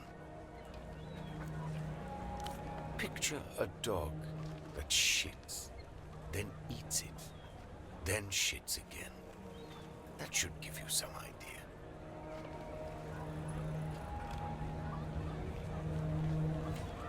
People are what they consume. I'll say no more. It's less an opinion, more a criminal sentence.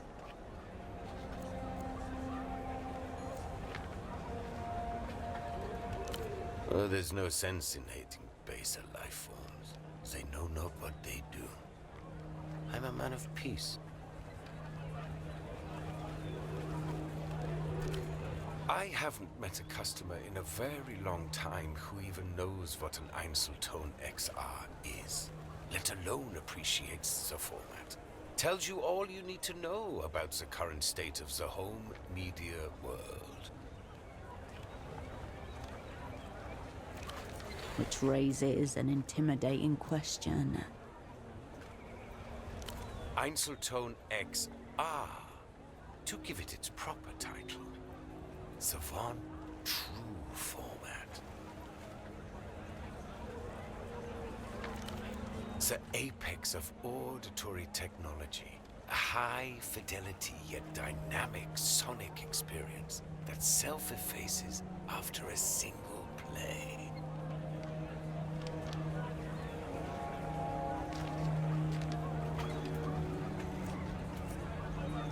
X-remnants. Zero remnants. Pretty esoteric term we've got here. Just roll with it. The aftermath of a magnetic charge once you take the field away.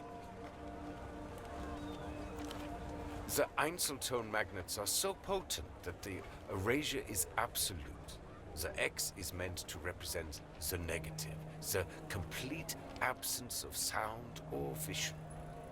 This was a very conceptual time for storage media, you understand.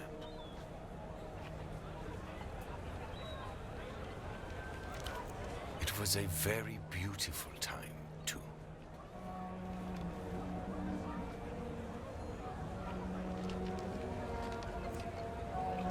A magnet embedded in the disc erases its contents as it's being listened to.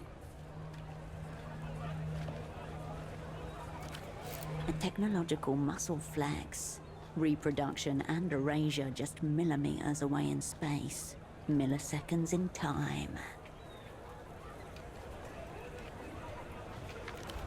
Crucially, such a process would result in an empty disk, like the one you found on Pseudopod's body. As in life, everything happens only once. Replayability is oblivion. The end. It loses its resale value. And the uninspired replayer who listened to it loses a piece of their soul. Oh, yes. Completely. Though they'd have to have been pretty soulless to play it in the first place.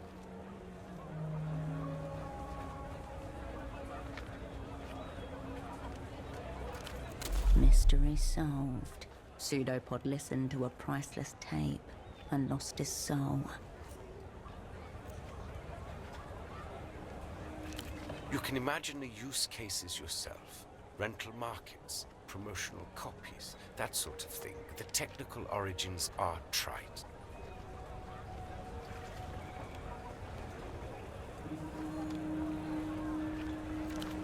Espionage potential, immense.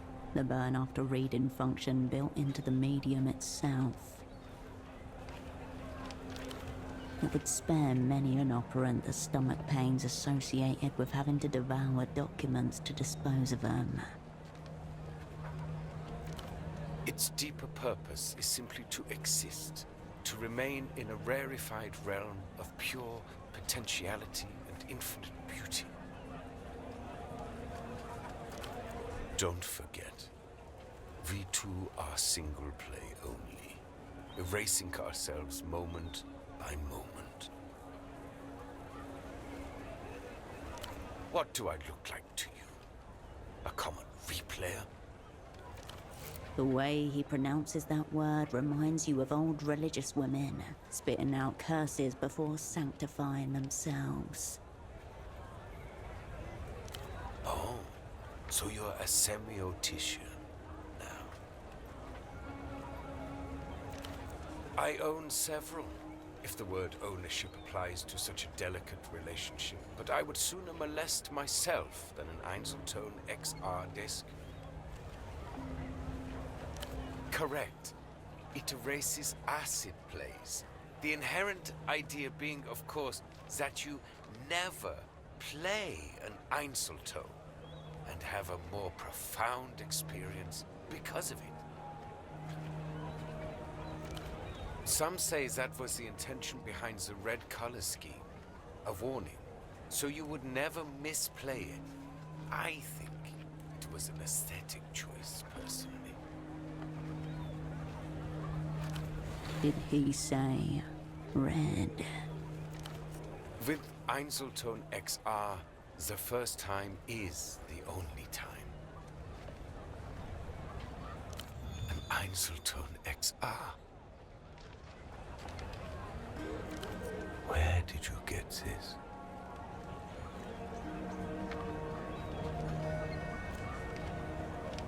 Oh, you'll know when I kick off, friend. I might take a few of you with me.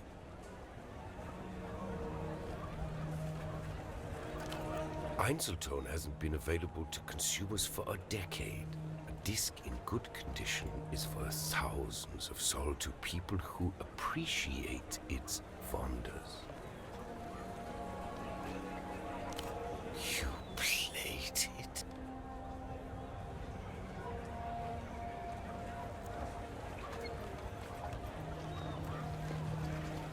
And what?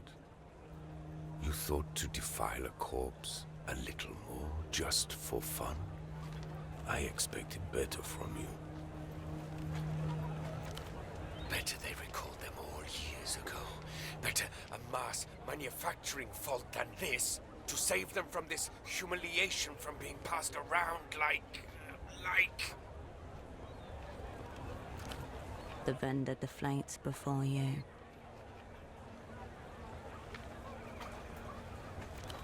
I'm sorry. Talking to the Einzeltone, not you.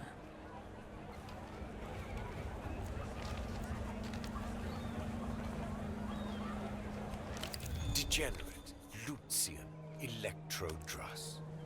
There's a new fabricated star every day, it seems, but she's the top of today's pile.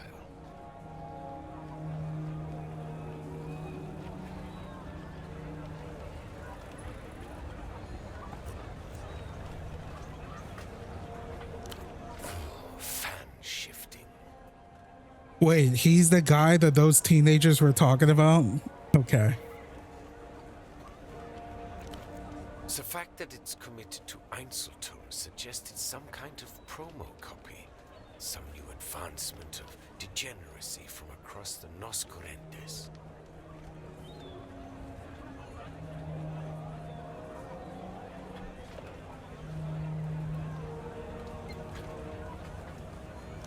Of course it's real. You can't bootleg an Einzelton. Another of its enduring qualities. This ultraviolet has gone missing at the moment. Kidnapped by counter-fascist radicals, whatever that means. Lucian marketing plot, if you ask me.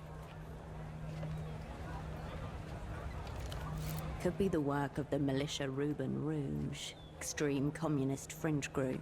They've ransomed public figures before.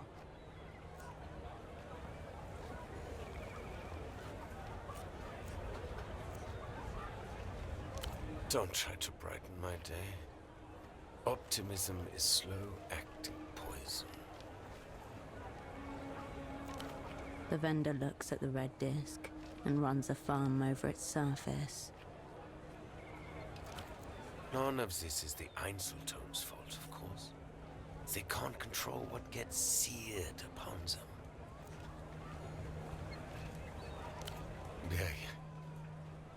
I assume fondling a human corpse would also make you feel pretty weird.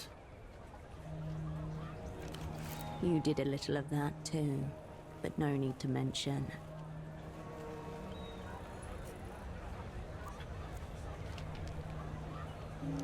If you want spiritual, find an unplayed one. This is the dark stuff. You're transgressing. So it probably could be weaponized. Makes sense. Forbidden media. Desecration of a tomb. The broken seal. Okay, let's go do this other one. You did a little of that too. Of course, you just done it by bringing me its desecrated carcass. I won't sleep tonight. Makes sense. Forbidden media. Desecration of a tomb. The broken seal. No, I'm afraid it's not. No more potential. Only anti-potential. Replayability is oblivion. The end. You seem to have misunderstood my soliloquy. It's done. Enormous. The beauty and the tragedy of the format.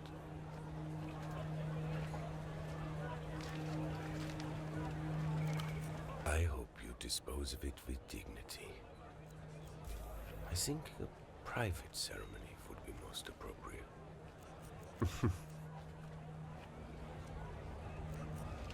Sure. Okay, this is a good place to do a hardcore savey save. My format-sensitive friend, how goes it? You'd like to hear more. I judge you to be a woman of culture. You should understand the inherent value of Einzelton XR.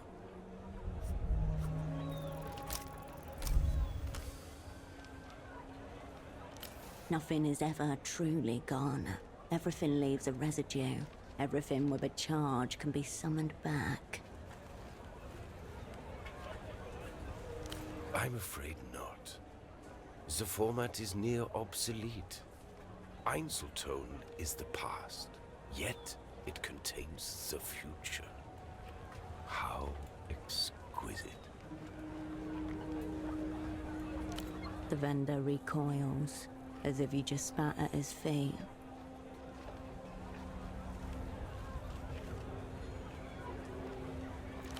So, your question is, Petre, how do I reanimate a corpse?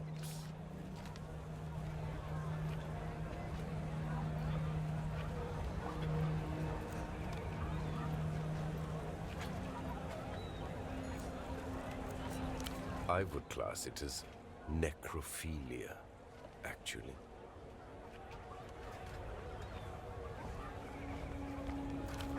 I'll be honest, the thought is so disturbing to me that I've never entertained it before. But theoretically...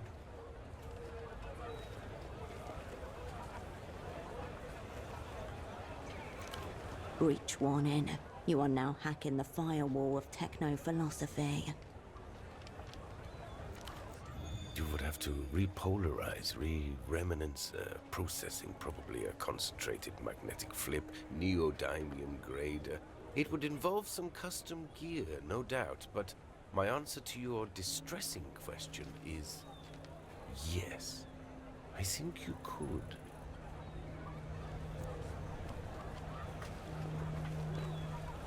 Recapturing something that's already gone?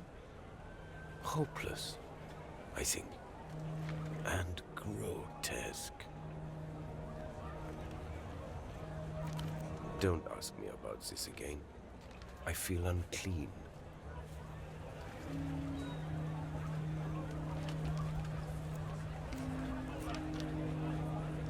Missing? Is he? I'm not surprised. That fool and his friend would wander into the jaws of a lion if they were told to.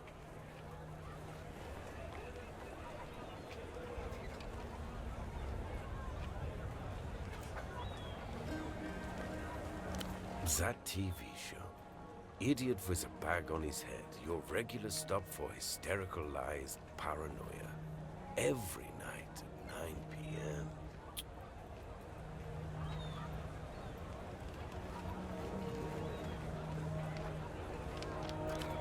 The old fool was always regurgitating whatever he had heard on there the next day. It's no wonder it eventually led him into trouble.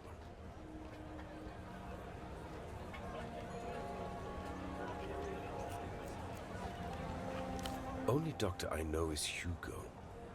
Has a houseboat not far from here. Shelves are over there. Mostly crust replayable formats, but such is the degenerate society we live in.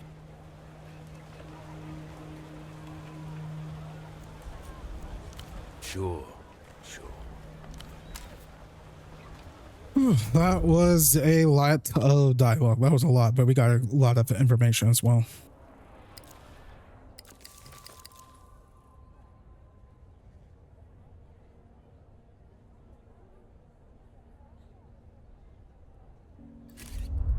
Wait, what's happening? There we go.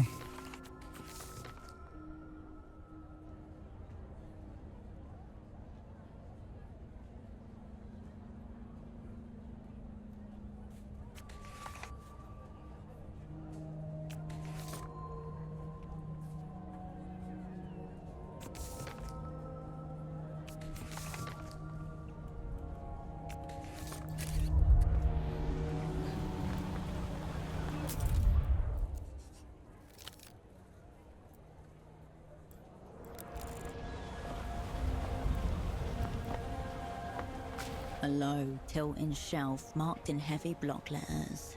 Despised subgenres. Various sections are separated by narrow plastic dividers, each one labeled with the same neat script. A baffling assortment.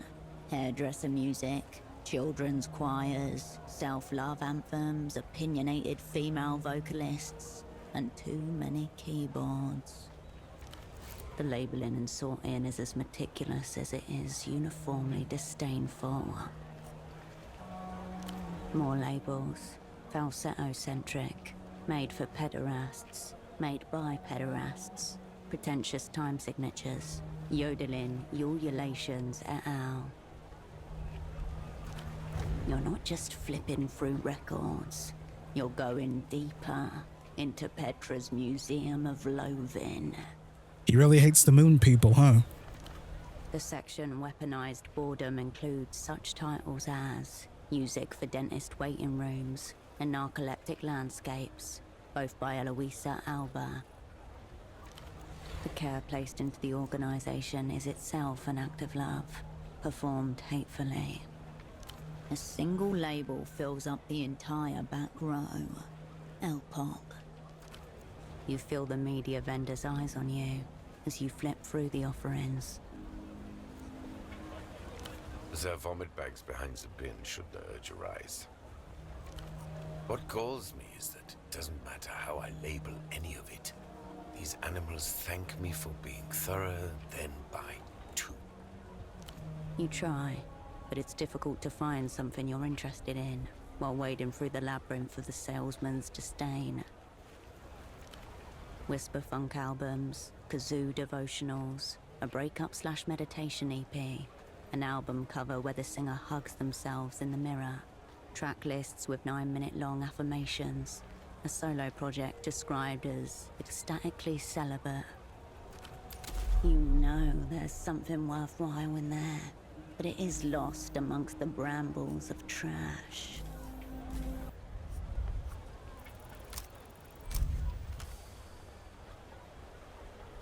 Reason will not help you here.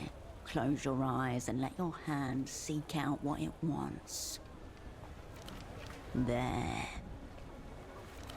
The band logo is an illegible scroll, allegedly composed of letters in a human script. On the spine you find the title, Blood Golem.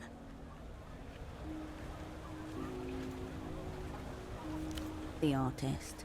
The album is called I Will Know You by the Sound of Your Structures Crumbling.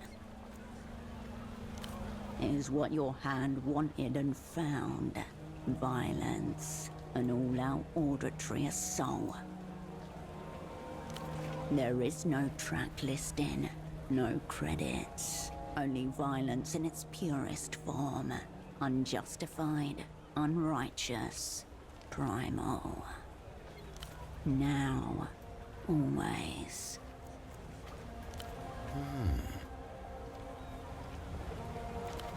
Still crass music on a crass replayable format, but at least it's not an active attempt to idiotize the population.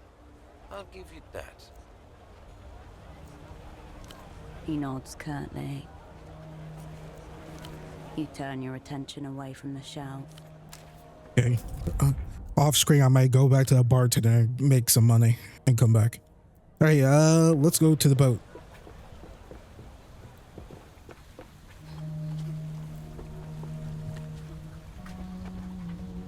Boatman should be right over here.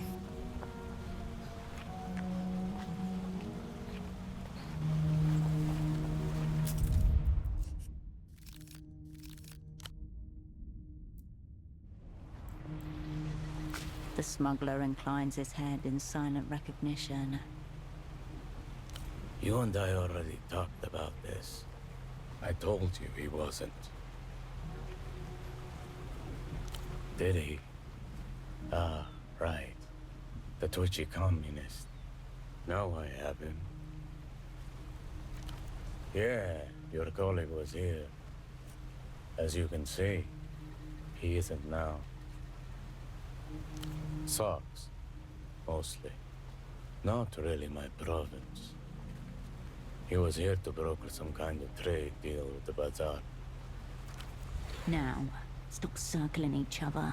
Commit. And he must have been a spy with the Operant Bureau. Like you. A still moment. From a nearby rooftop, the sound of children playing. This is the only way through. Darkness visible.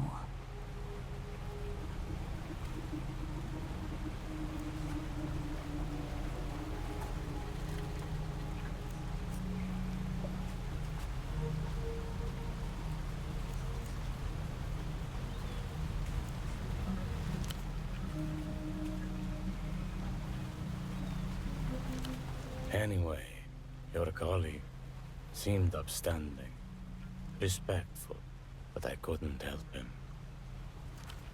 End of the line. The pseudopod terminus. He bounced off this man and landed somewhere in oblivion. No. What's on it?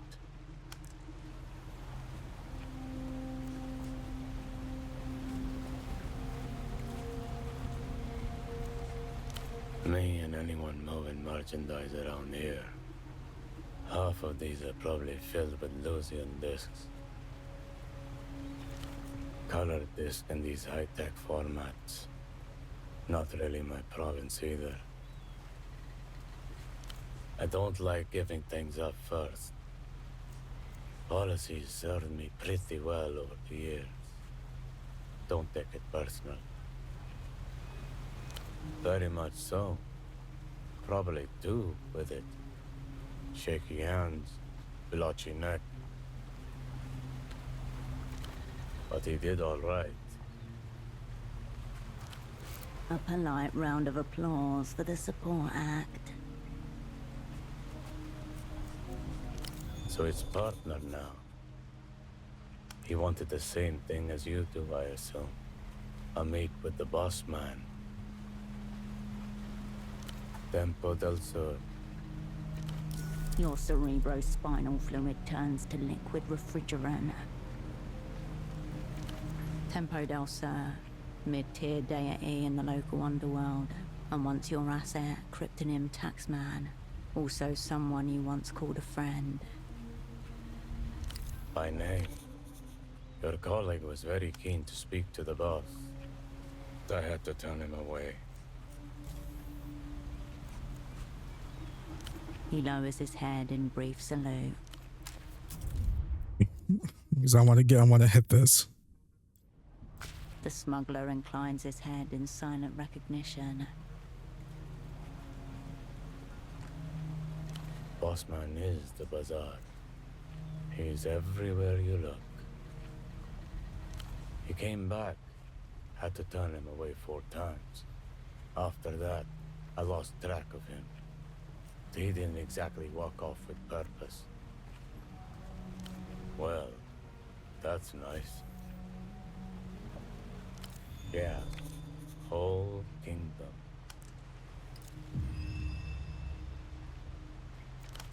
From day player bootlegger to directing the full production in 5 years.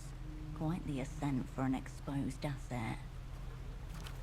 Tempo's boss man. Big picture stuff. His new underboss keeps things tight on the ground. Teenage girl. 16. Maybe 17. But knows the score. Promising young bootlegger.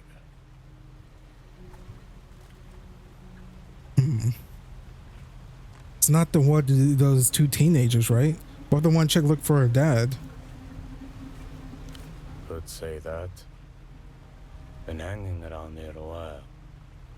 Tempo saw some potential. Teenage girl. She's here and there. Be lucky to catch her though. Fast footwork. Teenage girl. She's alright. Leave her be. He does possess that. On occasion.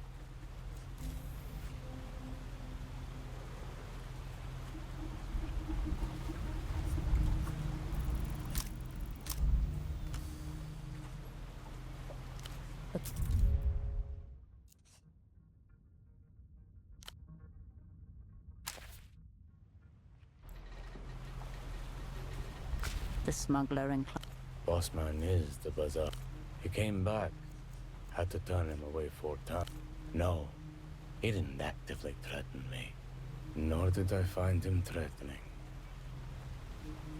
Yeah. From day player. Temple. Teenage girl. 16.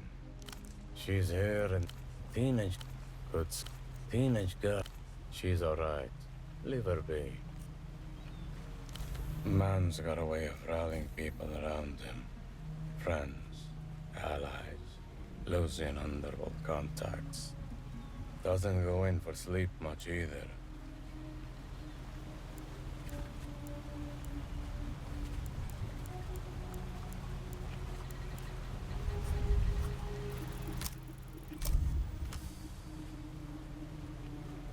Because his name is Pseudopod, and the hushed arena awaits a different spy. And who are you? He's going to make you say it out loud.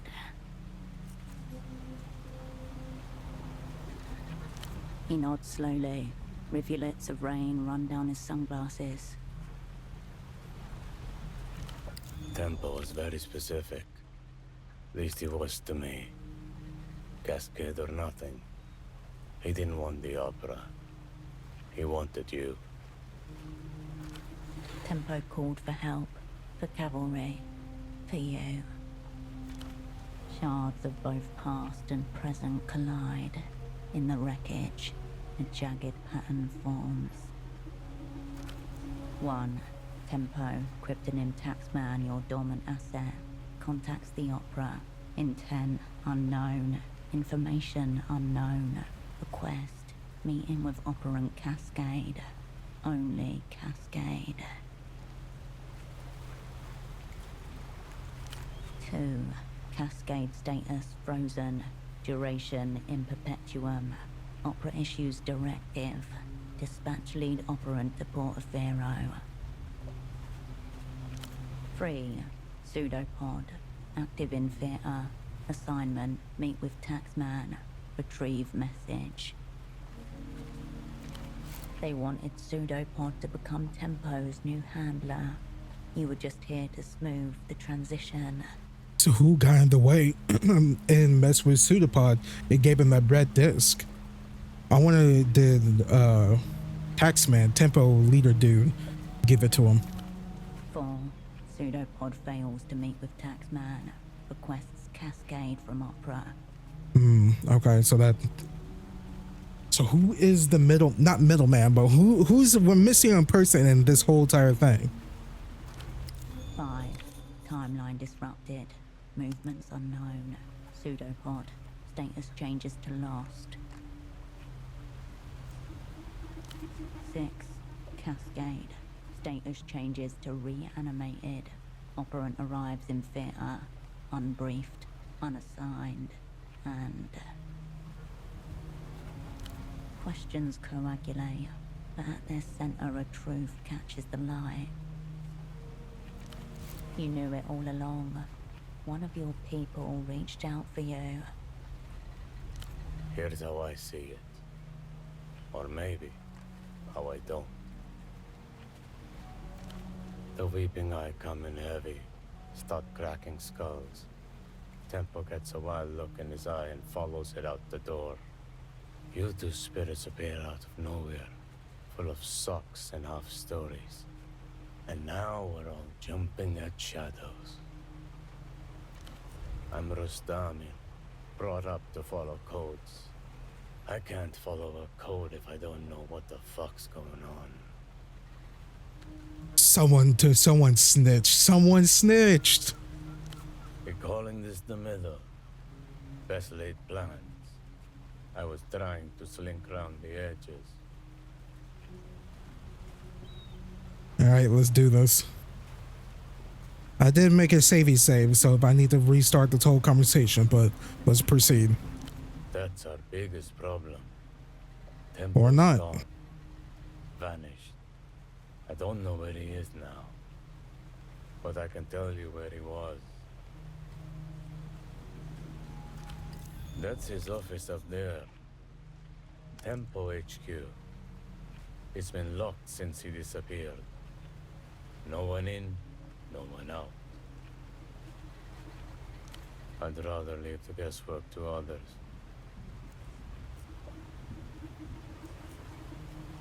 I think so. Both fair and enough. Another one of Tempo's recent phrases. That one was for you, far as I could make out. He was the one who sent that letter, or that one thing he gave it to Pseudopod. I passed it to your colleague. Thought it might get you here faster. The sock boy put it in the cipher. You spy people. Very hard. A week or so back. Since then, nothing. Because it's locked. And from the other side, only silence.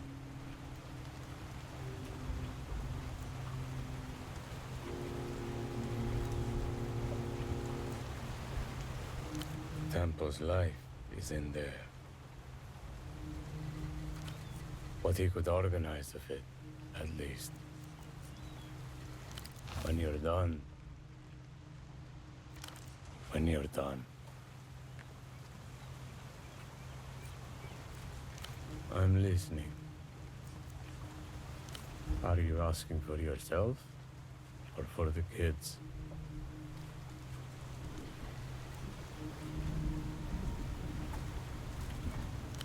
Right. A fan of the show, I take it.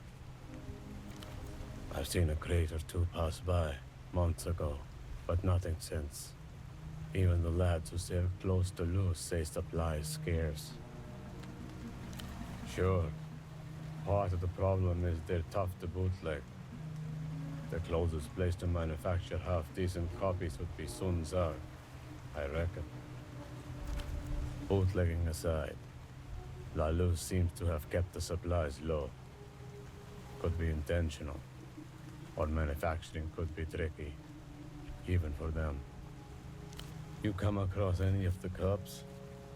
Let the kids have a look, yeah? Make their day. Sure. He lowers his head in brief salute. Okay, that was a crap ton of information. I don't know.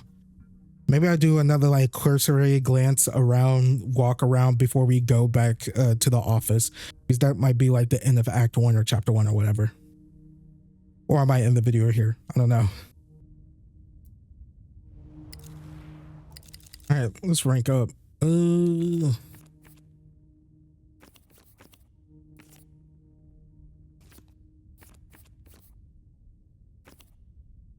rank on professionalism. I think next we should do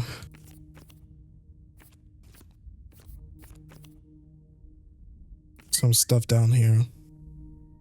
My phone is whistling.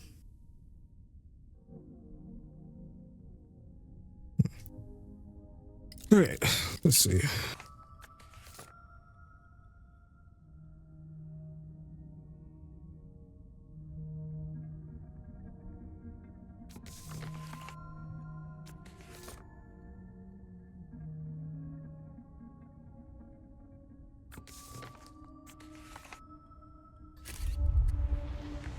Okay, he's in the office overlooking the bazaar.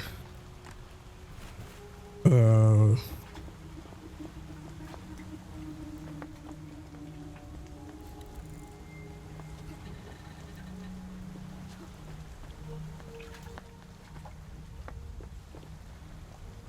office is, oh, is it where the bus station guy's at?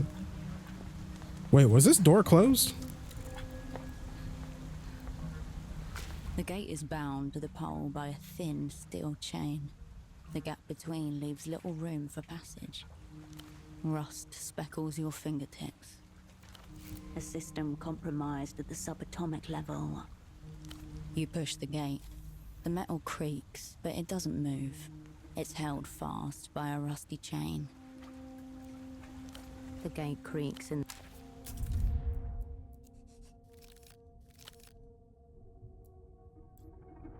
the gate stands before you, still locked.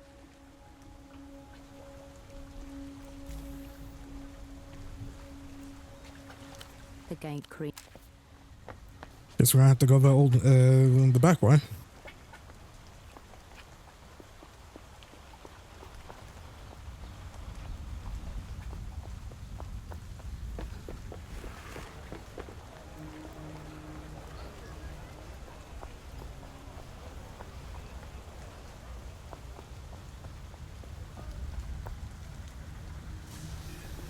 You again. Any updates on the 9? I'm waiting on the 9. I was told it was having some problems. But it's supposed to be in service any day now. I was told it's supposed to be in service any day now. That was a week ago. I agree. But what am I to do? It seems to be the only way out of this city. I would appreciate it. Thank you. Okay, I'm guessing up here somewhere.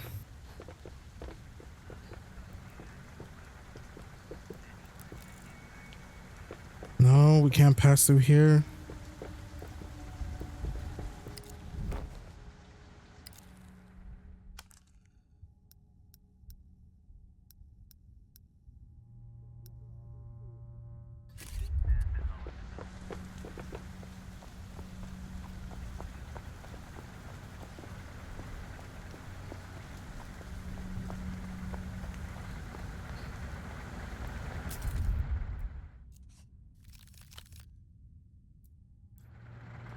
Baby, these return visits make me think we should be exclusive.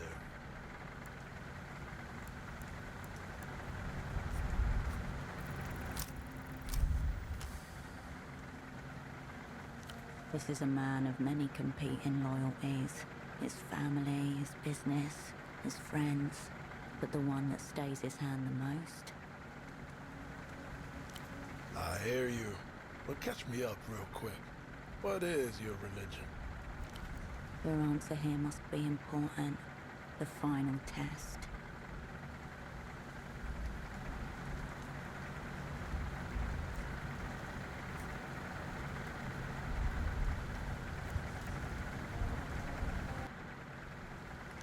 That's what I meant. Shiftily, he looks around left and right. After a moment, he blows in and out, then leans in to whisper. You cannot tell my brothers about this, alright? But I've got the best ex around. Yeah, come on. Shh. You're in on this now. We go down together. It's not as serious as that, but you get the point. Yeah. I'll be seeing you.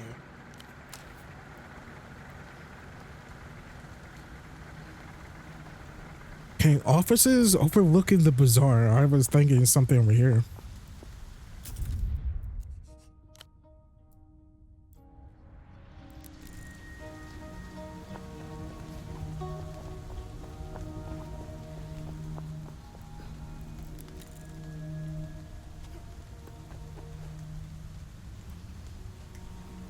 Oh, I didn't even know you can even venture down this way. What the heck?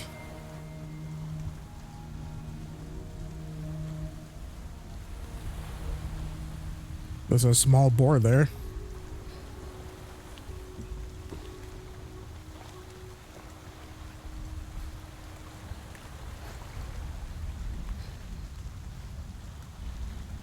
Oh God, there's the big boar.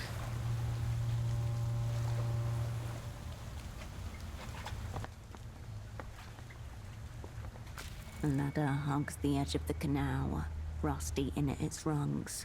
Darkened patches show where the water level was risen, lowered, then risen again. The lurch in your stomach at the sight of the drop. Your fingers itch for grip. The water's reddish tinge and oily distortions across the slick surface make it hard to see far. Wet cloth and iron dust. Foul. Chemical. Tiny silhouettes drift beneath the surface, darting in irregular arcs. The canal passes right under the building. It's an old waterlock, used to grant passage to boats and barges passing through. Looking at the device, you don't see a panel or switch. That would suggest a control room nearby. Like the one over there, to the east.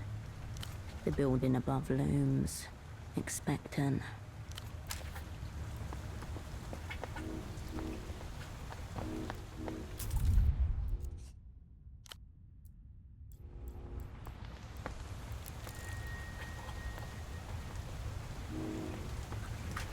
Looks like the shrimping is off for today, Caracalito.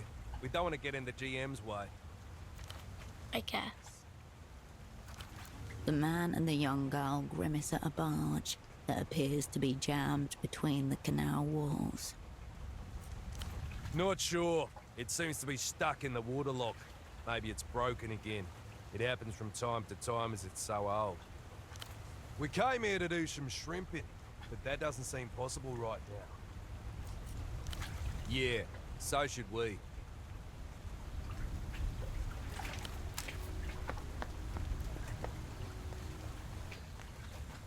Okay.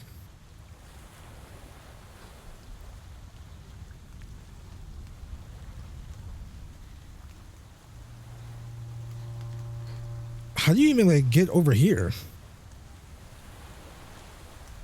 There's a ladder right here that I bet we could climb.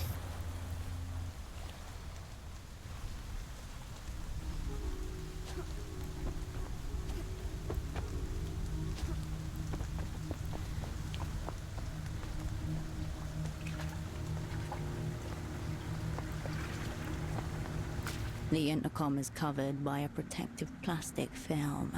A button embossed in the shape of a cheerful dolphin shines at the bottom.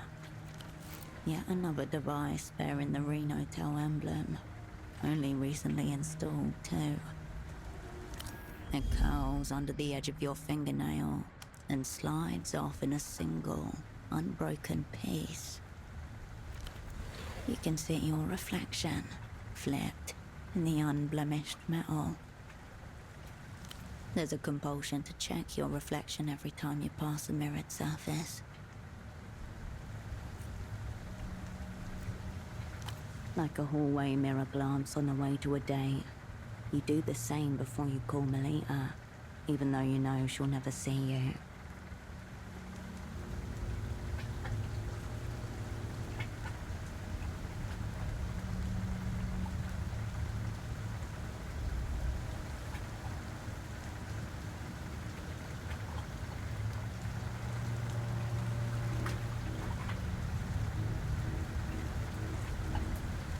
The indicator light flicks on.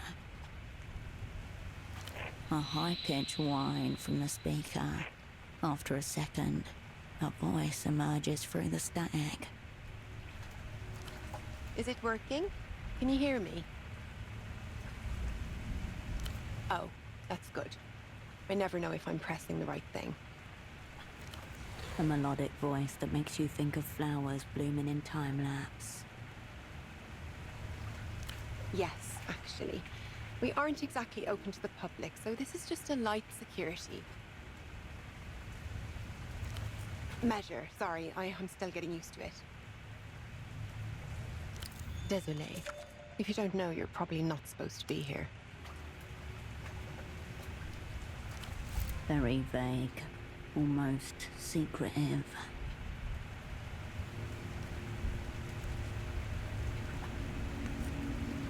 Nice try, but I won't be doing that. Security issue. The dermis of static masks any change in her tone. Seems you need a good reason to be here. Fortunately, you are trained in reverse reasoning. Thank you. No one's ever told me that before.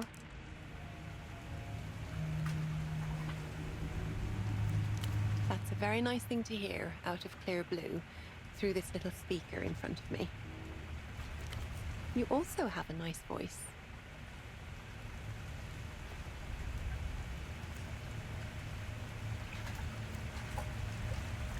No, I'm really not.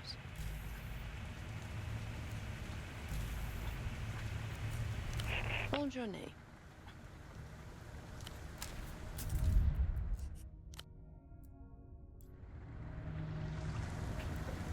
The intercom gleam.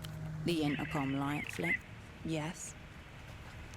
Oh, merveilleux.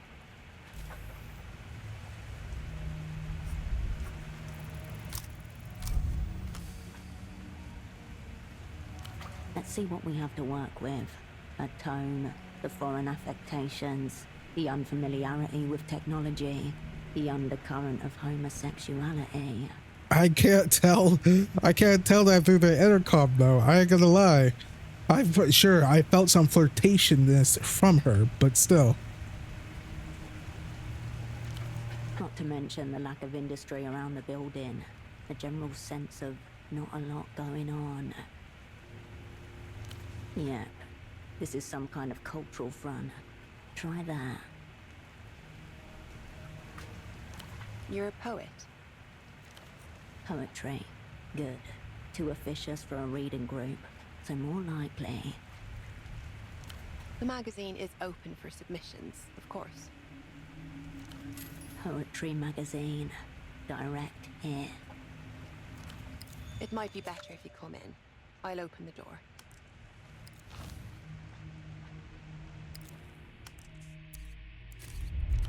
You're through. Now keep your seams together.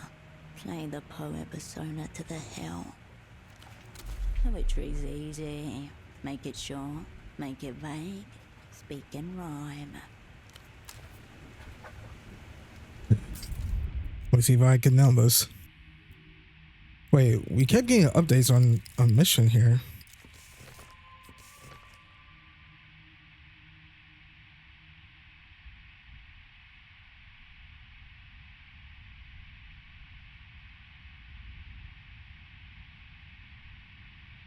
We're getting a lot of loose end stuff.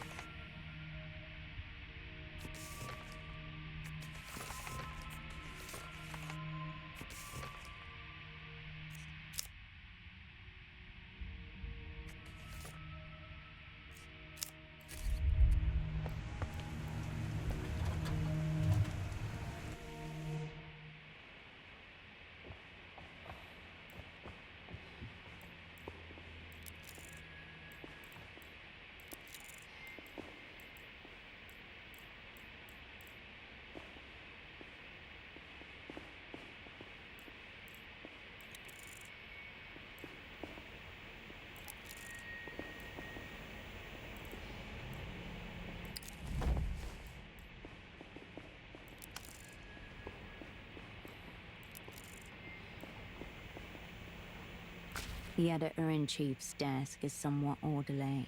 A few notebooks and proofs, a terminal, and a collection of pens, laid out side by side. Among them, a luscious fountain pen glints in the artificial light. Resin cabochon and palladium finish, worth 700 sol.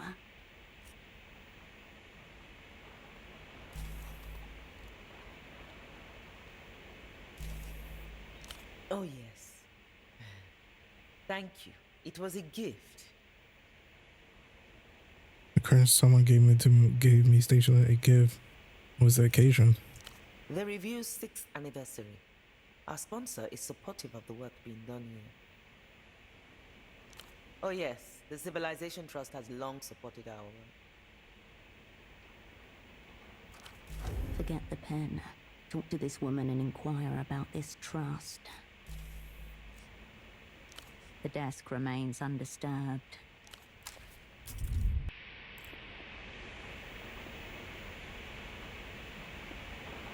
The woman contemplates the spread of pages before her. She glances back over her shoulder as you approach. Ah, I wasn't expecting anyone today. Have you come to submit? No, you are here to dominate. Maintain your persona. Don't sabotage this opportunity. That's right. We welcome any new and aspiring poets that can meet our quality bar.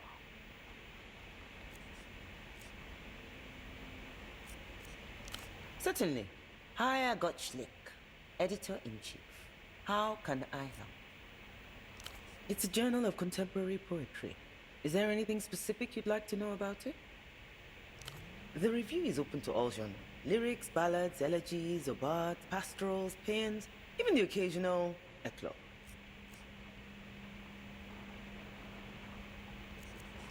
Please do. One becomes inundated with them in time. You'll find some in the box over there, by the door. Feel free to take one, gratis. We are still a modest operation, I have to admit. For the moment, it's only myself and my sub-editor. We keep each other company, don't we, Hiya?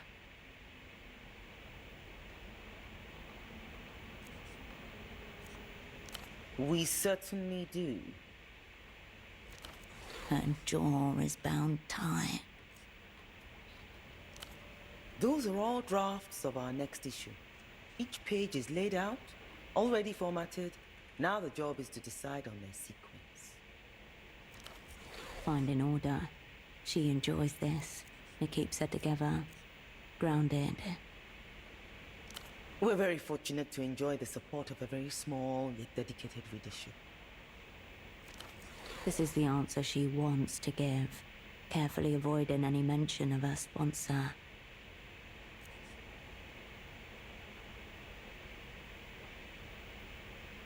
At the moment, we have 262 individual subscribers, plus of course schools, universities, and libraries.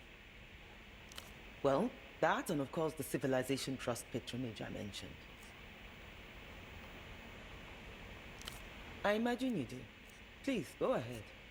Of course. I imagine you do. We're very fortunate. This is the answer she wants to give. Ah, well, that too, naturally. We're very fortunate. This is the answer she wants. Oh, highly. In fact, many of our contributors are readers who feel called to join the ranks of those published in this review. The Venn diagrams are a perfect circle. Well, that and of course the Civilization Trust patronage I mentioned.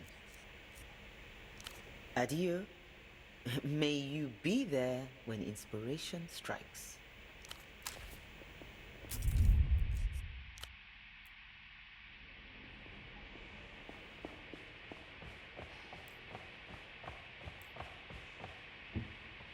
Among the many sections of the cabinet, you find a small stack of papers. The first page is filled with what looks like a set of printed instructions. 1. Read the poem silently, then aloud. Consider the line breaks and identify the meter and rhyme scheme, if any. Is the poem written in open form or closed form? Tutorial guidelines for the interpretation and critique of the written verse. Whoever's using these isn't trying to get better at writing poetry. They're trying to get better at reading it. Notes have been scribbled in the margins. Read aloud, line breaks, too many metaphors. 2. Paraphrase the poem. You may wish to do this with the entire poem, or line by line. If this is too confusing, focus on distinct imagery, or isolated parts first. 3. Consider the poet's word choice. Identify figures of speech, identify metaphors and or similes if they are present.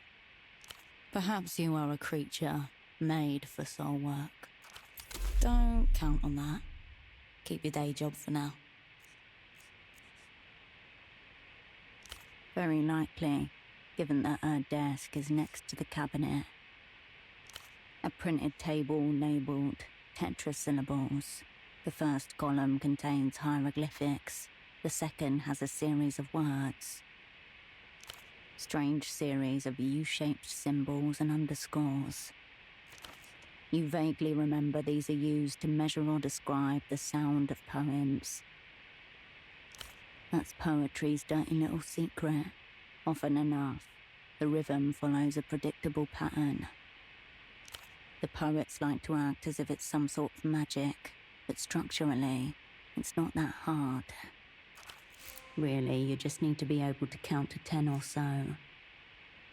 Proselyusmatic, ditroche, diam, coriam, antipast, dispondi. The word coriam has been circled in red pen. The same pen hanging from the sub-editor's neck. Feels important, feels juicy, unsure why. The corresponding meter notation reads -UU-. Alright, this is going to be very handy. If you ever need it, you can now pluck that information from the archives. The paper spins in your hands with a rustle. You put the papers back.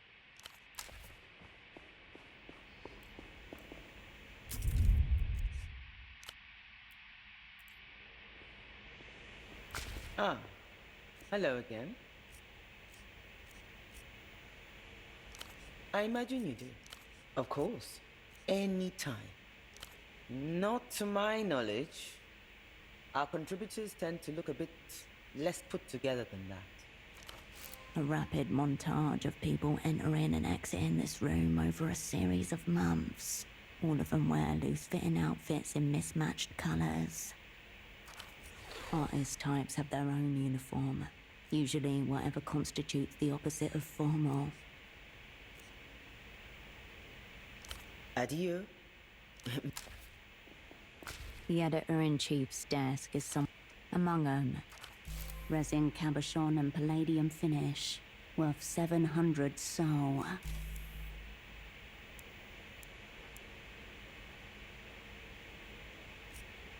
The desk remains.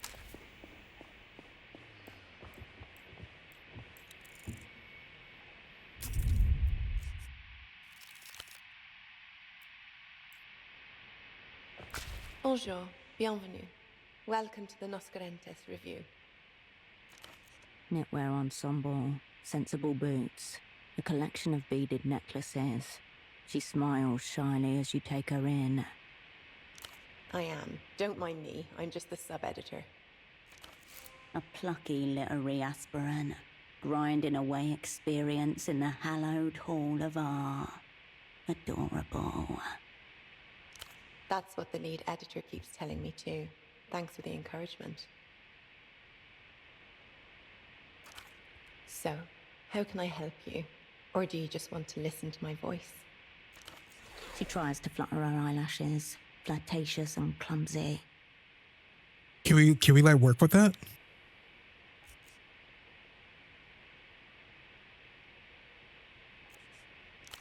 Stop that.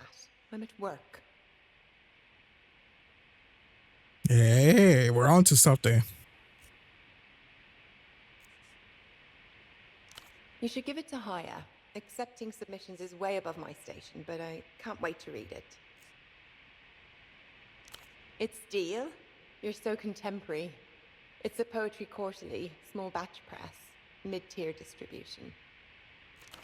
Haya's really the person to talk to if you're looking for a mission statement, not me. I was assigned here as part of a sponsorship grant. That is who employs me, yes. She teaches me so much. I'm so lucky to be here. She's the best, really. So I see and hear. Proofreading, mostly. Occasionally coffee brewing, cabinet filing, and floor sweeping. Quite a bit of floor sweeping. I'm part of a placement program, getting young people situated with arts and cultural institutions. I'm very grateful.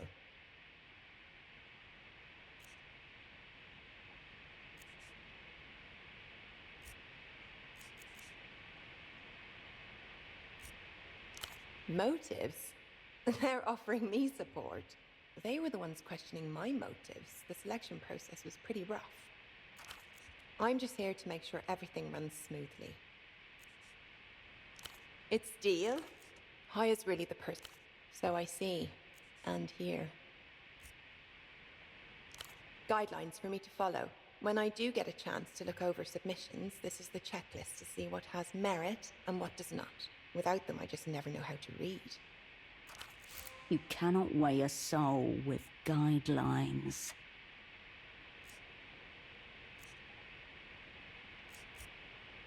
That sounds like technicality and poetry are incompatible. Maybe they are, and I just haven't learned that yet.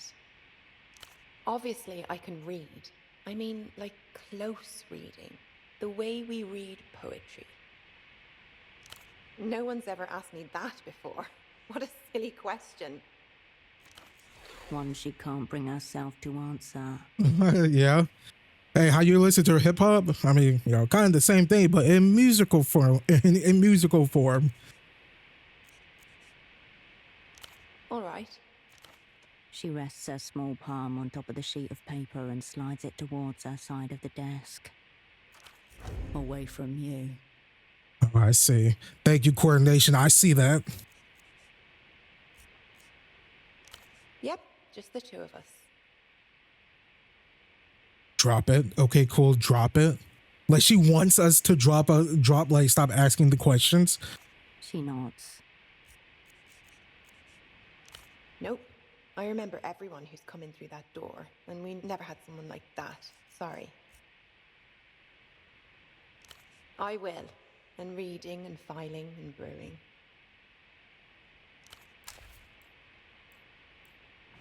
What's the piece of paper? Can't do anything about that. Ah, hello again. I imagine you do. Please, go ahead. Of course. Adieu. Dude, are we really going to sabotage the freaking sub-editor that we're trying to romance? Ah, I imagine you do. Oh, what gave you that idea?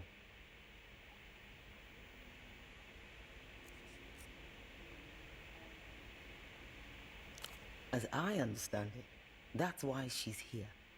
To learn on the job. There's a reason we call it an artistic practice. Some people's baseline is kindness.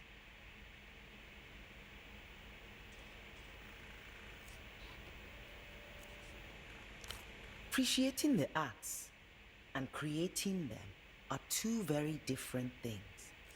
Few of us are blessed with both gifts. Of course, anytime. Adieu.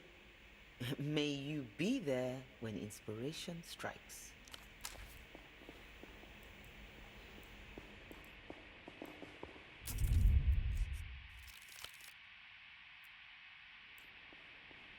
Excuse me, you can't go in there.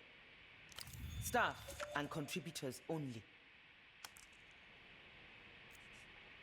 Anyone who wants to is strongly encouraged to submit.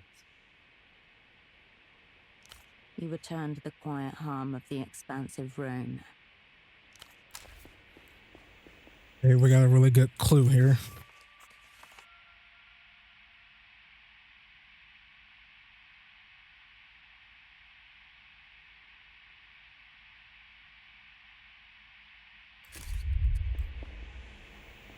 The editor in among them, resin cabochon and palladium finish, worth 700 sol.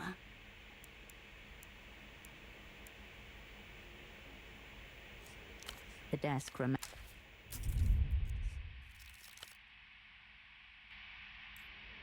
The editor in among them, resin cabochon and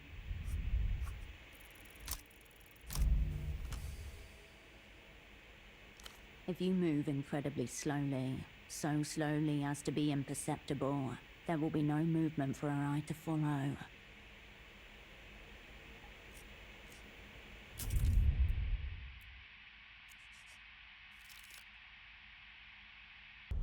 This is supposed to upgrade my coordination, so.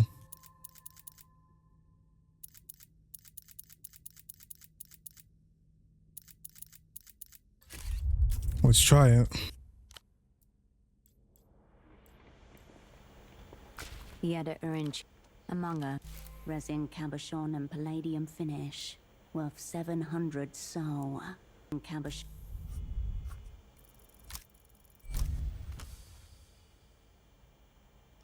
First, a distraction. Keep her gaze away from the desk. Oh, I'm afraid not.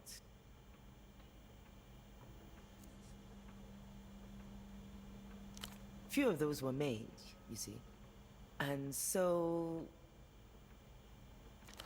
Grab first, then cover up. Now, your hand darts out, the trapdoor spider, and rolls the pen silently off the edge of the desk and into your pocket. She understands, I'm sure.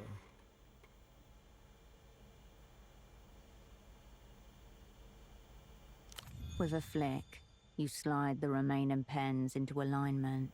No gap remains, only the illusion of order. Let's move on, yes? Wouldn't want to ruffle any feathers. Anyhow... She will notice the missing pen in 4 days, but never once suspect you. She will notice it in 4 days, but she will never suspect me. The editor-in-chief's desk. Among them, a lot resin cabochon and palladium finish. The desk remains undisturbed. Ah, hello. Adieu. Wait, what's the point of the pen? Not gonna lie, I just took a belt. Thank you.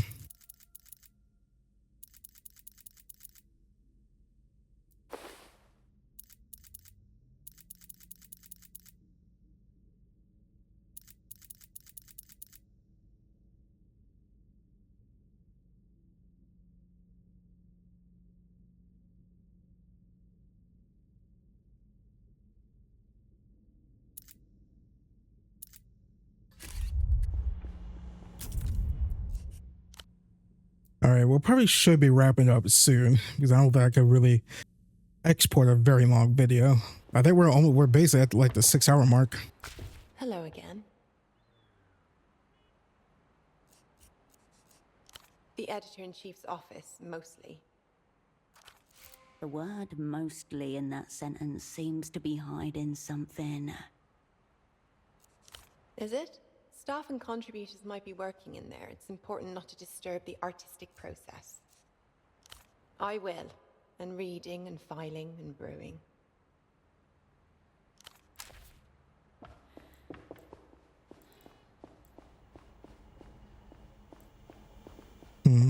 How do you get a magazine published though?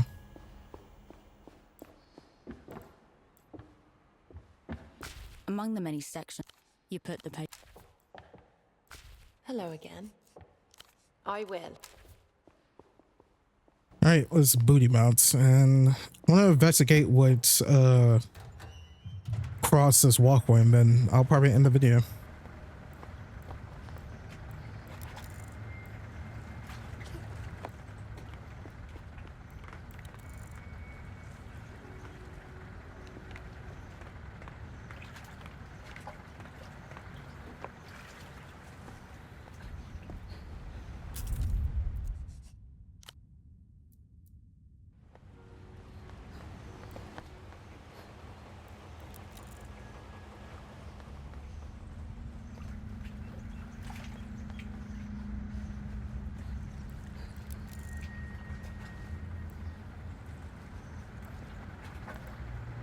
You shouldn't be here.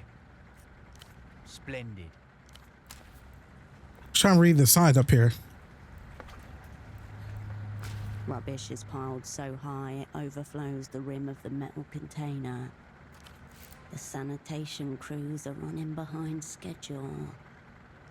The layers of detritus are many days deep. A whole history of discarded artifacts is piled up in front of you. This bin is an archive. Search it and you may conjure the recent history of this place.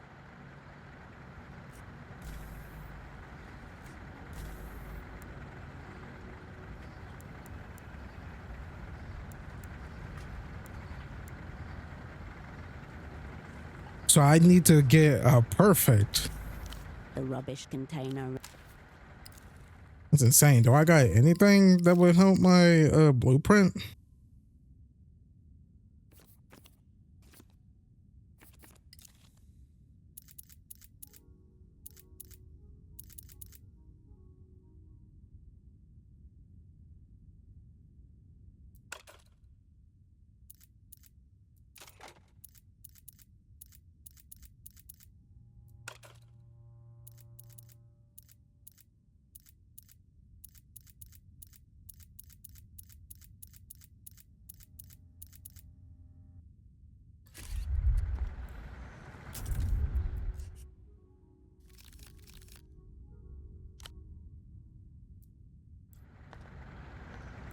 The container is still overfull with rubbish.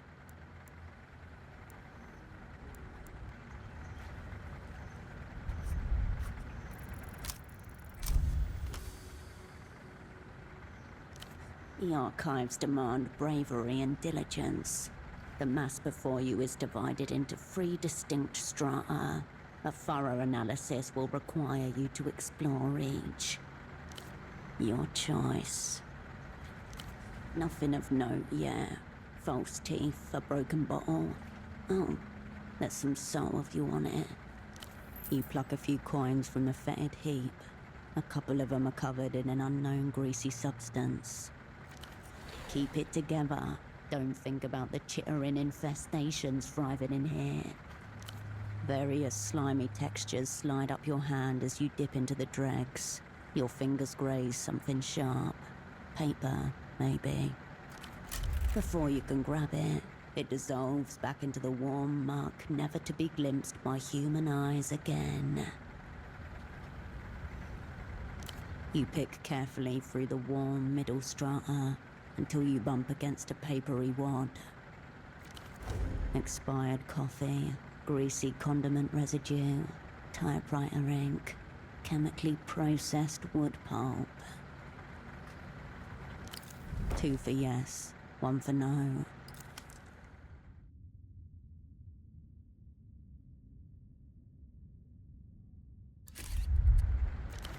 A scrawl of red ink above the typed words. We thank you for your submission. Unfortunately, at this time the Nos Correntes review will not be moving forward. A highly discerning one, judging from the physical evidence. You've now penetrated to the darkest and wettest layer. A metallic thud tells you that you've reached the bottom of the bin. Your fingers get to work. However, the rancid smell threatens to suffocate you. Bile lurches at the back of your throat, burning. Luckily, your diligence is not in vain. Your fingers catch on something hard in the furthest corner of the sludge pile. Rounded for the most part, there are some sharper lines at the extremities as well as some flat surfaces. It's a pair of grimy glasses, large black frames, and what must be the thickest prescription lenses available. The missing vendor. These are the glasses he was wearing in the photo his daughter showed you. A dread certainty sinks in. The rubbish container and all its spoils continue to rot through time. That's some really good finds right there.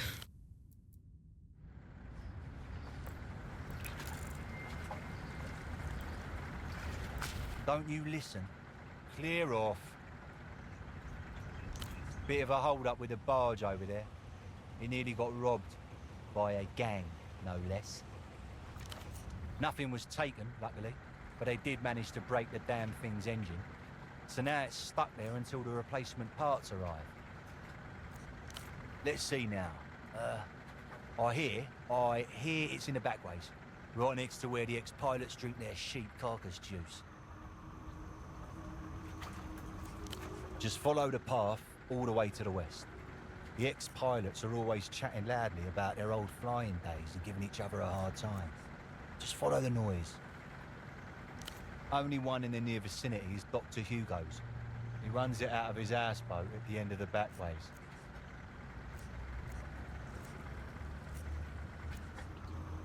Oh, very dangerous. Probably one of the Azuri lot. Yeah, you wouldn't want to mess with them, miss. Azuri Mob is a foreign crime syndicate you've only heard about in passing.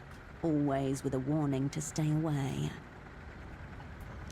They've been causing us a lot of trouble around the docks lately. Seems they're trying to take over the local mobs, and doing a good job of it. The parts may take a while as the trade route slowed up recently. Used to be a lot quicker a couple of weeks ago. The rest of the developed world. Must be something at the docks by the bazaar, but I wouldn't know more specifically, outside of my jurisdiction.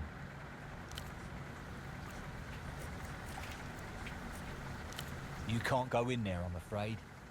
That's what I'm here for. No one gets in. Working for the Opera technically means you don't officially exist. Therefore...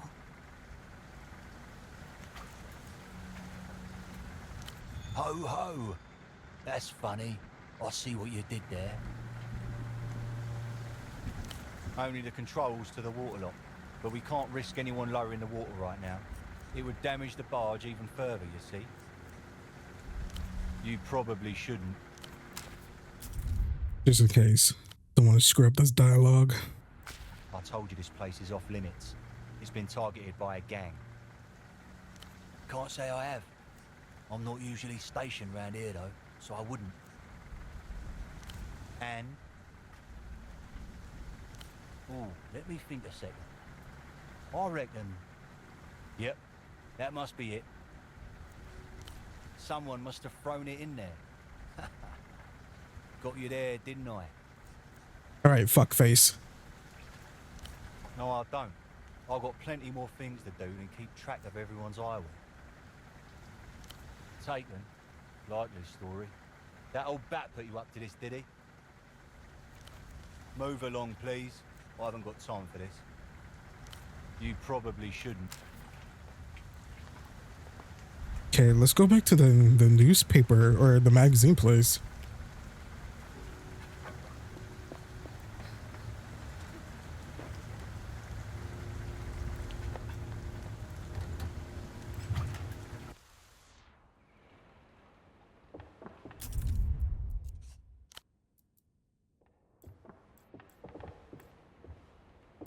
Hello again.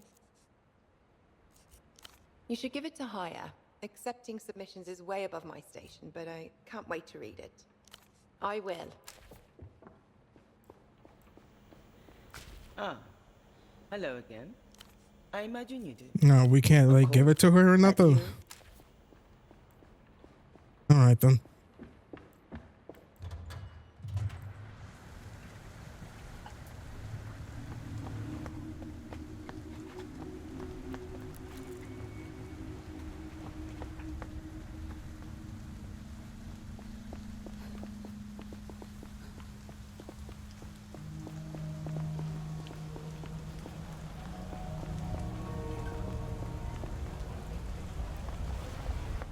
Oh, it's you.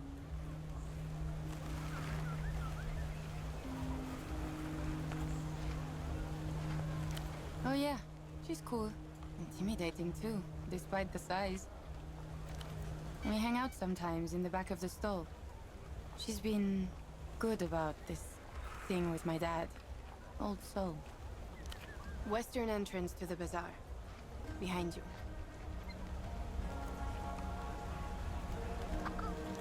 What? What? What were they doing there?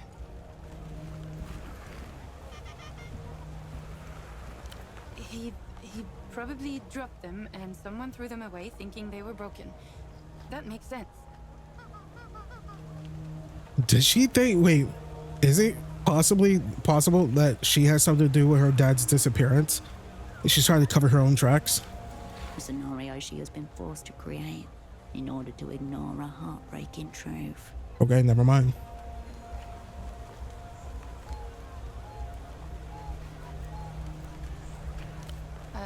No. No. Thanks for finding them. Thanks for stopping by.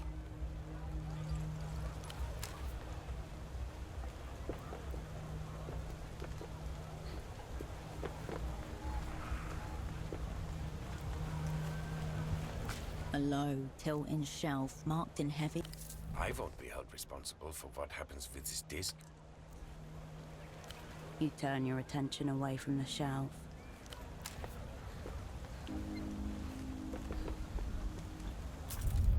Okay, we have not explored down here.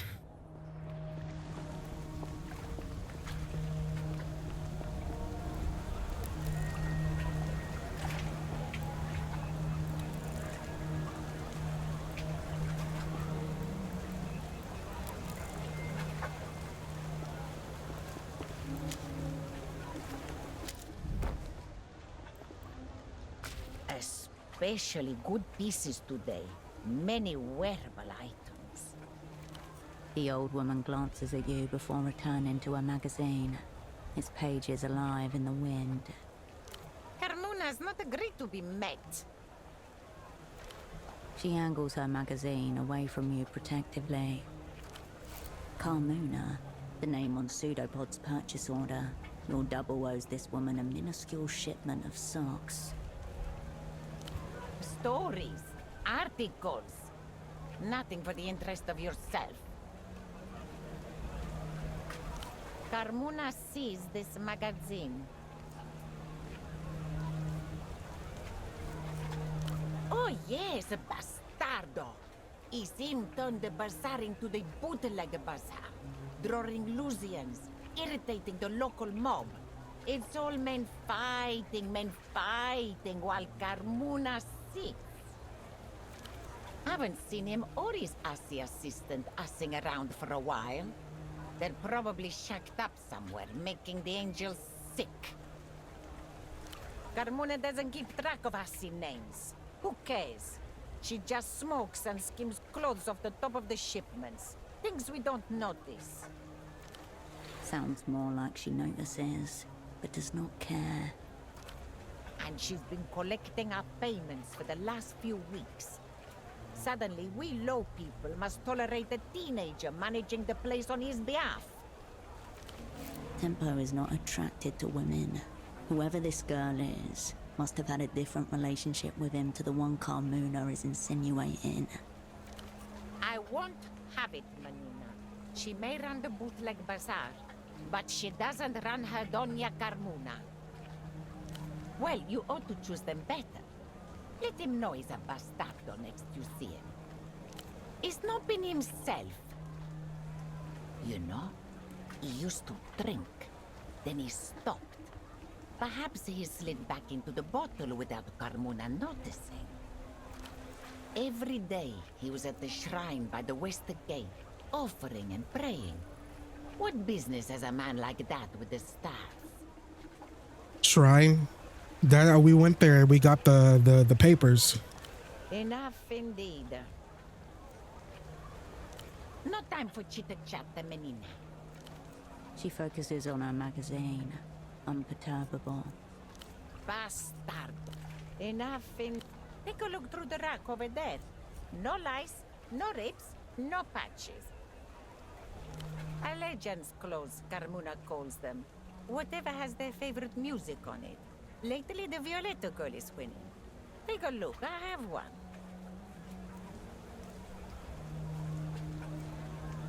She looks sideways at the disc, shakes her head. It's a disc.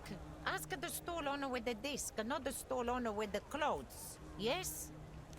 Don't forget to check the racks.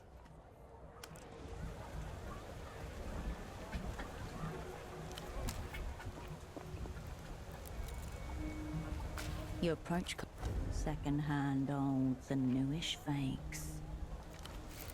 Fashion has a short memory. Anything worn long enough to have been faked is already ancient. The rack sways with misspelled logos and forgotten styles. Cowboy boots, leather trousers, a long black skirt. Hangers scrape against metal as you thumb through the racks. Foreign material shifts under your fingers, cool and unfamiliar.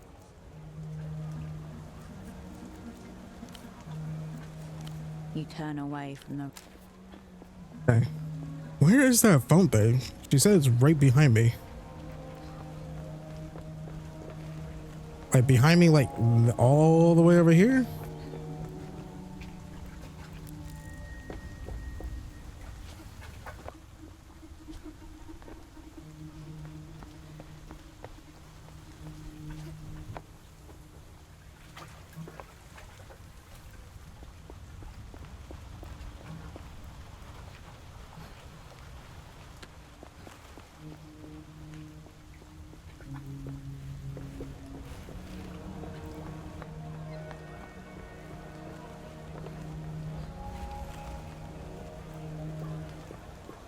Cosmonaut suit, a relic of Project.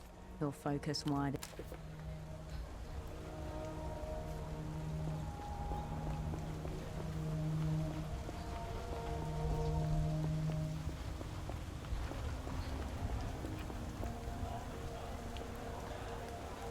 The fire exit stands conspicuously ajar. Someone has wedged it open with a ball. Nobody is paying any particular attention to the door, or seems close enough to care. Suspiciously nonchalant. It's a pelota ball, the local variation of handball. Pelota balls are not designed for use as doorstops. Someone has elevated this ball to contraption status.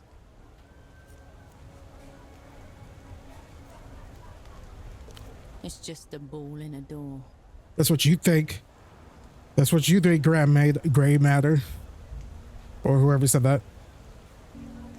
A dark hallway. At the opposite end, you can just make out the bottom of a metal staircase. A fine place to hide in a moment of crisis. Marked and remembered. The tableau stays undisturbed. Okay, I think this is where what's-his-face is at. Let's do a hardcore save and let's get this party started. The fire exit room. Or maybe, I don't know. You emerge into the dark insides of a deceased mechanical beast. The only light comes from above a set of steel stairs, which you alight carefully, gripping the cold railing.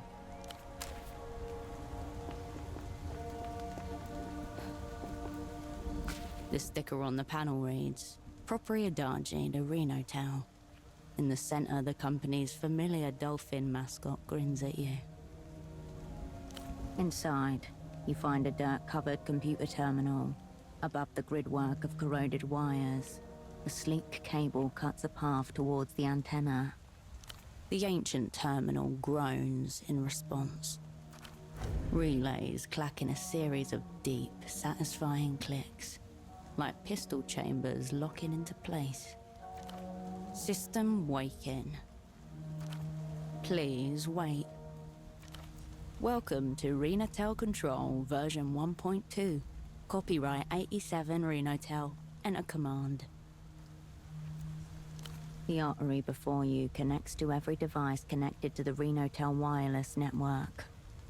The text cursor highlights the blank space where your command should go. Ask it.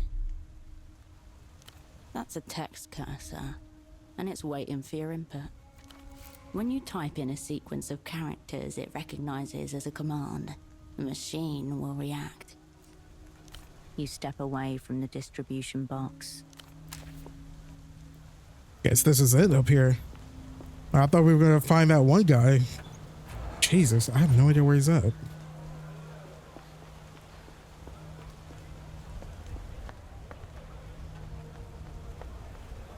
All right, let's head back. Hold on, what's this? Loose stitching and cheap fabric. The odd cotton hemorrhoid erupting at the seams. Their pelts are damp and shiny with rain. You expect the smell of wet dog. There is none. Soft animals, mostly stylized blobs with little regard for real anatomy. Beasts rendered ridiculous. Grotesque trophies. Boneless flesh bound in impossible colors, twisted into seductively pleasing shapes. Except for that, what is that, a rabbit? That blue one? Brazen political threat. The pile declares that this too is the future of the working class. Defanged, fuzzy, sold in a heap. The different species are all numbered. Number 1's are bunnies, number 2's cats, number 4 an anatomically unviable whale. Then what animal was so irresistible to the consumer? You said yourself these plushies are sinister. What shape has breached containment? Tower of plushies.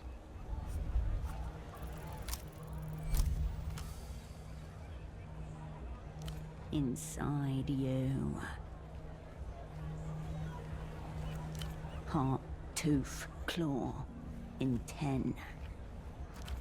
Plushie 3 has shredded the social contract. Plushie number 3 will bite down on the neck of the world and fuck it till it howls. Plushie number 3 is you. Soft animals, mostly stylized blobs. You turn back to the bazaar.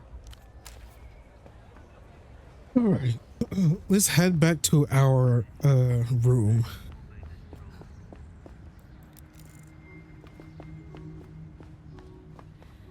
Dude said that his place is overlooking the bazaar. It's just like, Well, that was the bazaar. I really thought it was the place with the ladder. I guess not.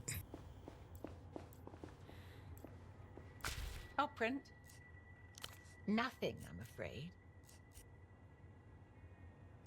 I'll be here if you require anything. All right, let's go to our room. I want to do our thoughts, and we got 3 of them, I think. I have no idea. Wait, that was this here before? I don't remember. Okay.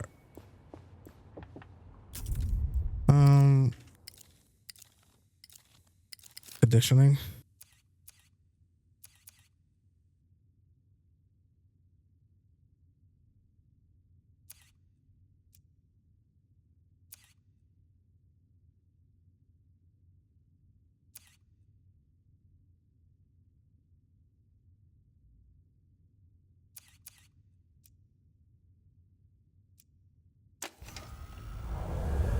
Check it out, Hersh. The creditorial equivalent of a mountain. An impossible weight somehow lifted, just waiting for the disturbance that will bring down the avalanche. If it comes down, it all comes down. Countries end, history restarts, cunts die. By some estimates, the entire world is 3 trillion sol in debt. If every 1 sol note in existence were used to pay off every loan, at the end of the day, you would still come up short. Inflation and compound interest, the abstract miracles of modern finance, holding aloft a juggernaut of debt. The good news is, it doesn't have to come down. Words spoken by a very slick cunt as he zips by on a nimbus of infinite credit. Debt is platonic, Hersh. Big or small, it doesn't exist as long as you don't pay it.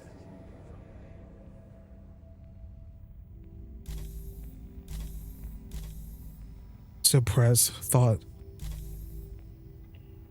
Reinforce skill potential. Kobe. When anxious, gain adventures, provoni. Now you're talking. Your new imaginary girlfriend is called Credit, and you can do whatever you want with her.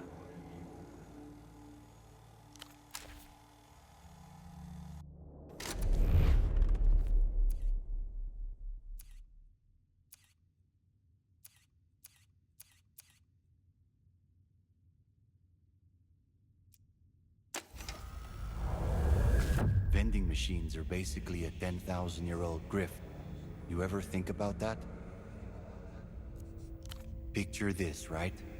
There's this hairy guy, the Paleolithic hustler. He's stuffing berries in a tree hole. And then he gets an idea.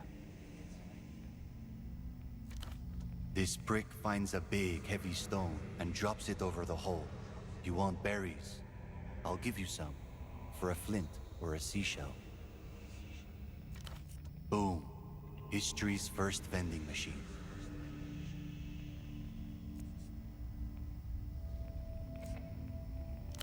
Several problems.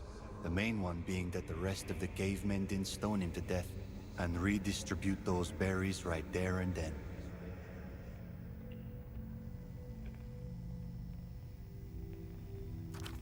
Point is, the grift works, even on you. You're broke, yet you keep walking past those glowing boxes where descendants of the hustler are hoarding resources without even reaching in to take some. Rumba, canned coffee, even a sip of which would have made your ancestors' hearts explode.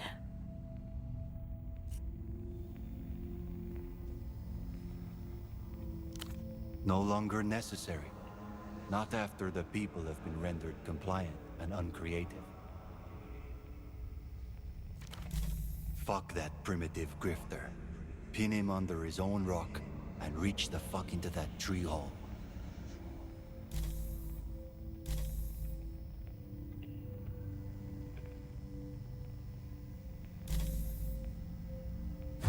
All right, H. It sounds like you're just letting yourself get robbed blind. But all right. You know what? Maybe I should stop doing these before I screw up or something. Thoughts are locked in 12 hours. I need to do some research on what conditionings are in this game because I do not want to get screwed. The bed welcomes you for a soft slumber.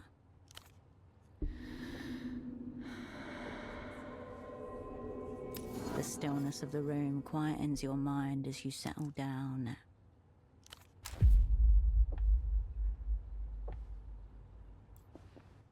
Alrighty, everyone. This is a really great place to stop. Thank you all for watching this. And if you've been sticking with me for these past, I think 5-6 hours, because this is a 4-hour recording so far, separate video, but same recording and whatnot. So probably 6 hours or so. But either way, thank you so much for joining me.